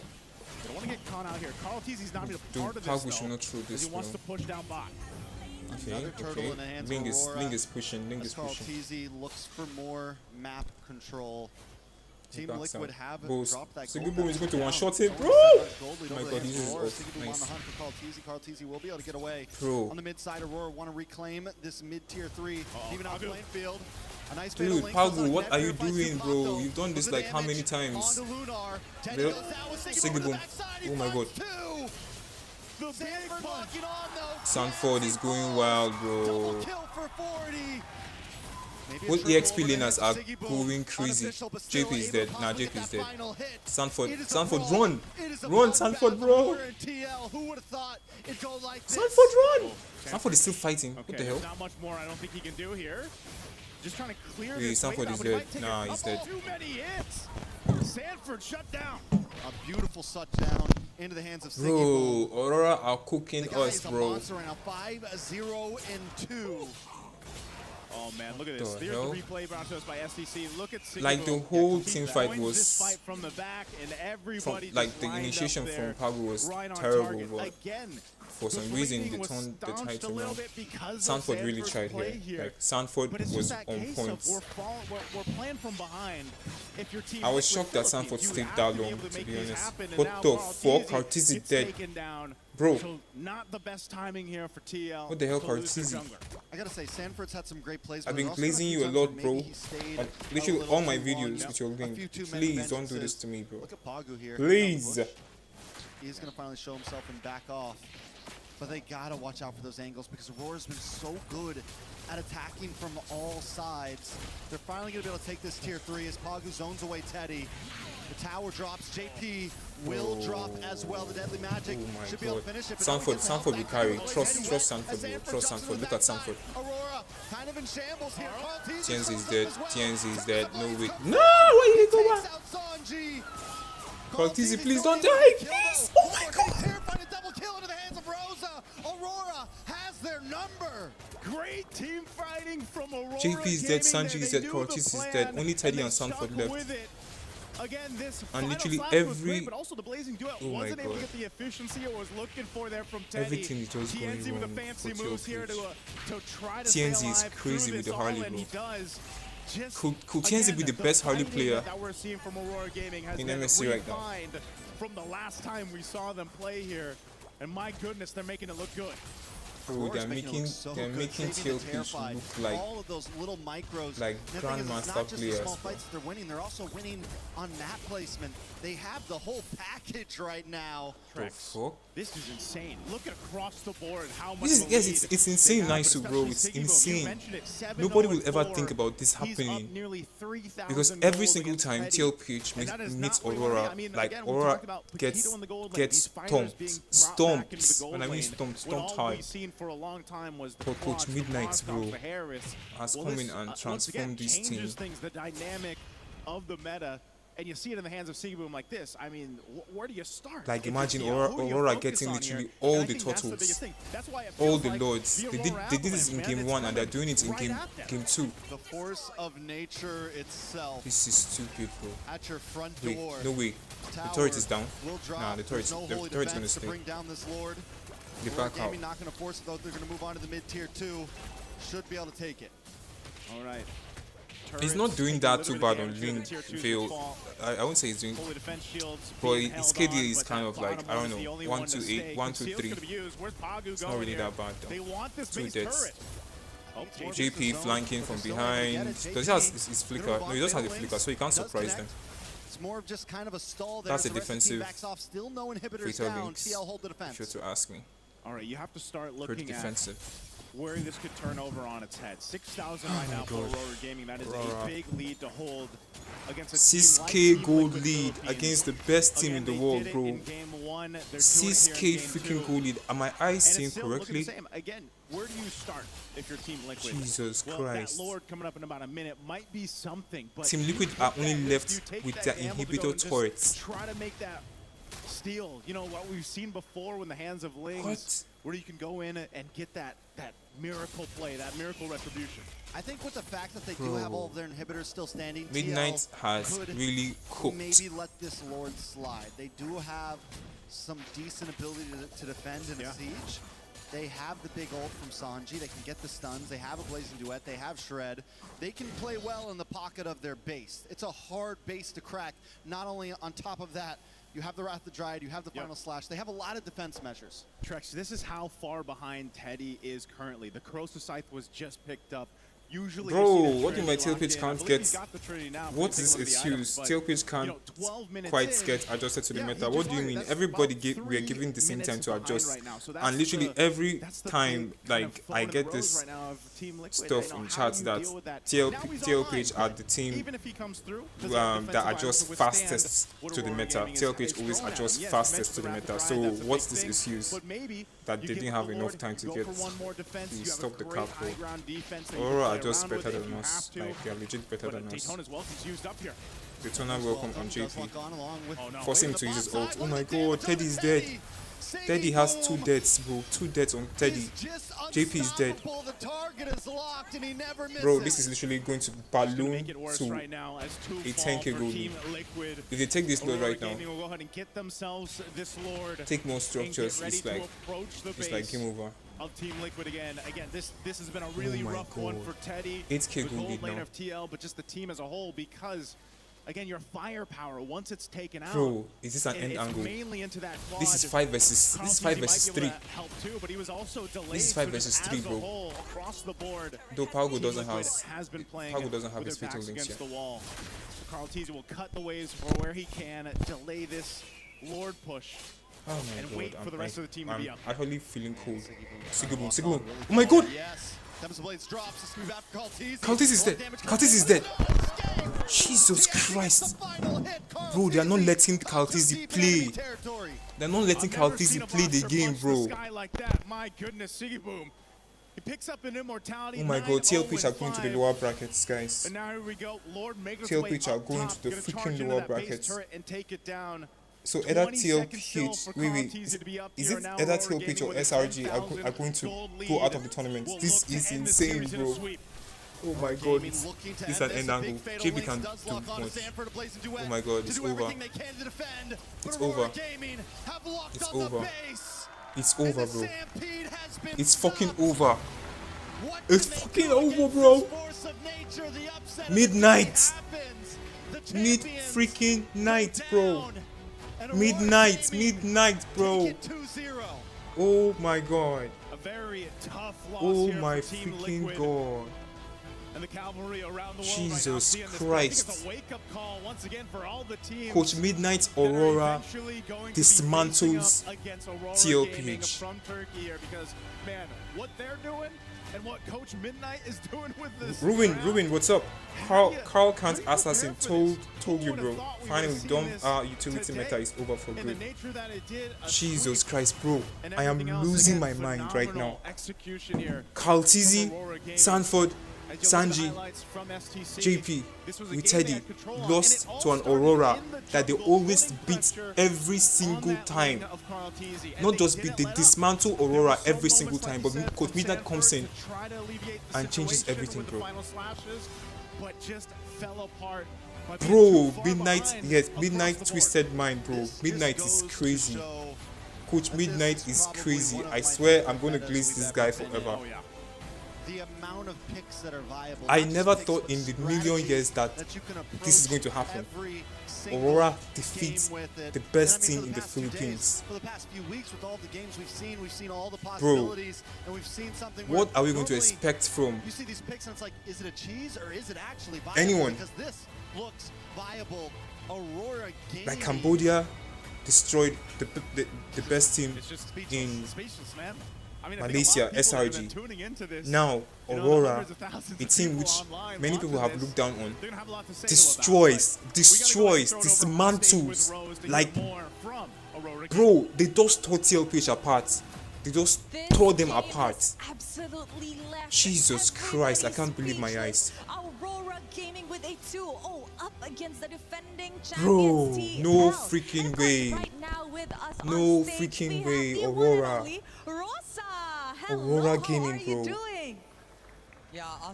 Wait, nah. Am I dreaming? Like, wait. Am I dreaming? I'm dreaming.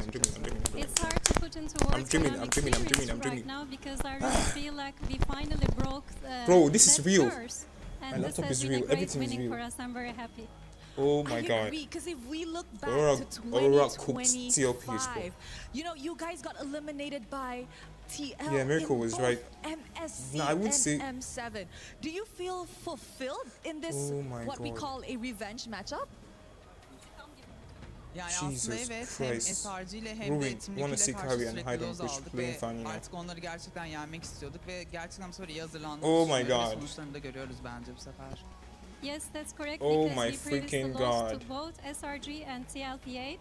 Bro, but what do we you think really of did our best to TRX? prepare for TRX this did game, and I pretty think well. We have seen the good results as a result They of did this pretty well. preparation. Yes. Now let's talk about the For me, preparation. I just feel like game what they one, need to we work saw a on very is their macro, interesting and pick coming they are out going from to the be side of good. You just Aurora, give where India maybe Rosa just actually a year or two. I think Rafaela they can mid, and literally he's do currently pretty well. laughing at that. So tell me, Sell first of all, Kaltizi what made you guys and pick buy Rafaela? Coil TLPH. What do you mean by sell Kaltizi and buy Coil, bro? Not What the geldiği hell? zaman Rafael'in yediği buff'ları fark ettik. İlk olarak support oynamaya başlamıştı. Bro, ama I still Assassin feel it's a metasına geri nightmare. Someone döndükten help me. sonra Because oynanamaz yeah, bir like hale aldı. bro, Ben how düşündüm. can Yani mid olabilecek bir şey vardı ve scrimlerde denedim olmaz. Bro. Ve genellikle hepsini kazandığımız için ve güvenli God. aldım. Böyle oldu yani. So I saw that there were some issues at the Nah, beginning. SRG Based on also what my got experience cooked. was during the practice TLPH games, during the scrim got cooked. practices, I saw that I could have this Onic is possibility. next. That's why I also put it into Are you guys this thinking year, what I'm thinking? based on the practice games Are only that going I to get previously cooked by Entity 7, Okay, bro. Rafaela is a very interesting pick. So Rosa, Literally, tell all me, the underdogs will we are see defeating the top anything else that teams is right now. interesting in MSC this All year the for freaking Aurora underdogs Turkey? are defeating the top teams. Aslında birkaç tane daha sakladığımız bir şeyler var ve Bro. şu an göstermiyoruz. Yo, hala var yani. what the fuck? Yes, we have more tricks hidden up our sleeve. We are keeping them close for the moment. We are not sharing them. Okay, I love that. You know what? It's very rare that I see Rosa on stage all smiling and all laughing. Congratulations on that well-deserved win. And now we will throw it back to the studio to break down what happened in this insane matchup. Bring it back to you guys. Well, Rose and Rosa, what a great interview there. No and way, one of the bro. only people who has gotten Rose to kind of be like, okay, that's good. Those are good enough answers, and we'll move on. And of course, surprising the entirety of the MSC MLBB viewing community, I think that will do it right there. It wasn't the first time, though, Brigitte, that Rosa had come in with some tricks up their sleeve for the first game. Selena against Onic last time, and I think this is just the way this player, who has really shocked a lot of us alongside Aurora Gaming, likes to show up. The Thorn Queen, right? The Thorn Queen, and now you have a Rafaela to add Onic to ain't the getting list of cooked. This meta is Onic. unexpected Yeah, picks that I they are agree. capable of Kyrie is playing like around. And again, top 2 best assassin I think if players. there's just one word, it's But the like, thing is, you everyone can't. was just shocked Even at what Sakai was rated by Aurora Mirko have like brought to as the table literally and the how number they 1 played assassin against player Liquid, in and this it just meta. But seems what like happened they to were the better SRG? team to SRG adapt to the literally current got meta based on the series dismantled alone. by Cambodia, bro. And honestly, like right now, hey, it's nice to be siblings, right? Somehow, Bro, some like way, everyone knows that I'm an talk about it Onic a fan, little more later, right? But look So, at this, 18-8.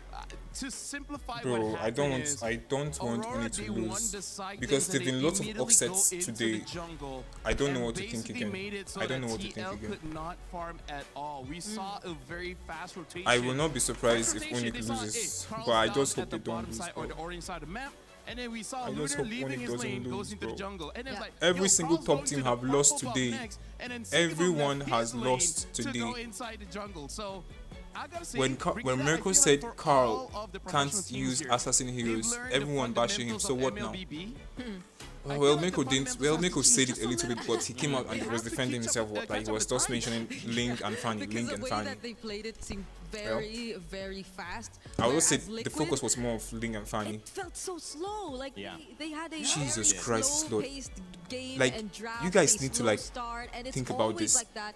But This is not a they're 2-1. also forced to play that This is not a sort of 2-1. game. This is a Simply because, 2-0. again, even in game number 1, 2-0 even in game number 2, against they've always literally picked up the very so-called best skilly team. lineups. Not the So it's like so-called. they No, had TLPH no are other literally the option best but team to in the play world. this slow game. But As at it the same stands. time, Aurora are just not They letting got up. They're not dismantled, allowing them to slow bro. things at all, and they just They had got 2 fast games dismantled. against the defending champions. What a statement! What an opener from Aurora. Yeah, it really was an amazing showcase of what Aurora came to do, which is to upset the top dogs. Don't worry, but Onic also, have Kelra. it's Yeah, clear that Kelra, my goat. Kelra, my goat, bro. And they're going to come prepared. So this Kelra, next my game, you'll see them freaking play goat. in the lower side of the bracket. It's going to be go big or go home.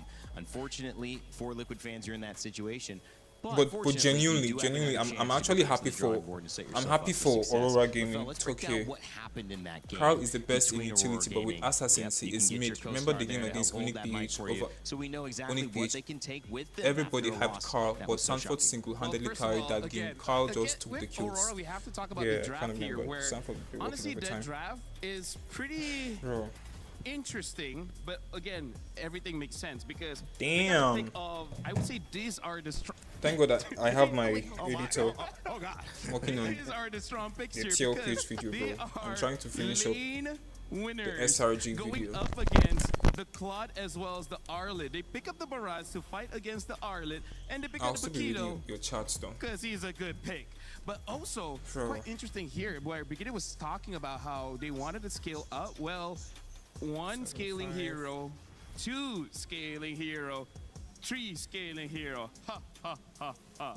Right, so that makes the game just a little bit slower, where when we see the Paquito as well as the Barrage You just all go have seen into the M2 or jungle, M4. What's she can't see do the much first to before protect. commentary. He can Commenting on kind of Carl's do assassin something to mastery. protect, and Arlet kind of helped, but not really, because all of his flickers keeps on, being used quite early. I mean, eventually we did see it work out as we look at the clips here, right? We're going to be looking at the first clip, where this is one of those situations where it looked like Team Liquid is able to do something, because we saw Aurora where Aurora, they tried to engage later on. Unfortunately, it was missed here. We're going to be looking at this one instead. Yeah, so this is where we see why Aurora is good in this one, because I gotta say this looked like a botch engage. It really did, because Purifies was used and etc. And then it looked like nothing could happen. But having TNZ here as well as Sigiboom close to rotate as well, we'll be seeing Sigiboom flanking from behind,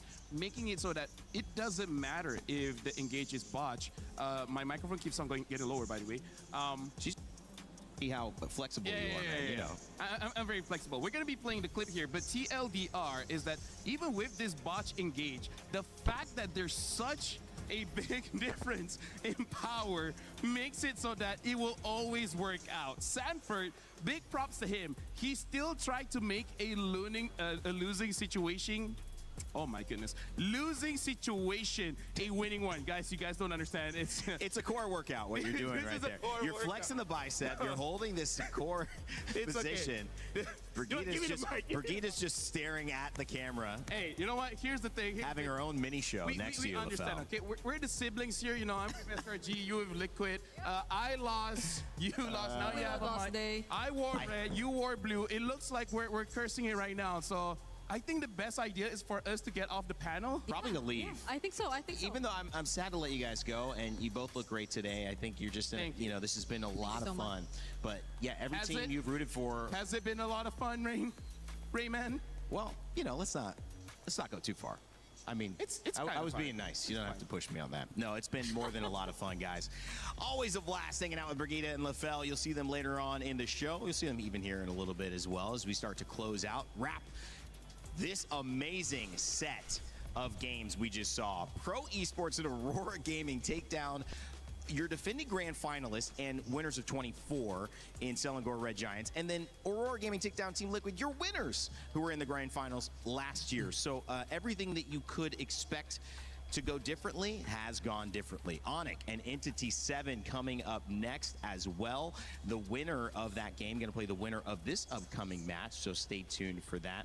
It's going to be a lot of fun. And make sure if you have a feeling where that's going to lean, get your pick'ems in. You have a few minutes before we go live with that one. We're going to change out our panel in a moment, get ready with some new casters, and get ready for those new teams. So get your pick'ems in now to see if you are right, whether you think it's going to be Onic, is it going to be an 87? Let us know. In the meantime, I want to let you know that if you've been seeing some cool skins in-game from some classic games, it's no coincidence. Street Fighter and MLBB have a crossover you do not want to miss. To move, not trapped at a desk in one singular posture for 12 hours a day. It's time your chair evolved. This is Secret Lab Titan Evo. Ergonomically engineered for you, gamers, hybrid workers, artists, backing every move.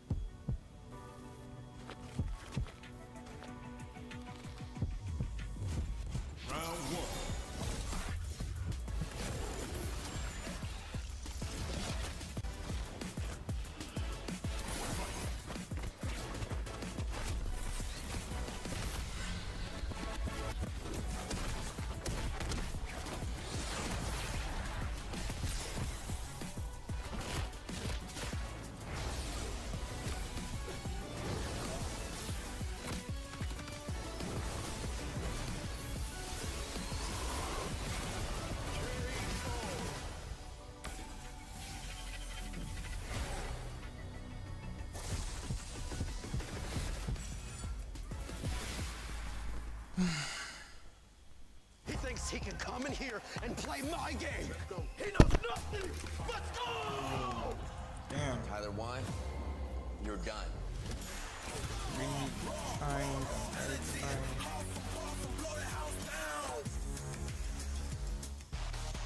The Mid Season Cup at EWC makes its third appearance, and for the first time in MLBB history, the prestigious stage arrives in Paris on European soil. Awaiting the 25 teams from 15 regional qualifiers is a monumental $3 million prize pool and crucial club championship points.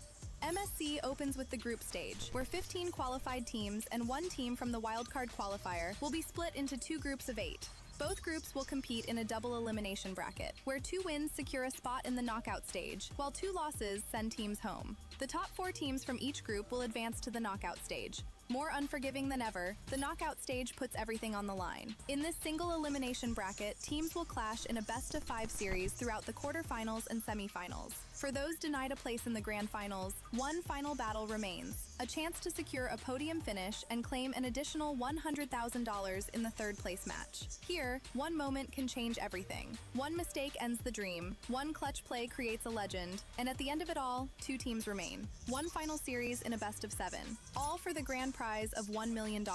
One chance to rise above the rest. Who will become legendary? Who will prove unstoppable? 2 champions, 1 game. This is MSC at EWC 2026.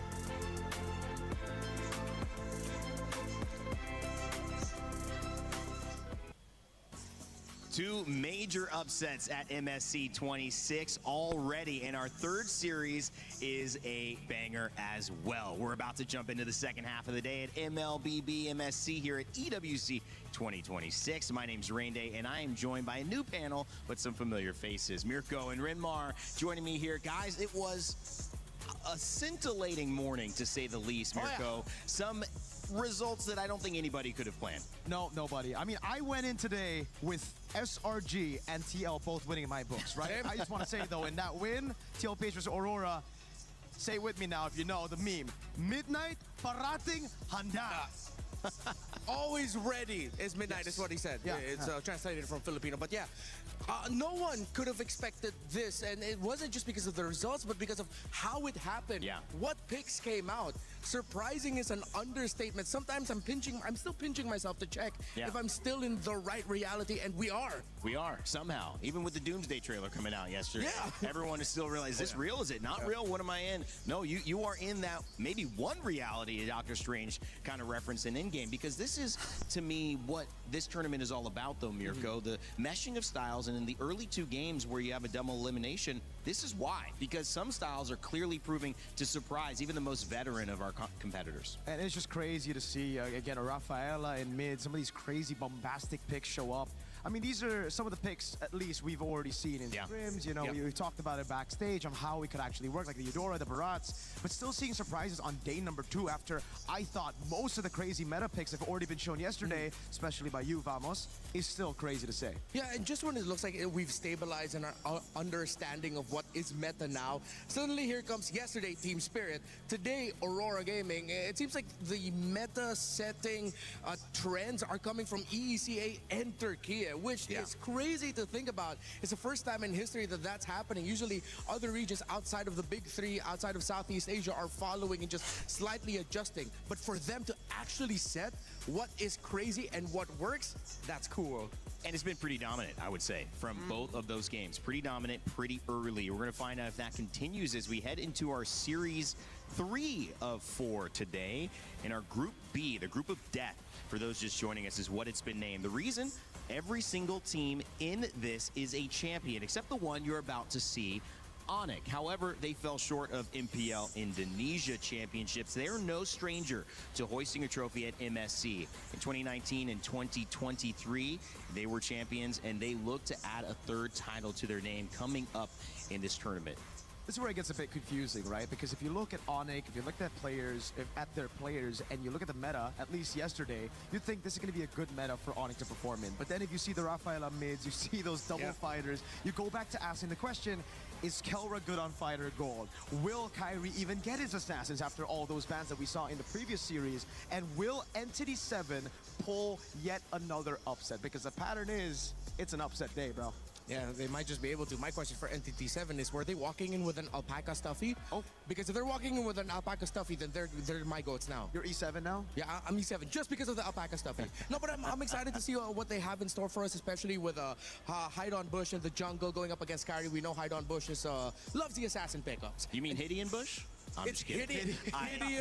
We already corrected that earlier. You know what? I think let's just make that the real thing now. Hydon Bush, Hydon Bush. We'll find out. It's going to be a fun one, and hopefully we'll see some meta continue to change. Taking a look at Onic's roster, they're looking for a third MSC. Even though they didn't come in winning the league, they now have a chance to win maybe a more exclusive title. We had a chance to catch up with Kyrie heading into his match today.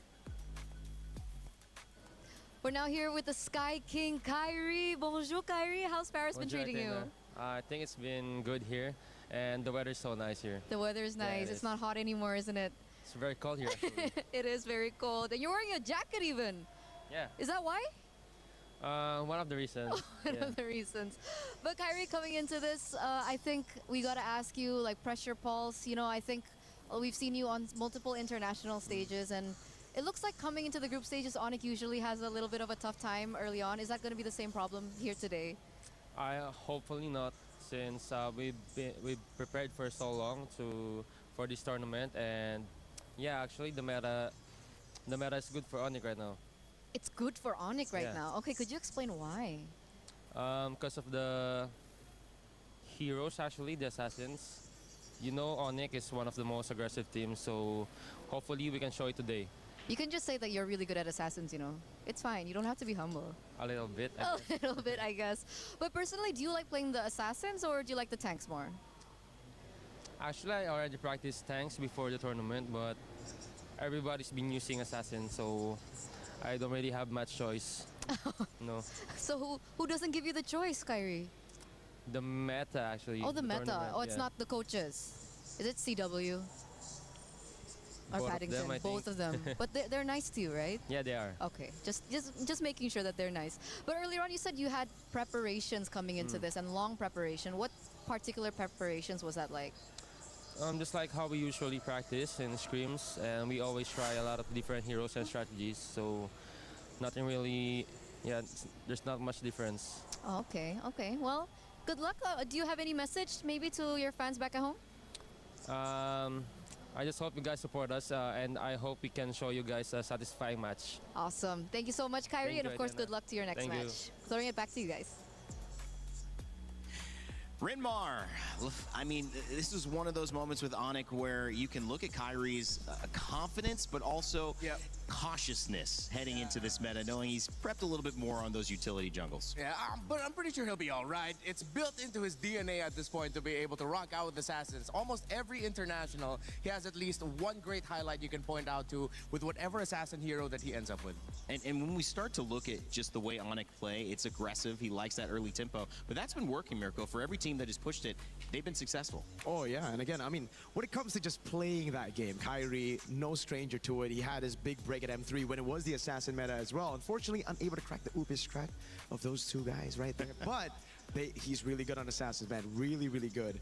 I think that's the only time where we see an Eterna interview with a player who just stays the same. Like, nothing changed from Kyrie. It's still just Kyrie. Yeah, that's true. Yeah, we were trying to see, is he going to blink? He wasn't blinking very often, looking into the camera. He was solid, ready to go. And of course, you're going to need that if you're going to take on the LATAM representative here that they're going up against in Entity 7. Now, this is a region, obviously, getting here has, in some ways, some things to prove, but also this team has been a team that has gotten together and made a lot of an early run to get here to MSC, and we'll see if they can continue it. We actually had a chance to look at the road to what it took to get here for Entity 7 before they now play on the stage in a few minutes.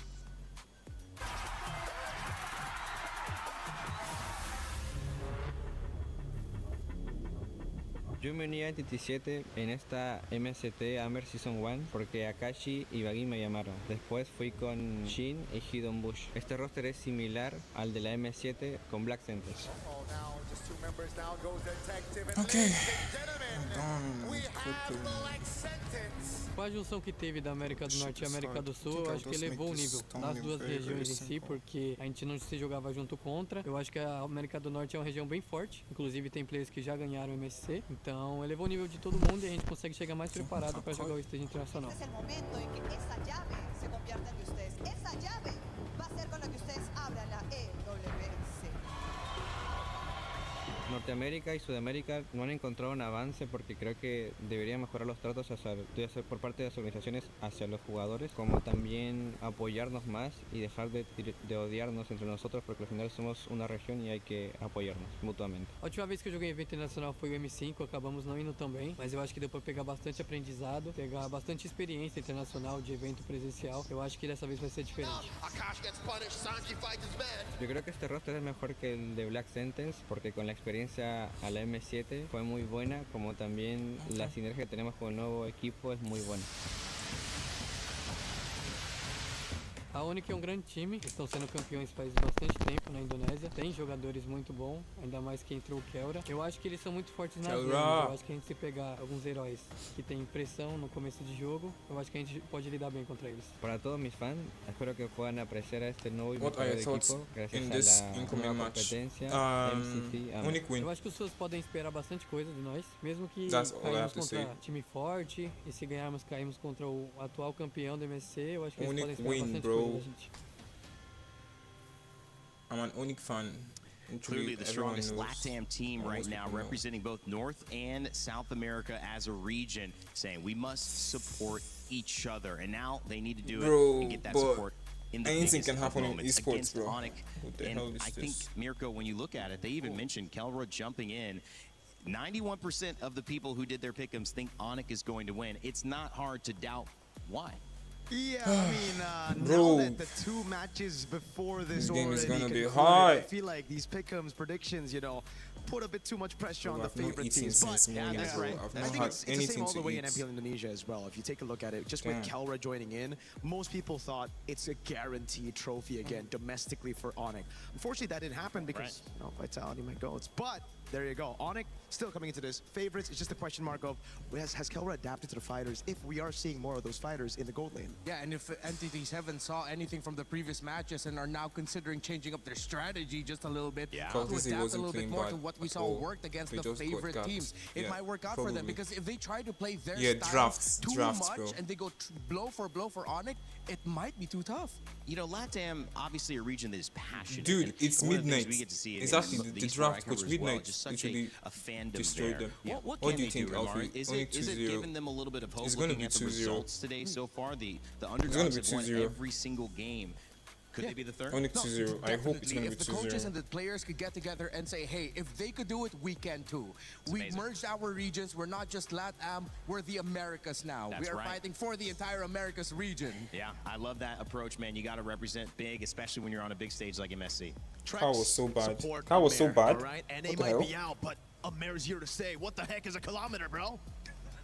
What the heck is a kilometer, bro? That's a good one right there. I'm thinking about my thumbnail, what I'm going to use as my 2.2 pounds. I'm getting there. SRG All right, guys, it's time to get ready. Our third series of the day. It's Onic versus Entity 7. Let's kick it off. Let's go, Onic. I think this might be the last game. Yes, my friends, our next and third game is up upon us. However, I have to discuss the elephant in the room here, Rose, because today seems to be the day of upsets. Did you? My eyes just could not believe it. Aurora, Team Liquid? Yeah, I feel like I'm losing my voice because I was yelling watching that game go down. Whoosh, Milosh, that was crazy, but you know what's going to be crazy? The first game was an outdraft. It was clearly an outdraft. The second game was still spinning. Ladies and gentlemen, what time is it? It's Onic time. Let's go. Out on the stage right here with us. It's Onic time. It's Onic time. It's Onic time. My team. Keyboy, AURORA, Kyrie. Reclaim what was once theirs with the addition of the gold standard in the team. Will it be a W in the bag or there's another surprise? Let's go, AURORA! I would not show AURORA's face, bro. I need something for my thumbnail, bro. Their opponents, Entity the gold standard. So I literally have to put up 3 videos today, bro. My editor is working on 1. I'm done with 1. And this game is a must, bro. This game is a must clip. I think I need to get somebody to clip this. South America has to offer. 4 nations, 5 players, and a whole lot of disruptive aggression. Will they return to the international stage? Keep the upset trend we've had today. That is the question on everybody's mind. Man's playing the most selfish game in the league and expects his team to fare well. Enough 4 versus 5. Bro, you're too harsh on Carl. Chill, bro. And take your seats. And of course, to chill. Our captains, don't forget your little handshake or a fist bump. You know what, Milosh? This game is honestly so exciting because of the amount of upsets and surprises that we've had today. We've had a lot of them. We've had 9-minute games against TL before, but we got more to bring you. AURORA, Kyrie, AURORA. Let's go. Yeah, I found a picture for my thumbnail. Who won that rock, paper, scissors match in that handshake?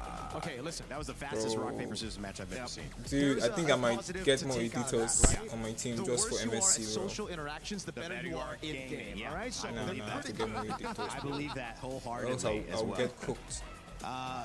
One of the great things about this setup here is we just get to see the unexpected again and again. We've seen it 2 series in a row. We now have a chance for Entity 7 and Onic to go toe-to-toe. Take it easy on Carl Teasy, bro. If you want to check out 2 champions and 1 game, you can check out the My Champions pick. Bro, like legit, many people are going to attack me now.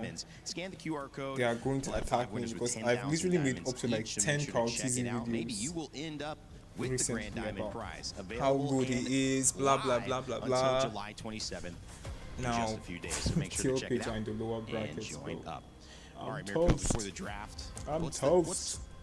What's the vibe here in the building? Is it that like upset this guy doesn't understand what happened that we've got going on through everybody Bro, watching? Alfie, one of the videos titled and definitely has to be about TLPH losing the fastest match in the entire MSC so far. I think it's in the air right now. It's in the atmosphere of the arena. I think the fans are feeling it as well. Don't worry, my editor is working on that video. But I have to work on the thumbnail. They've got the confidence seeing the 2 upsets. Thumbnail, the SEO.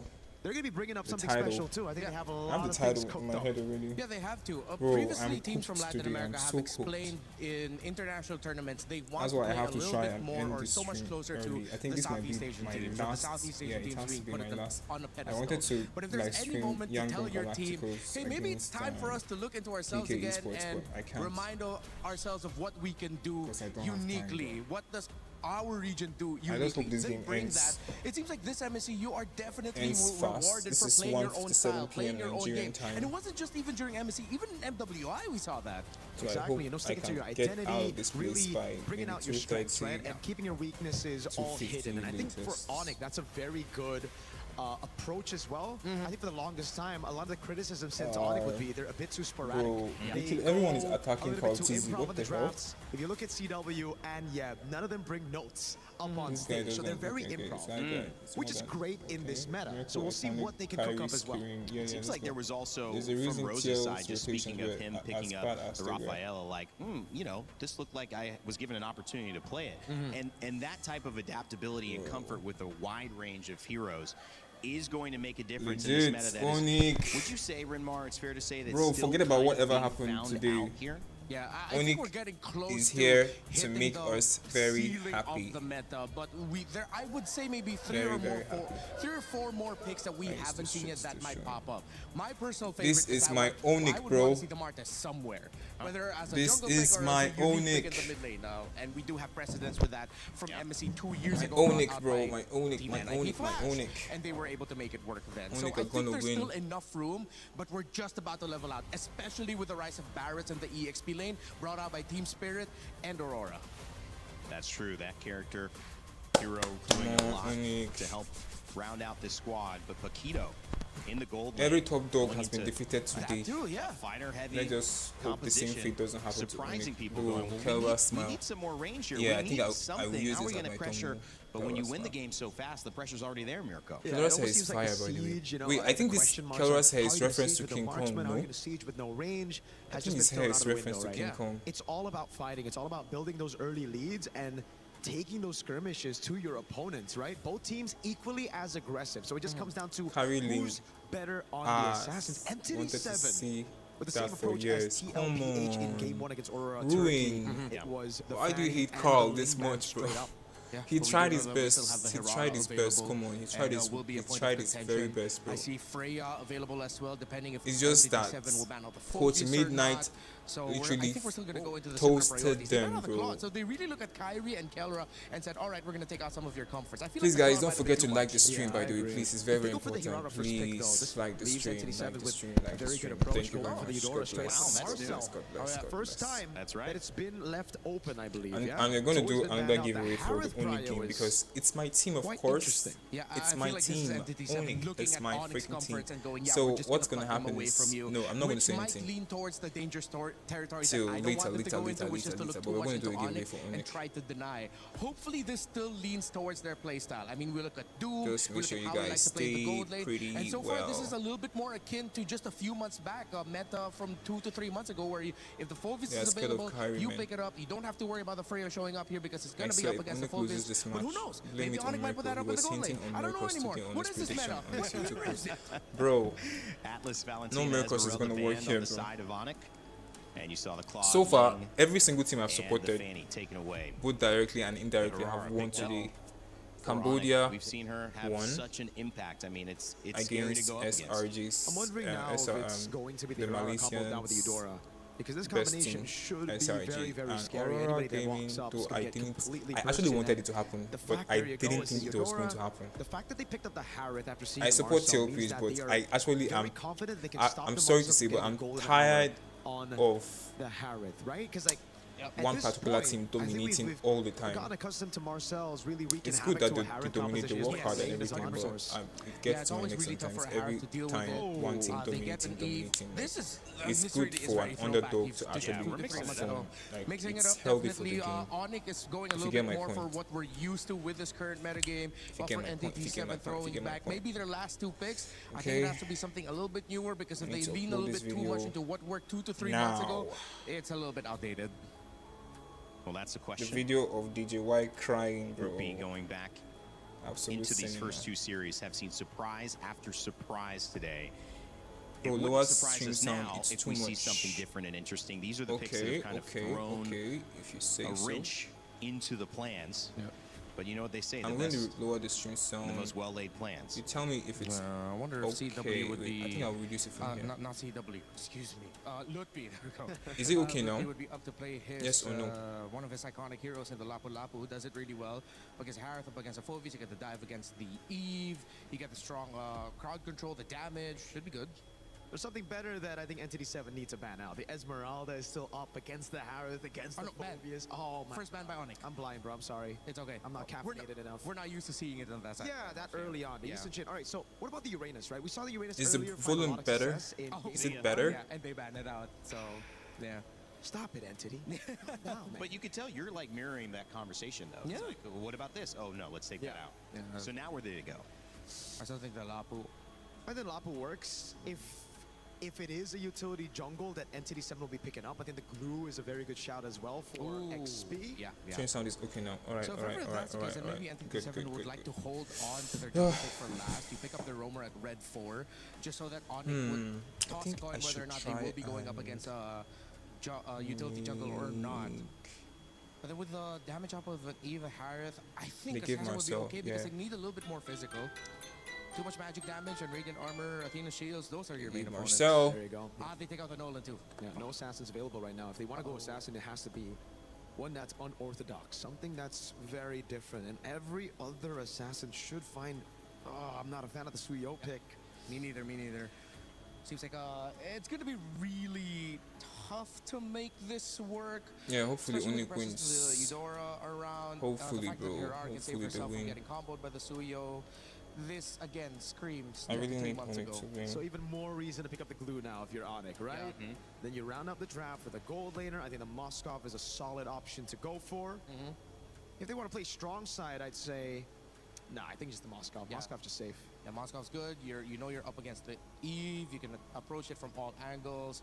But here we go, Onic. Barats is back. He's back. That's going to be going to the EXP. So Hirara isn't that much of a basic attack hero. So I think, and Granger. Granger, that's interesting. I thought they'd go for something Granger with for harder Kara. basic attack, but I think they're very happy.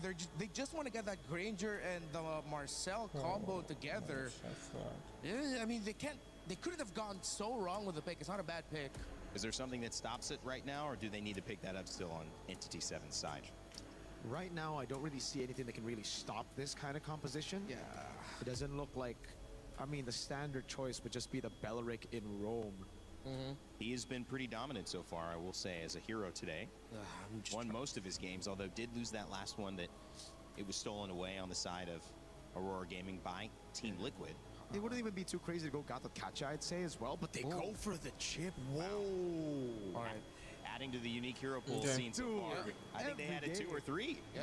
What the heck? All right. All We're right, seeing all right, surprises. all right. Let's lock in. The chip here is like, it's great, but it will always be. Bro, are we going to see dictated an by your upset first ult. again? If your first ult goes bad, that's GG.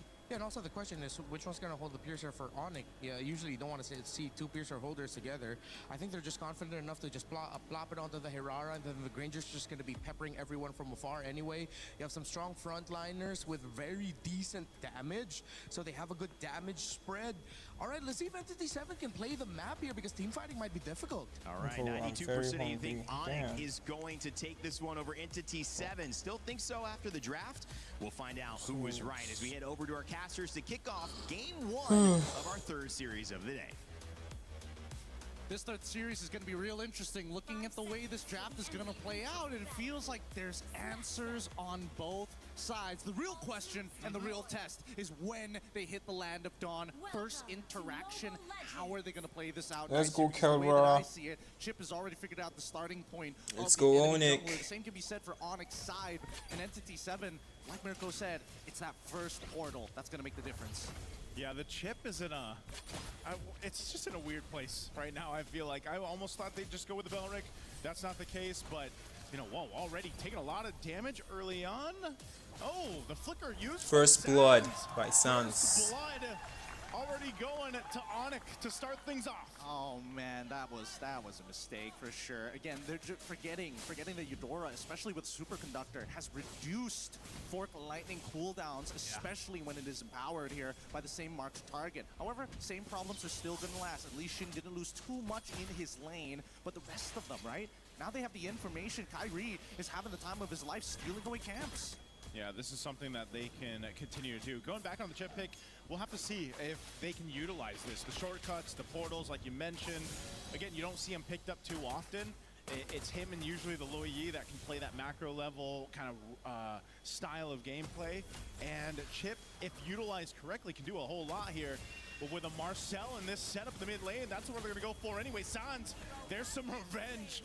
Bagwin also able to get a kill now for himself. So, hey, good for Entity 7 to get things going. Really good. And more importantly, this is the fact that Ironbush understands that, hey, despite not being level 4, it doesn't mean that I can't actually kill you in the lane if I catch you off guard. Especially since Sans very visibly used this flicker in the lane. Now, Kelra kind of out of the fight for now, but he wasn't going to participate in the upcoming turtle anyways. Yeah, this is one of the things, too.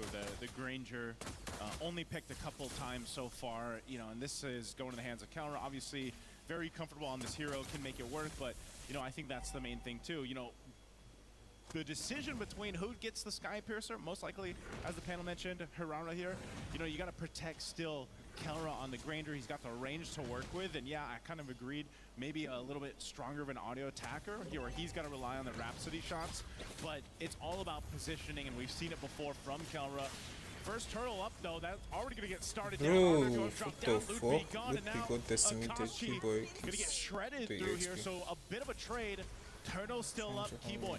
almost level 4. We'll have that golden hour available now. They can play around this Sands. Going forward with a flicker. There's the damage we were looking for again as Kyrie picks up a kill for himself. Great coordination from the mid trio here. Great showing, and more importantly, they understand that YANGON, he's about to get level 4, so there's no point risking it, even though Kyrie does have a level lead on to Hydon Bush. At this stage of the game, right, we're thinking about lane advantages, and from top side, we're probably not going to see much go on. It's a sandbag on that side. Kelra, he's got to be really careful. As long as that flicker is down, if he pushes himself too far forward, if Doom gets a Zaman Force directly on top of him, he can kill him in that lane, so he's got to be careful for that.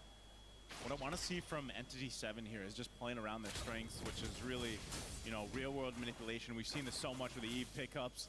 Kyrie sees, he's like, hide on bush, I see you in that bush, I'm going to go for this anyway. Nice, Sans. Nice. Alley-ooping it over to Sans as he's able to cap off the kill. Get out of my jungle, says Kyrie. Get out of my jungle, bro. Once you see the stun be thrown out, he has no way to kind of, you know, close the get out with any iframes at that point. Kelra now getting an early Sky Piercer is great. The question is whether or not he's going to be able to participate in the very first fight here. Because so far, Sans has kind of given the layup over to Kyrie. At some point, it's got to go over to Kelra. Yeah, eventually, but the strengths, man, and this is why the AURORA is so just a top priority pick right now. You're seeing it in action in the early game to be able to set things up in this manner and also kind of supplement a jungler like the AURORA and Kyrie is something that you can make work so well from the early game all the way to the late game. And now this turtle finally going to be started up here. It's been delayed pretty much out. They're going to go for another kill. Akashi once again shredded through. A golden hour is going to drop down. Now Kelra's a part of the fight. He wants to get the stacks. Okay, Kelra, guys. Doom's got to defensively summon force. First There's start. another kill for Onic.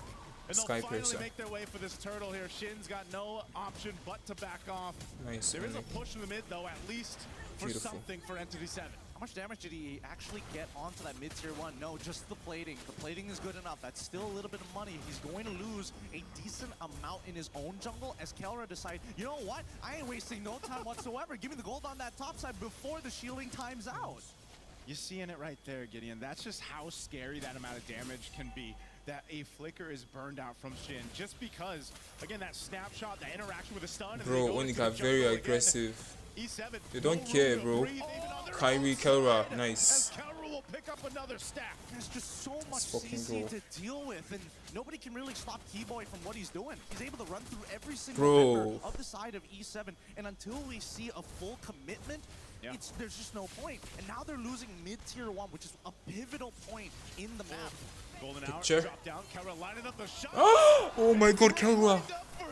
Kelra is literally going ham. Double kill. Kelra is dead. The fade away. He's gonna have to burn the flicker. The re-engage comes through. Wait, no way Kelra is still going in. Bagwin 1 HP. He'll get back to base. Kelra with 3 kills so far. Way worse, for sure. But man, let's look at the goal difference here, because somehow Kelra has been more effective in these team fights in comparison to Doom, who's been struggling again because of that golden hour. Let's look at this replay one more time, right? Golden hour catches onto 2 members. They line up the shots perfectly. T-Link's but by the time Akashi actually gets into the middle of this fight, they kind of don't have enough damage, right? You can see that Doom, unfortunately, tries to get this kill on the keyboard, but they still have plenty of battle spells. So the innate impact that we see from Onic is just too much to handle, and Doom ain't gonna waste a free Purify just to get out of a golden hour or walk around it. Yeah, for E7, they want to go ahead and start letting, you know, Doom scale up. This is what we see with Harith, right? Eventually, you're able to do a whole lot with that Zaman Force. Okay. Upper hand fight. Against, you know, this lineup that Onic has, a big component to that. Again, Onic are destroying them, bro. I'm surprised, you know, Marcel, we haven't seen him pop up as much, especially back, you know, Wildcard and then even in MWI, and it's like, he's still so useful with that golden hour alone. But even Chip can do something similar. A little bit of stun here on Keyboy. This fight for this turtle, though, to see if anyone's actually able to secure it. Hydon Bush will just now pick up that Sky Piercer, though. I'm not sure if that's even going to get any value this time around, considering what's about to happen. Bro, Hydon Bush, you can't hide, bro. There's no bush here, bro. There's no bush. Kelra, Jesus Christ. Kelra, take it easy, bro. Come on. Double kill for Kelra. Kelra has 5 kills. I think full stacks. Stacks on stacks, and that's going to be a turret And just another Oh my god. objective. Wait, is it full stacks on Skypiercer? Oh, he needs one more kill. This is Kelra now leading the charge by himself with the rest of his team to say, you know what? We're going to take everything. What are you going to do? Chase us? Doom trying, but he's not going to catch up to Keyboy anytime soon. Yeah, you're not going to catch a Marcel like that, you know? So, yeah, I don't know. That was clearly a mistake, a misstep there for E7 to be on that side, to lose their jungler, but you know, the punishment also is just more turrets, more space. Even in that replay, it just happens so quickly, and then you get collapsed on. And if you line yourselves up like this for E7, you know, you're trying to keep things from getting too worse. It's just, Onic does such a great job at giving those stacks over to Kelra too. They know that that's a big part of these team fights now. Kelra is literally destroying everybody, bro. Look at Kelra! Oh my, Akash is dead. Akash is dead. One more shot. Jesus Christ, Kelra. Bro, they should ban this guy, bro. They should literally ban this guy from this tournament. What the hell? But at the same time, they're not using it to save themselves. Now we have a 13-3 lead, a 5.7. No. They have to ban Kelra, bro. Nothing you won't tell me. Pretty devastating. On top of the fact that Kelra is almost max stacks at this stage of the game on his Skypiercer. Yeah. Keyboy and Sans both just doing an amazing job throughout this game too to set things up. Look at the difference here now in the mid lane. They're actually able to get Ludwig. Keyboy and Sans, do they want to fight this? I know they got Kelra there, but still, you don't want to get overzealous and get punished here. You got a 6,000 gold lead if you're Onic. You want to keep that together for this Lord here in about 30. First items priority. I like how Ludwig is like, no, I'm not going to think about sustain whatsoever. All I'm thinking about is maintaining my stacks, get me a Guardian helmet, and yeah, I'll make something happen. He is a thick boy for a good reason, but also such a huge deterrent for E7. Like, what are they going to do as soon as he starts charging up the Daytona's welcome, right? On the opposite side, I do want to see whether or not E7, specifically Vagwin, he needs to get a backline attack onto Kelra. Yeah, I feel like he's been trying, you know, like he's been trying to find that positioning, but there just hasn't been that opening that they're looking for. And now at this point, it looks like E7's just gonna have to give this Lord over to Onic, let them do their things. Akashi's gonna give the information. Bro, my Kelra is destroyed. Nah, Keyboy is dead. Jesus Christ. Okay. I thought that was Keyboy. Bro, what the hell? Why are they so aggressive? Take it easy, bro. Kelra on 8 kills. Oh my god. 8 freaking kills on the gold standard. Sans will detect him. Oh my god, I feel so sad for Hide on Bush, bro. You're in the bush, but you can't hide, bro. Oh my god. Bro, they're literally giving everything to Kelra. Nice dodge right, Kelra. But still just delaying possibly the inevitable here. Almost a 9,000 gold lead as Lord is going to approach this mid turret. The defense shield still damn. But the Lord is still up, and now the pressure's here. Wait, is it an end angle though? 15 still, 4 high on Hook, Bush to be up. Bro, look at the spacing from Kelra, bro. They are trying all their best to reach him, but look at. They can't get him. Legendary. Killing spree for Kyrie. Bro, it's over, bro. Yeah, Kelra is dead. Shut down. Kyrie is dead too. But nah, it's over. Nah, it's over. Wait, what the fuck? I thought Kyrie was freaking dead. Bro, it's like they made Kyrie angry by killing Kelra. Yeah, it's over. Onic time. Let's go. Let's go, Onic. Let's go, Onic. Nice. Alright. Quick one, okay? Just I'm gonna pick 5 people, okay? That are gonna split 300 diamonds. 5 people to split 300 diamonds. So just drop your game ID, drop your server ID. Just 5 people. I'll pick people at random, okay? You have like 2 minutes.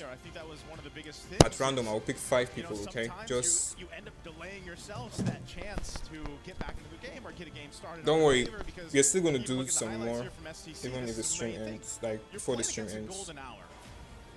Just 5 people. You know, all you have to do is line up those Rhapsody shots and even, you know, quickly.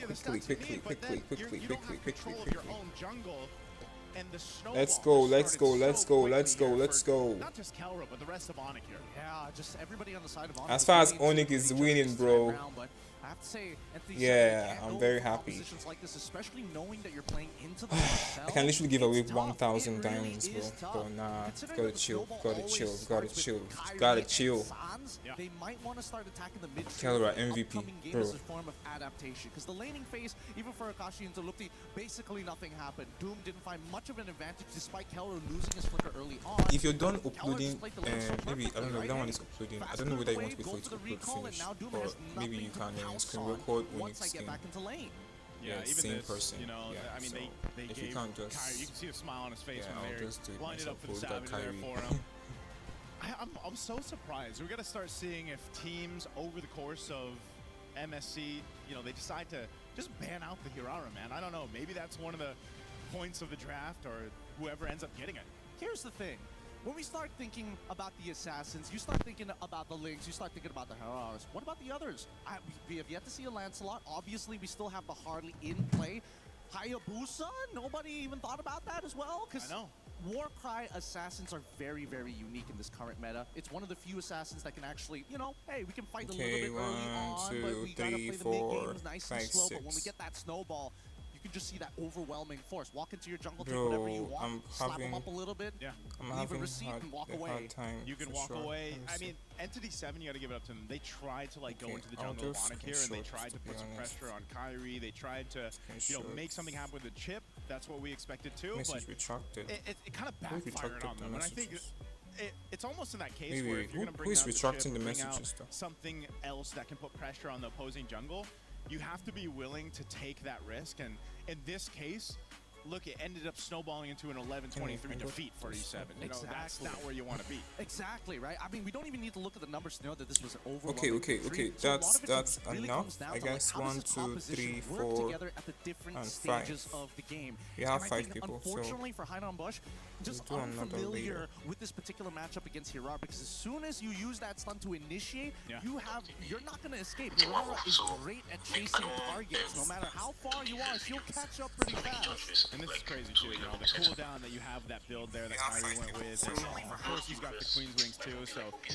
I mean, Harara's already hard enough to kill, man. You know, you build it that way like Kyrie, and you put it in the hands of a jungler like Kyrie, you know, it's gonna be even worse for you, so I'd love to see it, you know, moving on, if Entity 7 can just take maybe the Harara from Onic and not let them get that, and maybe we get to see Hainan Bush go ahead and do his thing, but you know, it's much more than that. One thing we have learned over these weeks, Gideon, is that Hirara, to be able to be successful like we saw this, you need that team support. Yes. You need everyone to be able to help that Hirara get to that point. Absolutely. And this is, I think Onic just really showcased that perfectly here in Game 1. It's so very good that they, again, it's about the micro mechanics on top of just like seeing the bigger picture to everything that's happening here. That's why I was thinking whether or not they were going to get access to some of the favorites for either one of these CIs, for either Lupti or even Akash to get. I was thinking Esme, but that was first ban. I was like, alright, whatever. Maybe they're gonna get Paquito. Oh, okay, we're not gonna get Paquito either. So maybe they might shift I need to try and finish SRGs. I'm done with SRGs video now. Just rather than, sure. you know what, we're gonna team fight with team fight. Scrap that. Let's get really messy here. Let's go for the scramble. Yeah, I think the scramble is. No, I'm not going to be in this position tomorrow, bro. I'm not going to be in this position tomorrow. I swear. From the last series, where it was just a very different concept of play style, you know, more that sustainability, kind of dragging things out. But this is one of the big things here that the meta is shaping to be. Well, speaking of meta, we've got a little special somebody up on that stage. Let's throw it over to see who it is.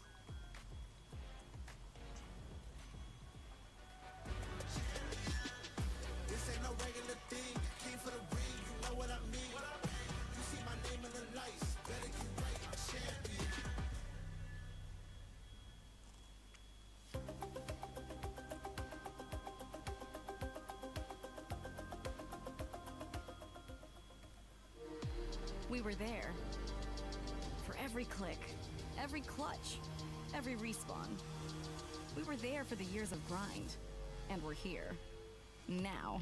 The proud founding partner of EWC. Powering the biggest event in gaming. Shoulder to shoulder with the world's best. Making history. Okay. Greatness Let's deserves get a to work. stage. Lenovo Legion. I just hope Reach Onic your can just end impossible. this game, bro. I need to run. End this game real quick. Download image. Entity 7. Is there here? And now we are with sad. Hyde on Bush from Entity 7. Welcome. Bienvenido. Thank you. Thank you. Well, this is really interesting because finally we get to meet you in person, and it's amazing to finally see a representation from South Amer. So a LATAM representation. What does this mean to you coming into MSC? Es muy interesante por fin poder conocerte y verte en persona. Esta es la primera vez que tenemos un representante de Latinoamérica y Sudamérica. ¿Qué representa esto para ti? Representa mucho para mí por los logros que he convertido, lo que he hecho en general, de ser coach, jugador, analista, es algo muy bueno para mí llegar a este punto y nada, me siento muy feliz. It is really big for me because I've been a coach, a player, and an analyst. So everything I've been doing throughout my career, this is a really big thing for me, and I'm extremely happy. All right, all right. So you've done almost every single role. So what made you come back as a player? Bueno, parece que has hecho básicamente todo lo que se puede hacer. ¿Y qué hizo que regresaras como jugador?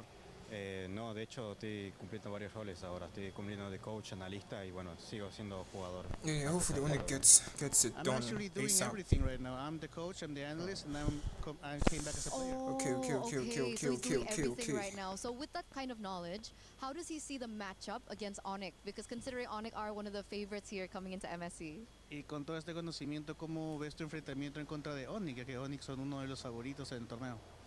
La verdad no estaría tan seguro porque es una experiencia nueva para mí internacionalmente, es la primera vez que puedo enfrentarme a equipos internacionales y bueno, todo dependerá de cómo nos desempeñemos, cómo estemos trabajando como equipo, pero por lo general yo nos veo bien personalmente contra Onic.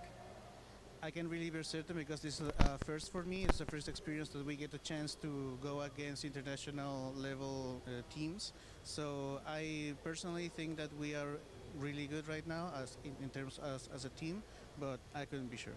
Okay. Any nerves though? Is there nerves up against Onic? ¿Cómo van los nervios? ¿Te sientes un poco nervioso? No.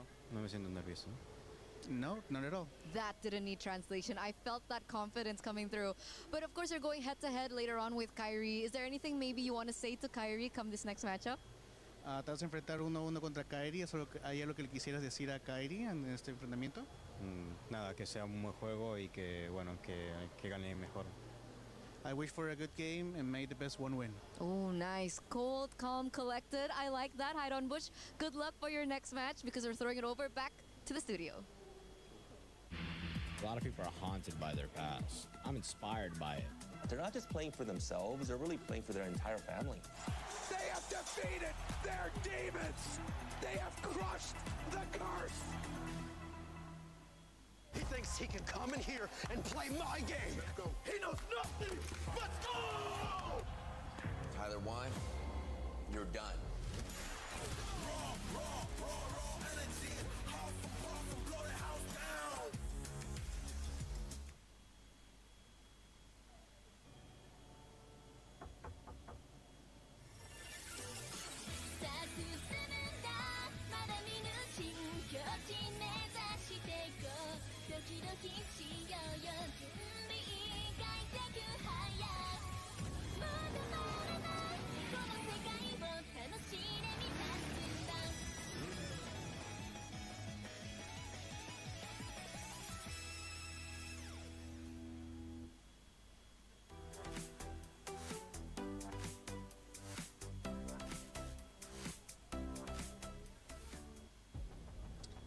Back on the studio and here on the stage for a draft. Game number 2 between Onic and Entity 7. It was tough for Entity 7 to say the least, as Onic stopped right through them, through their Marcel, and of course that Granger picked up by Kelra. Redmar and Mirko here still talking to you over the draft. Okay, I think we can go back to maybe the first set of bans here for E7. I feel like that Claude ban was way too much. I feel like everything was a bit too much, Redmar, right? Because we have to take into account that, for me at least, looking at those drafts, Entity 7 were coming into game number 1, not trying to win, but trying not to lose, right? Because usually you would ban Fanny and Ling, and you would pick up a jungler in the first phase, knowing, okay, They went up on the Hirara. It's going to be closed out later on in the second phase for sure, but they didn't put enough respect onto the Hirara. They didn't even put any respect into the jungle. Yep. As a matter of fact, they even let go of the Eudora, which is kind of crazy, right? Like, it's almost like a guarantee, especially against a team like Onic, that they want to go on Assassin. So you need to try to take that very good combo with an Assassin, aka also a counter to the Assassin in the Eudora. Yeah, that's why looking at the draft for Entity 7 earlier, it felt reactive in the sense that realizing their first 3 picks felt like some of Onic's greatest hits. They took away the Harith, they took away the Phobias, they took away the Eve. All of that are just screaming Onic's greatest hits. It felt like the most proactive pick that they went for was actually the last pick, Chip. Though in the big picture, it did end up having difficulty with the team fighting being kind of awkward around the golden hour of the Marcel. It just didn't work out for them. So now at least they switch up the sides and they ban out the Fanny, they ban out the Valentina. I think, okay, with Onic banning out the Atlas, they don't have the Atlas access anymore. Phovis is still open. Freya might not be the best pick. Would it be too much if they just rush to the Hirara right now? I think it's a bit too much again because, okay, Oh, there you go. That's better. I really like the Eudora, right? If you want to go up against Assassins, if you want to pick up an Assassin as well, the Eudora should be it. And now we're seeing it, you know, kind of escalate in Prio. Okay, the game's about to start. Bro, I need to try and finish this stuff. Right now, they just go for... what are the picks? The Belric's gone, Atlas is gone, Marcel's also gone. They go for the Cho, all right, straight up for Rome, a comfort for Keyboy. Yeah.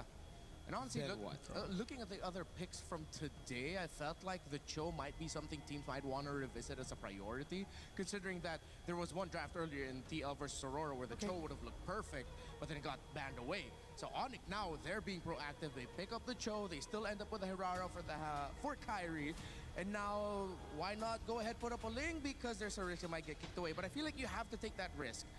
Consider the Ling, so at least you get the Assassin versus Assassin. And if you cannot play in the objective fights, at least you play the map. And this is why, for me, I think it would have been better for Entity 7 to stay on red side. It's okay being the team to respond over with the picks. It's just you need to take these prio picks away, right? Marcel, first pick for Onic in game number 1. That should have been the Eudora Hirara instantly for Entity 7. Now, there's so many picks up for grabs. Even if they get another, let's say they go for a gold lane, even an XP lane and a Paquito, and Esmeralda just shows up for Onic. There's so many ways to respond it over, and they pick the Harley into a Cho. Onic, again, they know that this Cho will be good against anybody, against the Ling, against the Harley, and now as the Harley got the Kacha, I honestly feel like the Esmeralda or the Uranus will show up. There you go, those tanky, sustainable XP lanes. Great for Lutfi. Yeah, and now Team Entity 7 need to watch out, just constant invades, and even if it's not invades, just vision provided by the Uranus, leaving the EXP lane, showing up, messing you up, and just feeding all the information that Onic needs. I feel like this Harley, at the end of the day, was just like, Coach, you know what? I'm feeling more Harley this time around. Maybe not the lane. We saw Haidon Bush use it a lot during their last Amber season anyway, so that is screaming comfort. But Romid Trio, all magic. They need some physical damage in here through the EXP and the gold lane. And that's where it'll get very difficult, right? I feel like for Onic right now, they should be comfortable playing one of those unorthodox gold laners, something of a strong side here. They ban out the Dairoth, so interesting. I guess they're thinking Entity 7 because they might not be able to get a gold lane with physical damage, that they'll look to try to put the physical damage into XP. That's why they go for the Dairoth ban, but there you go. The Eve gets taken out as well. Not too big of a fan of that, honestly. Yeah, I think that's because they're considering setting up for a carry pick. That's the only reason why they'd want to ban out the Eve right now. Not too big of a fan of that either, right? Because the Brody is what I'm thinking about for Onic. Yeah. Oh, for Onic? Yeah, because I think they are trying to get, I mean, I think they're reading into the carry pick for Entity 7 with the Eve ban as well, so I think they might just be going for Brody. Alright, let's see if Entity 7 reads it. Sora ban as well. Ban out the Kelra hero now. Ban out that Brody. Might be the best call for Entity 7. And if it's not the Brody, at this point, it's a plug and play. Honestly, I think we said that a lot for Onic, especially in MPLID. A lot of times, a lot of picks, you can just plug and play anything, and they'll find a way to make it work. With the Cho and the Hirara, with the Uranus as well, all of them can chase the Harley. I don't really even think that the Harley can make it to the backline of Onic, so I wouldn't even be too surprised if Onic go for even like something as crazy as a Farsa even up against these Assassins, because again, Juicin ban, Eve ban, they've taken away a lot of the safer choices in mid. The next best thing would probably be a Lilia if you're thinking safety. Yeah. I think Onic aren't thinking about safety. I think they're thinking about dominating. Yeah, if you want domination, of course, you still have the option of Sans to suddenly show up with the Kadita, get that Petrify up, hardcore pick-off combo with that Cho, and instantly, if you delete the door, you delete someone. But they don't want to. They don't want to go for that. It's fine. Safe. Safety's good. Safety's good. Lily is great. And as expected, the Brody smells really good right now. It's looking really good. If NTD7 pick up a Claude, Moskov, or Carry, I think it's an insta Brody, right? XP. They need something. They need something to deal with this. Now, what is it? Paquito against the Uranus. All right. Pretty much. Unless this is gold, and then they like pick another guy. Oh, surprise EXP. Yeah. I mean, after all of this, the Esmeralda's still open. But then it's really just the Uranus. You dead lane that. Unless Akashi is feeling something else. I mean, I wouldn't even want to consider. Maybe you really want to reach the Brody, you go crazy with it. You put the Paquito in gold and you pick up something like a Bene. At least you have some form of dive and access. But oh wait, no, yeah, it's Brodyable. But Brody. Now it's time. Brody. Yeah. If it's not Brody, safe choice would be Moskov. But after seeing the Granger, Kelra ain't about that safe game, bro. Yeah, we thought Granger has pretty much just bowed out of the meta. He pops up here and there, not always the best results, but he made it work last time. Pretty sure Brody, he'll be able to make it work as well. But Entity 7, they said they wanted to be aggressive. You know, aggro looks good for them. They have a lot of dive.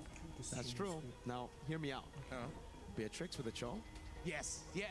Pull up that skin, Kelra. We know it's in you, bro. Yeah. And speaking of, Naisu did bring up, it's the KK combo, just a bit different. I feel like in the drafts as well, it's very much like that M6 Onic Philippines composition. The Brody gets locked in. We read that out quite early. Brody and this for was Kelra. actually a pick that got them one of their only games.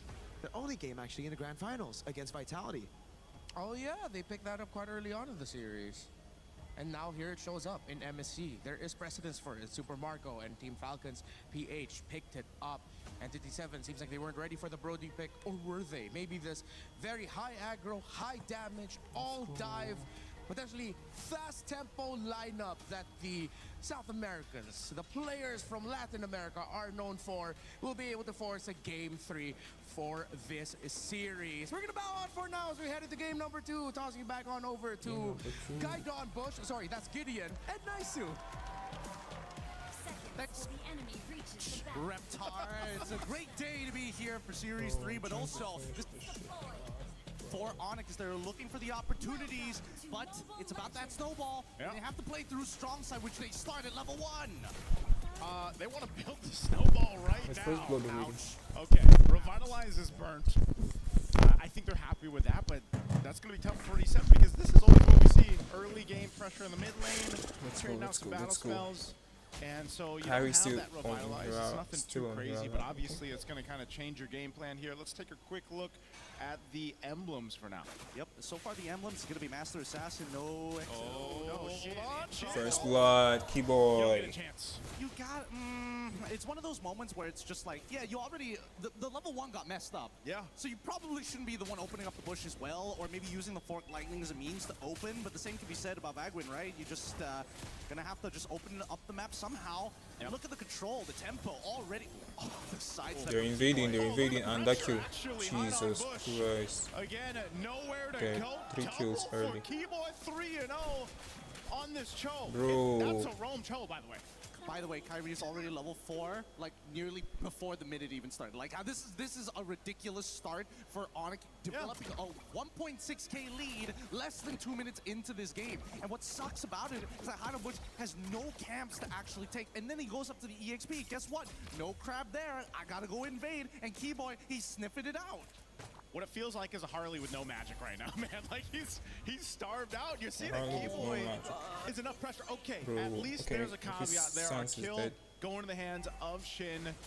So a little bit of an overstep probably from Sans there. He did burn his flicker in that, but still, man, this is one of those cases where you give up this first turtle. You don't really want to maybe contest this just because of the fact that Hainan Bush has already been delayed enough. If he's delayed further, then we've seen that before be the case. Yeah, and honestly, nobody wants to fall behind, especially since Keyboy wants to maintain that passive from his roaming boots. In the meantime, though, I'm looking down on bot side, and Doom is also having a pretty tough time against Keller, who's got an amazing freeze by his tower.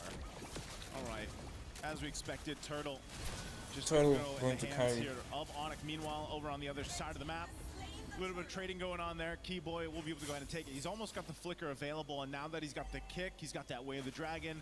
He's going to continue to be a nuisance there in the jungle. Up on this top side where Kyrie is, though, keeping tabs on him. Good protection, though, coming out from E7. They need to do this. They need to get these guys out of their side of the jungle, and they'll do that behind on Bush. Once again, Kyrie, level 7, goes through. Kyrie steals it. Hide on Bush, able to get his purple buff.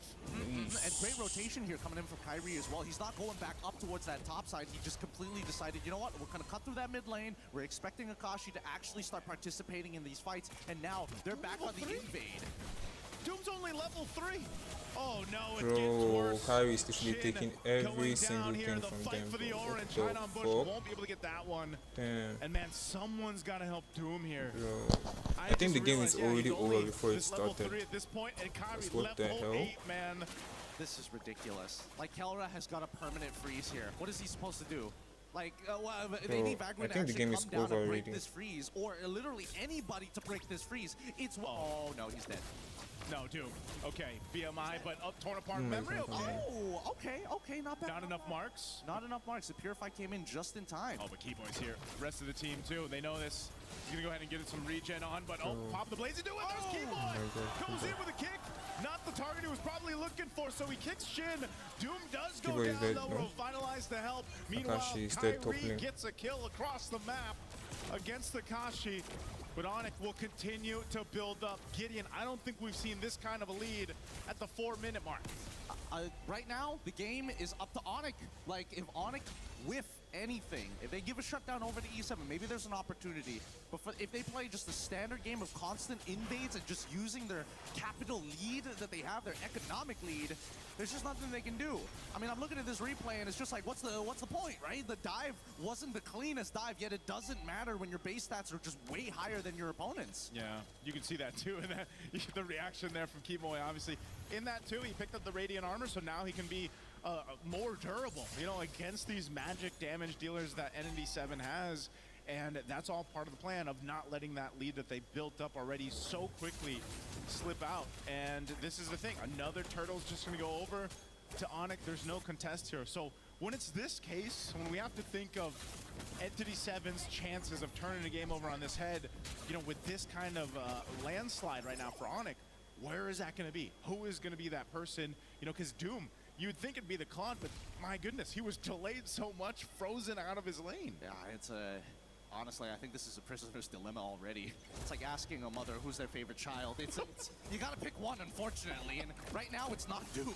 That's what I could say. Oh no. Oh, Kashi. Keyboy under the turret. There's the kick right in between this? both. They don't Bro, care. Onic are literally destroying them. Kyrie with a retribution, gonna chase down Shin. Shin able to get away though, but that's just a preview of how much Onic can take. From Entity 7 as the turret is pushed now in the bottom lane. Tier 2, Doom, nowhere to go. Popping the Purify. Has Fix to the audio. stay What alive audio? at all costs, but Kyrie's here. All the iframes to work with, and a torn apart memory from Kelra. I think it's from you. Cap out another kill. They can stop. This is a public execution here from Onic. They are not letting up, and they want to make sure that it is known you can't play anything less than perfect. What audio are you talking about? Everything is fine. All right, flicker burn at least for Sans. Bro, restart your YouTube, so much bro. work for Entity 7 to deal with that they just have to watch the tier 2 turret go down nearly here in that bottom The audio lane. is good. It's just Onic doesn't have anything else to take, so they'll just keep pressing on these turrets. You know, I've watched a lot of games in my career, but never one where I've been so confident that this game's kind of over already. Bro, it's really Onic time, bro. The game and these positions are literally impossible to get out of. Sadly, I think it's gonna be Onic versus Cambodia, right? Something like that. But it's very Going unlikely. forward. Once you're at I love Cambodia, but I don't know what's gonna happen. Ahead of your opponent, it becomes very difficult to actually claw your way back out of this, especially since a lot of the combinations are very single target rather than hitting After that, multiple Aurora people. And that's versus a big difference between E7 and Team YANGON. Liquid's composition. YANGON Even though have Team not Liquid was played losing yet. massively I at that think point in YANGON are time, going to the win comeback GEEKAY. ability comes down to the 5 wombo combo, which they don't have. Yeah, and what you're seeing here too, you know, there's a phrase over in the Philippines that's used quite a bit. It's called Hunger Games. You hear the professional players say it, where they take everything from the kick, jungle. the jump was missed. Akashi, they'll take him as well. They're going to be looking for Doom next. Doom will be able to get away with the BMI, but now Bagwin trying to run himself away, but it's just way too much. Spree for as another goes down for E7, and Onic will shortly be knocking on these holy defense shields already this early on. Yeah, look, they just sit in base. Yep, he's already holding on to 2 waves, because what are they gonna do? Like, no DHS? All right, that's fine. Max stacks on Uranus. He's gonna regenerate harder than everybody put together. Yeah. Oh my god, it's Uranus. At that point, Lutby just pressing on the wounds. Bro, look for at this Lutby, one. bro. He's gonna walk into turret just to restart the stacks. Yep. Yep, restart the stacks. Another wave coming through mid. Tier 1 gone. Tier 2 next. Damn. They still hold on to the shields. They are getting dismantled. I think this game is worse than game 1, no? Doom down to a third of his health. Dude, look, Lutby, I hate, especially when you're playing Uranus at a high level. Just look at him. And you have such a lead, he just becomes like the solar system's behind here. Just a dirty little... Bro, they're using every skill. What are you gonna do? Huh? He still What has the fuck? And then he punts on up and he does nothing. He's just literally face checking them. This is only possible when you're 13,000 gold ahead as a team. Miss ults. You should have just kept on playing passive. Onic are going to destroy them now. Loopy still in the base. He hasn't moved. Bro, the range. From Sans, trying to get the kill. Another defense shield popped, but look, Loopy still not moving from this. He's his own. Jesus Christ. For this team. He does burn the flicker. There you go. Finally, Entity 7. They're done with the disrespect. I'm sure hoping that Onic isn't trying to farm the numbers here, because it's looking very, very good so far. Oh, Calamity Reaper going on hide on bush. Kind of interesting. What he's going for it here. Wants to make sure that he has a little bit of true damage on top of everything else, but I think right now he kind of needs to sustain. Not to mention that Kelra has been playing literally pixel perfect as well, making sure that he isn't missing a beat. Catching up and cleaning out the majority of these kills, but now that we're coming into the 9th minute of the game, Onic, this is it, right? No holding on every single side of Entity 7's base. Let's go, Onic.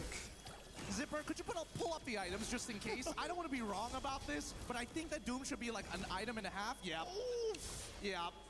Oh, it hurts. Uh-oh. It's going to hurt more here. Sans does take some damage. He's got the black shoes. He's going to be fine. A little jump there on the fence.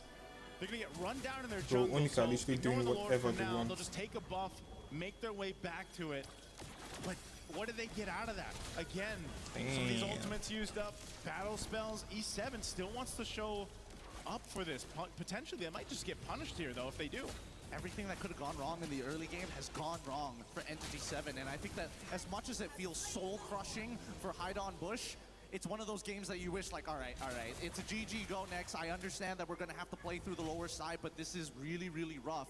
And I think the only few mistakes that Onic can make, it's difficult for Kyrie because at this stage, he's got enough cooldowns to get his iframes back up before the killing blow actually comes through. I think it's got to be down to like just Sans and Kelra who need to give away these kills, particularly Kelra. And I don't know if that's going to happen, man. He usually doesn't do that. It's usually not the case, but even if it was the case, Entity 7 just doesn't have the firepower. I feel like they almost have to expend too much for them to cap out a kill on an overstep that most likely won't happen from Kelra. Now for Onic, with this Lord marching towards the base, the 14,000 gold too is even bigger than the Lord right now. Lutfi up again, leading the charge. There you go again, just Shin deleted. Kyrie just deleted the mid. 2 base turrets down. Onic looking to cap it out here under the 12-minute mark once again. Bro, Kelra is just free hitting, bro. But they'll just lock it down it's and over. come in cleaning as Onic comes in to clean up the series in a sweep against Entity 7. Absolute massacre, a murder here up in the group stages. Bro, Kelra is a beast. Nice game, Onic. They've taken advantage of every little thing in this game, and those who gave away those kills were purely for donation purposes. Yeah. Holy cow. This is going to be an exciting MSC. You know, we've seen nice game. Sorry, YG. I'm not going to stream your game. They don't want to make the same mistake I've got past a lot to do 3 years today. ago even. happen if we dig far enough. So thanks guys for watching. I really appreciate you guys. Thanks so much. God bless. See you guys tomorrow, and good luck YG. I'm supporting YG, by the way. But Good this is luck also YG. the Onic that I feel like a lot of people have seen shades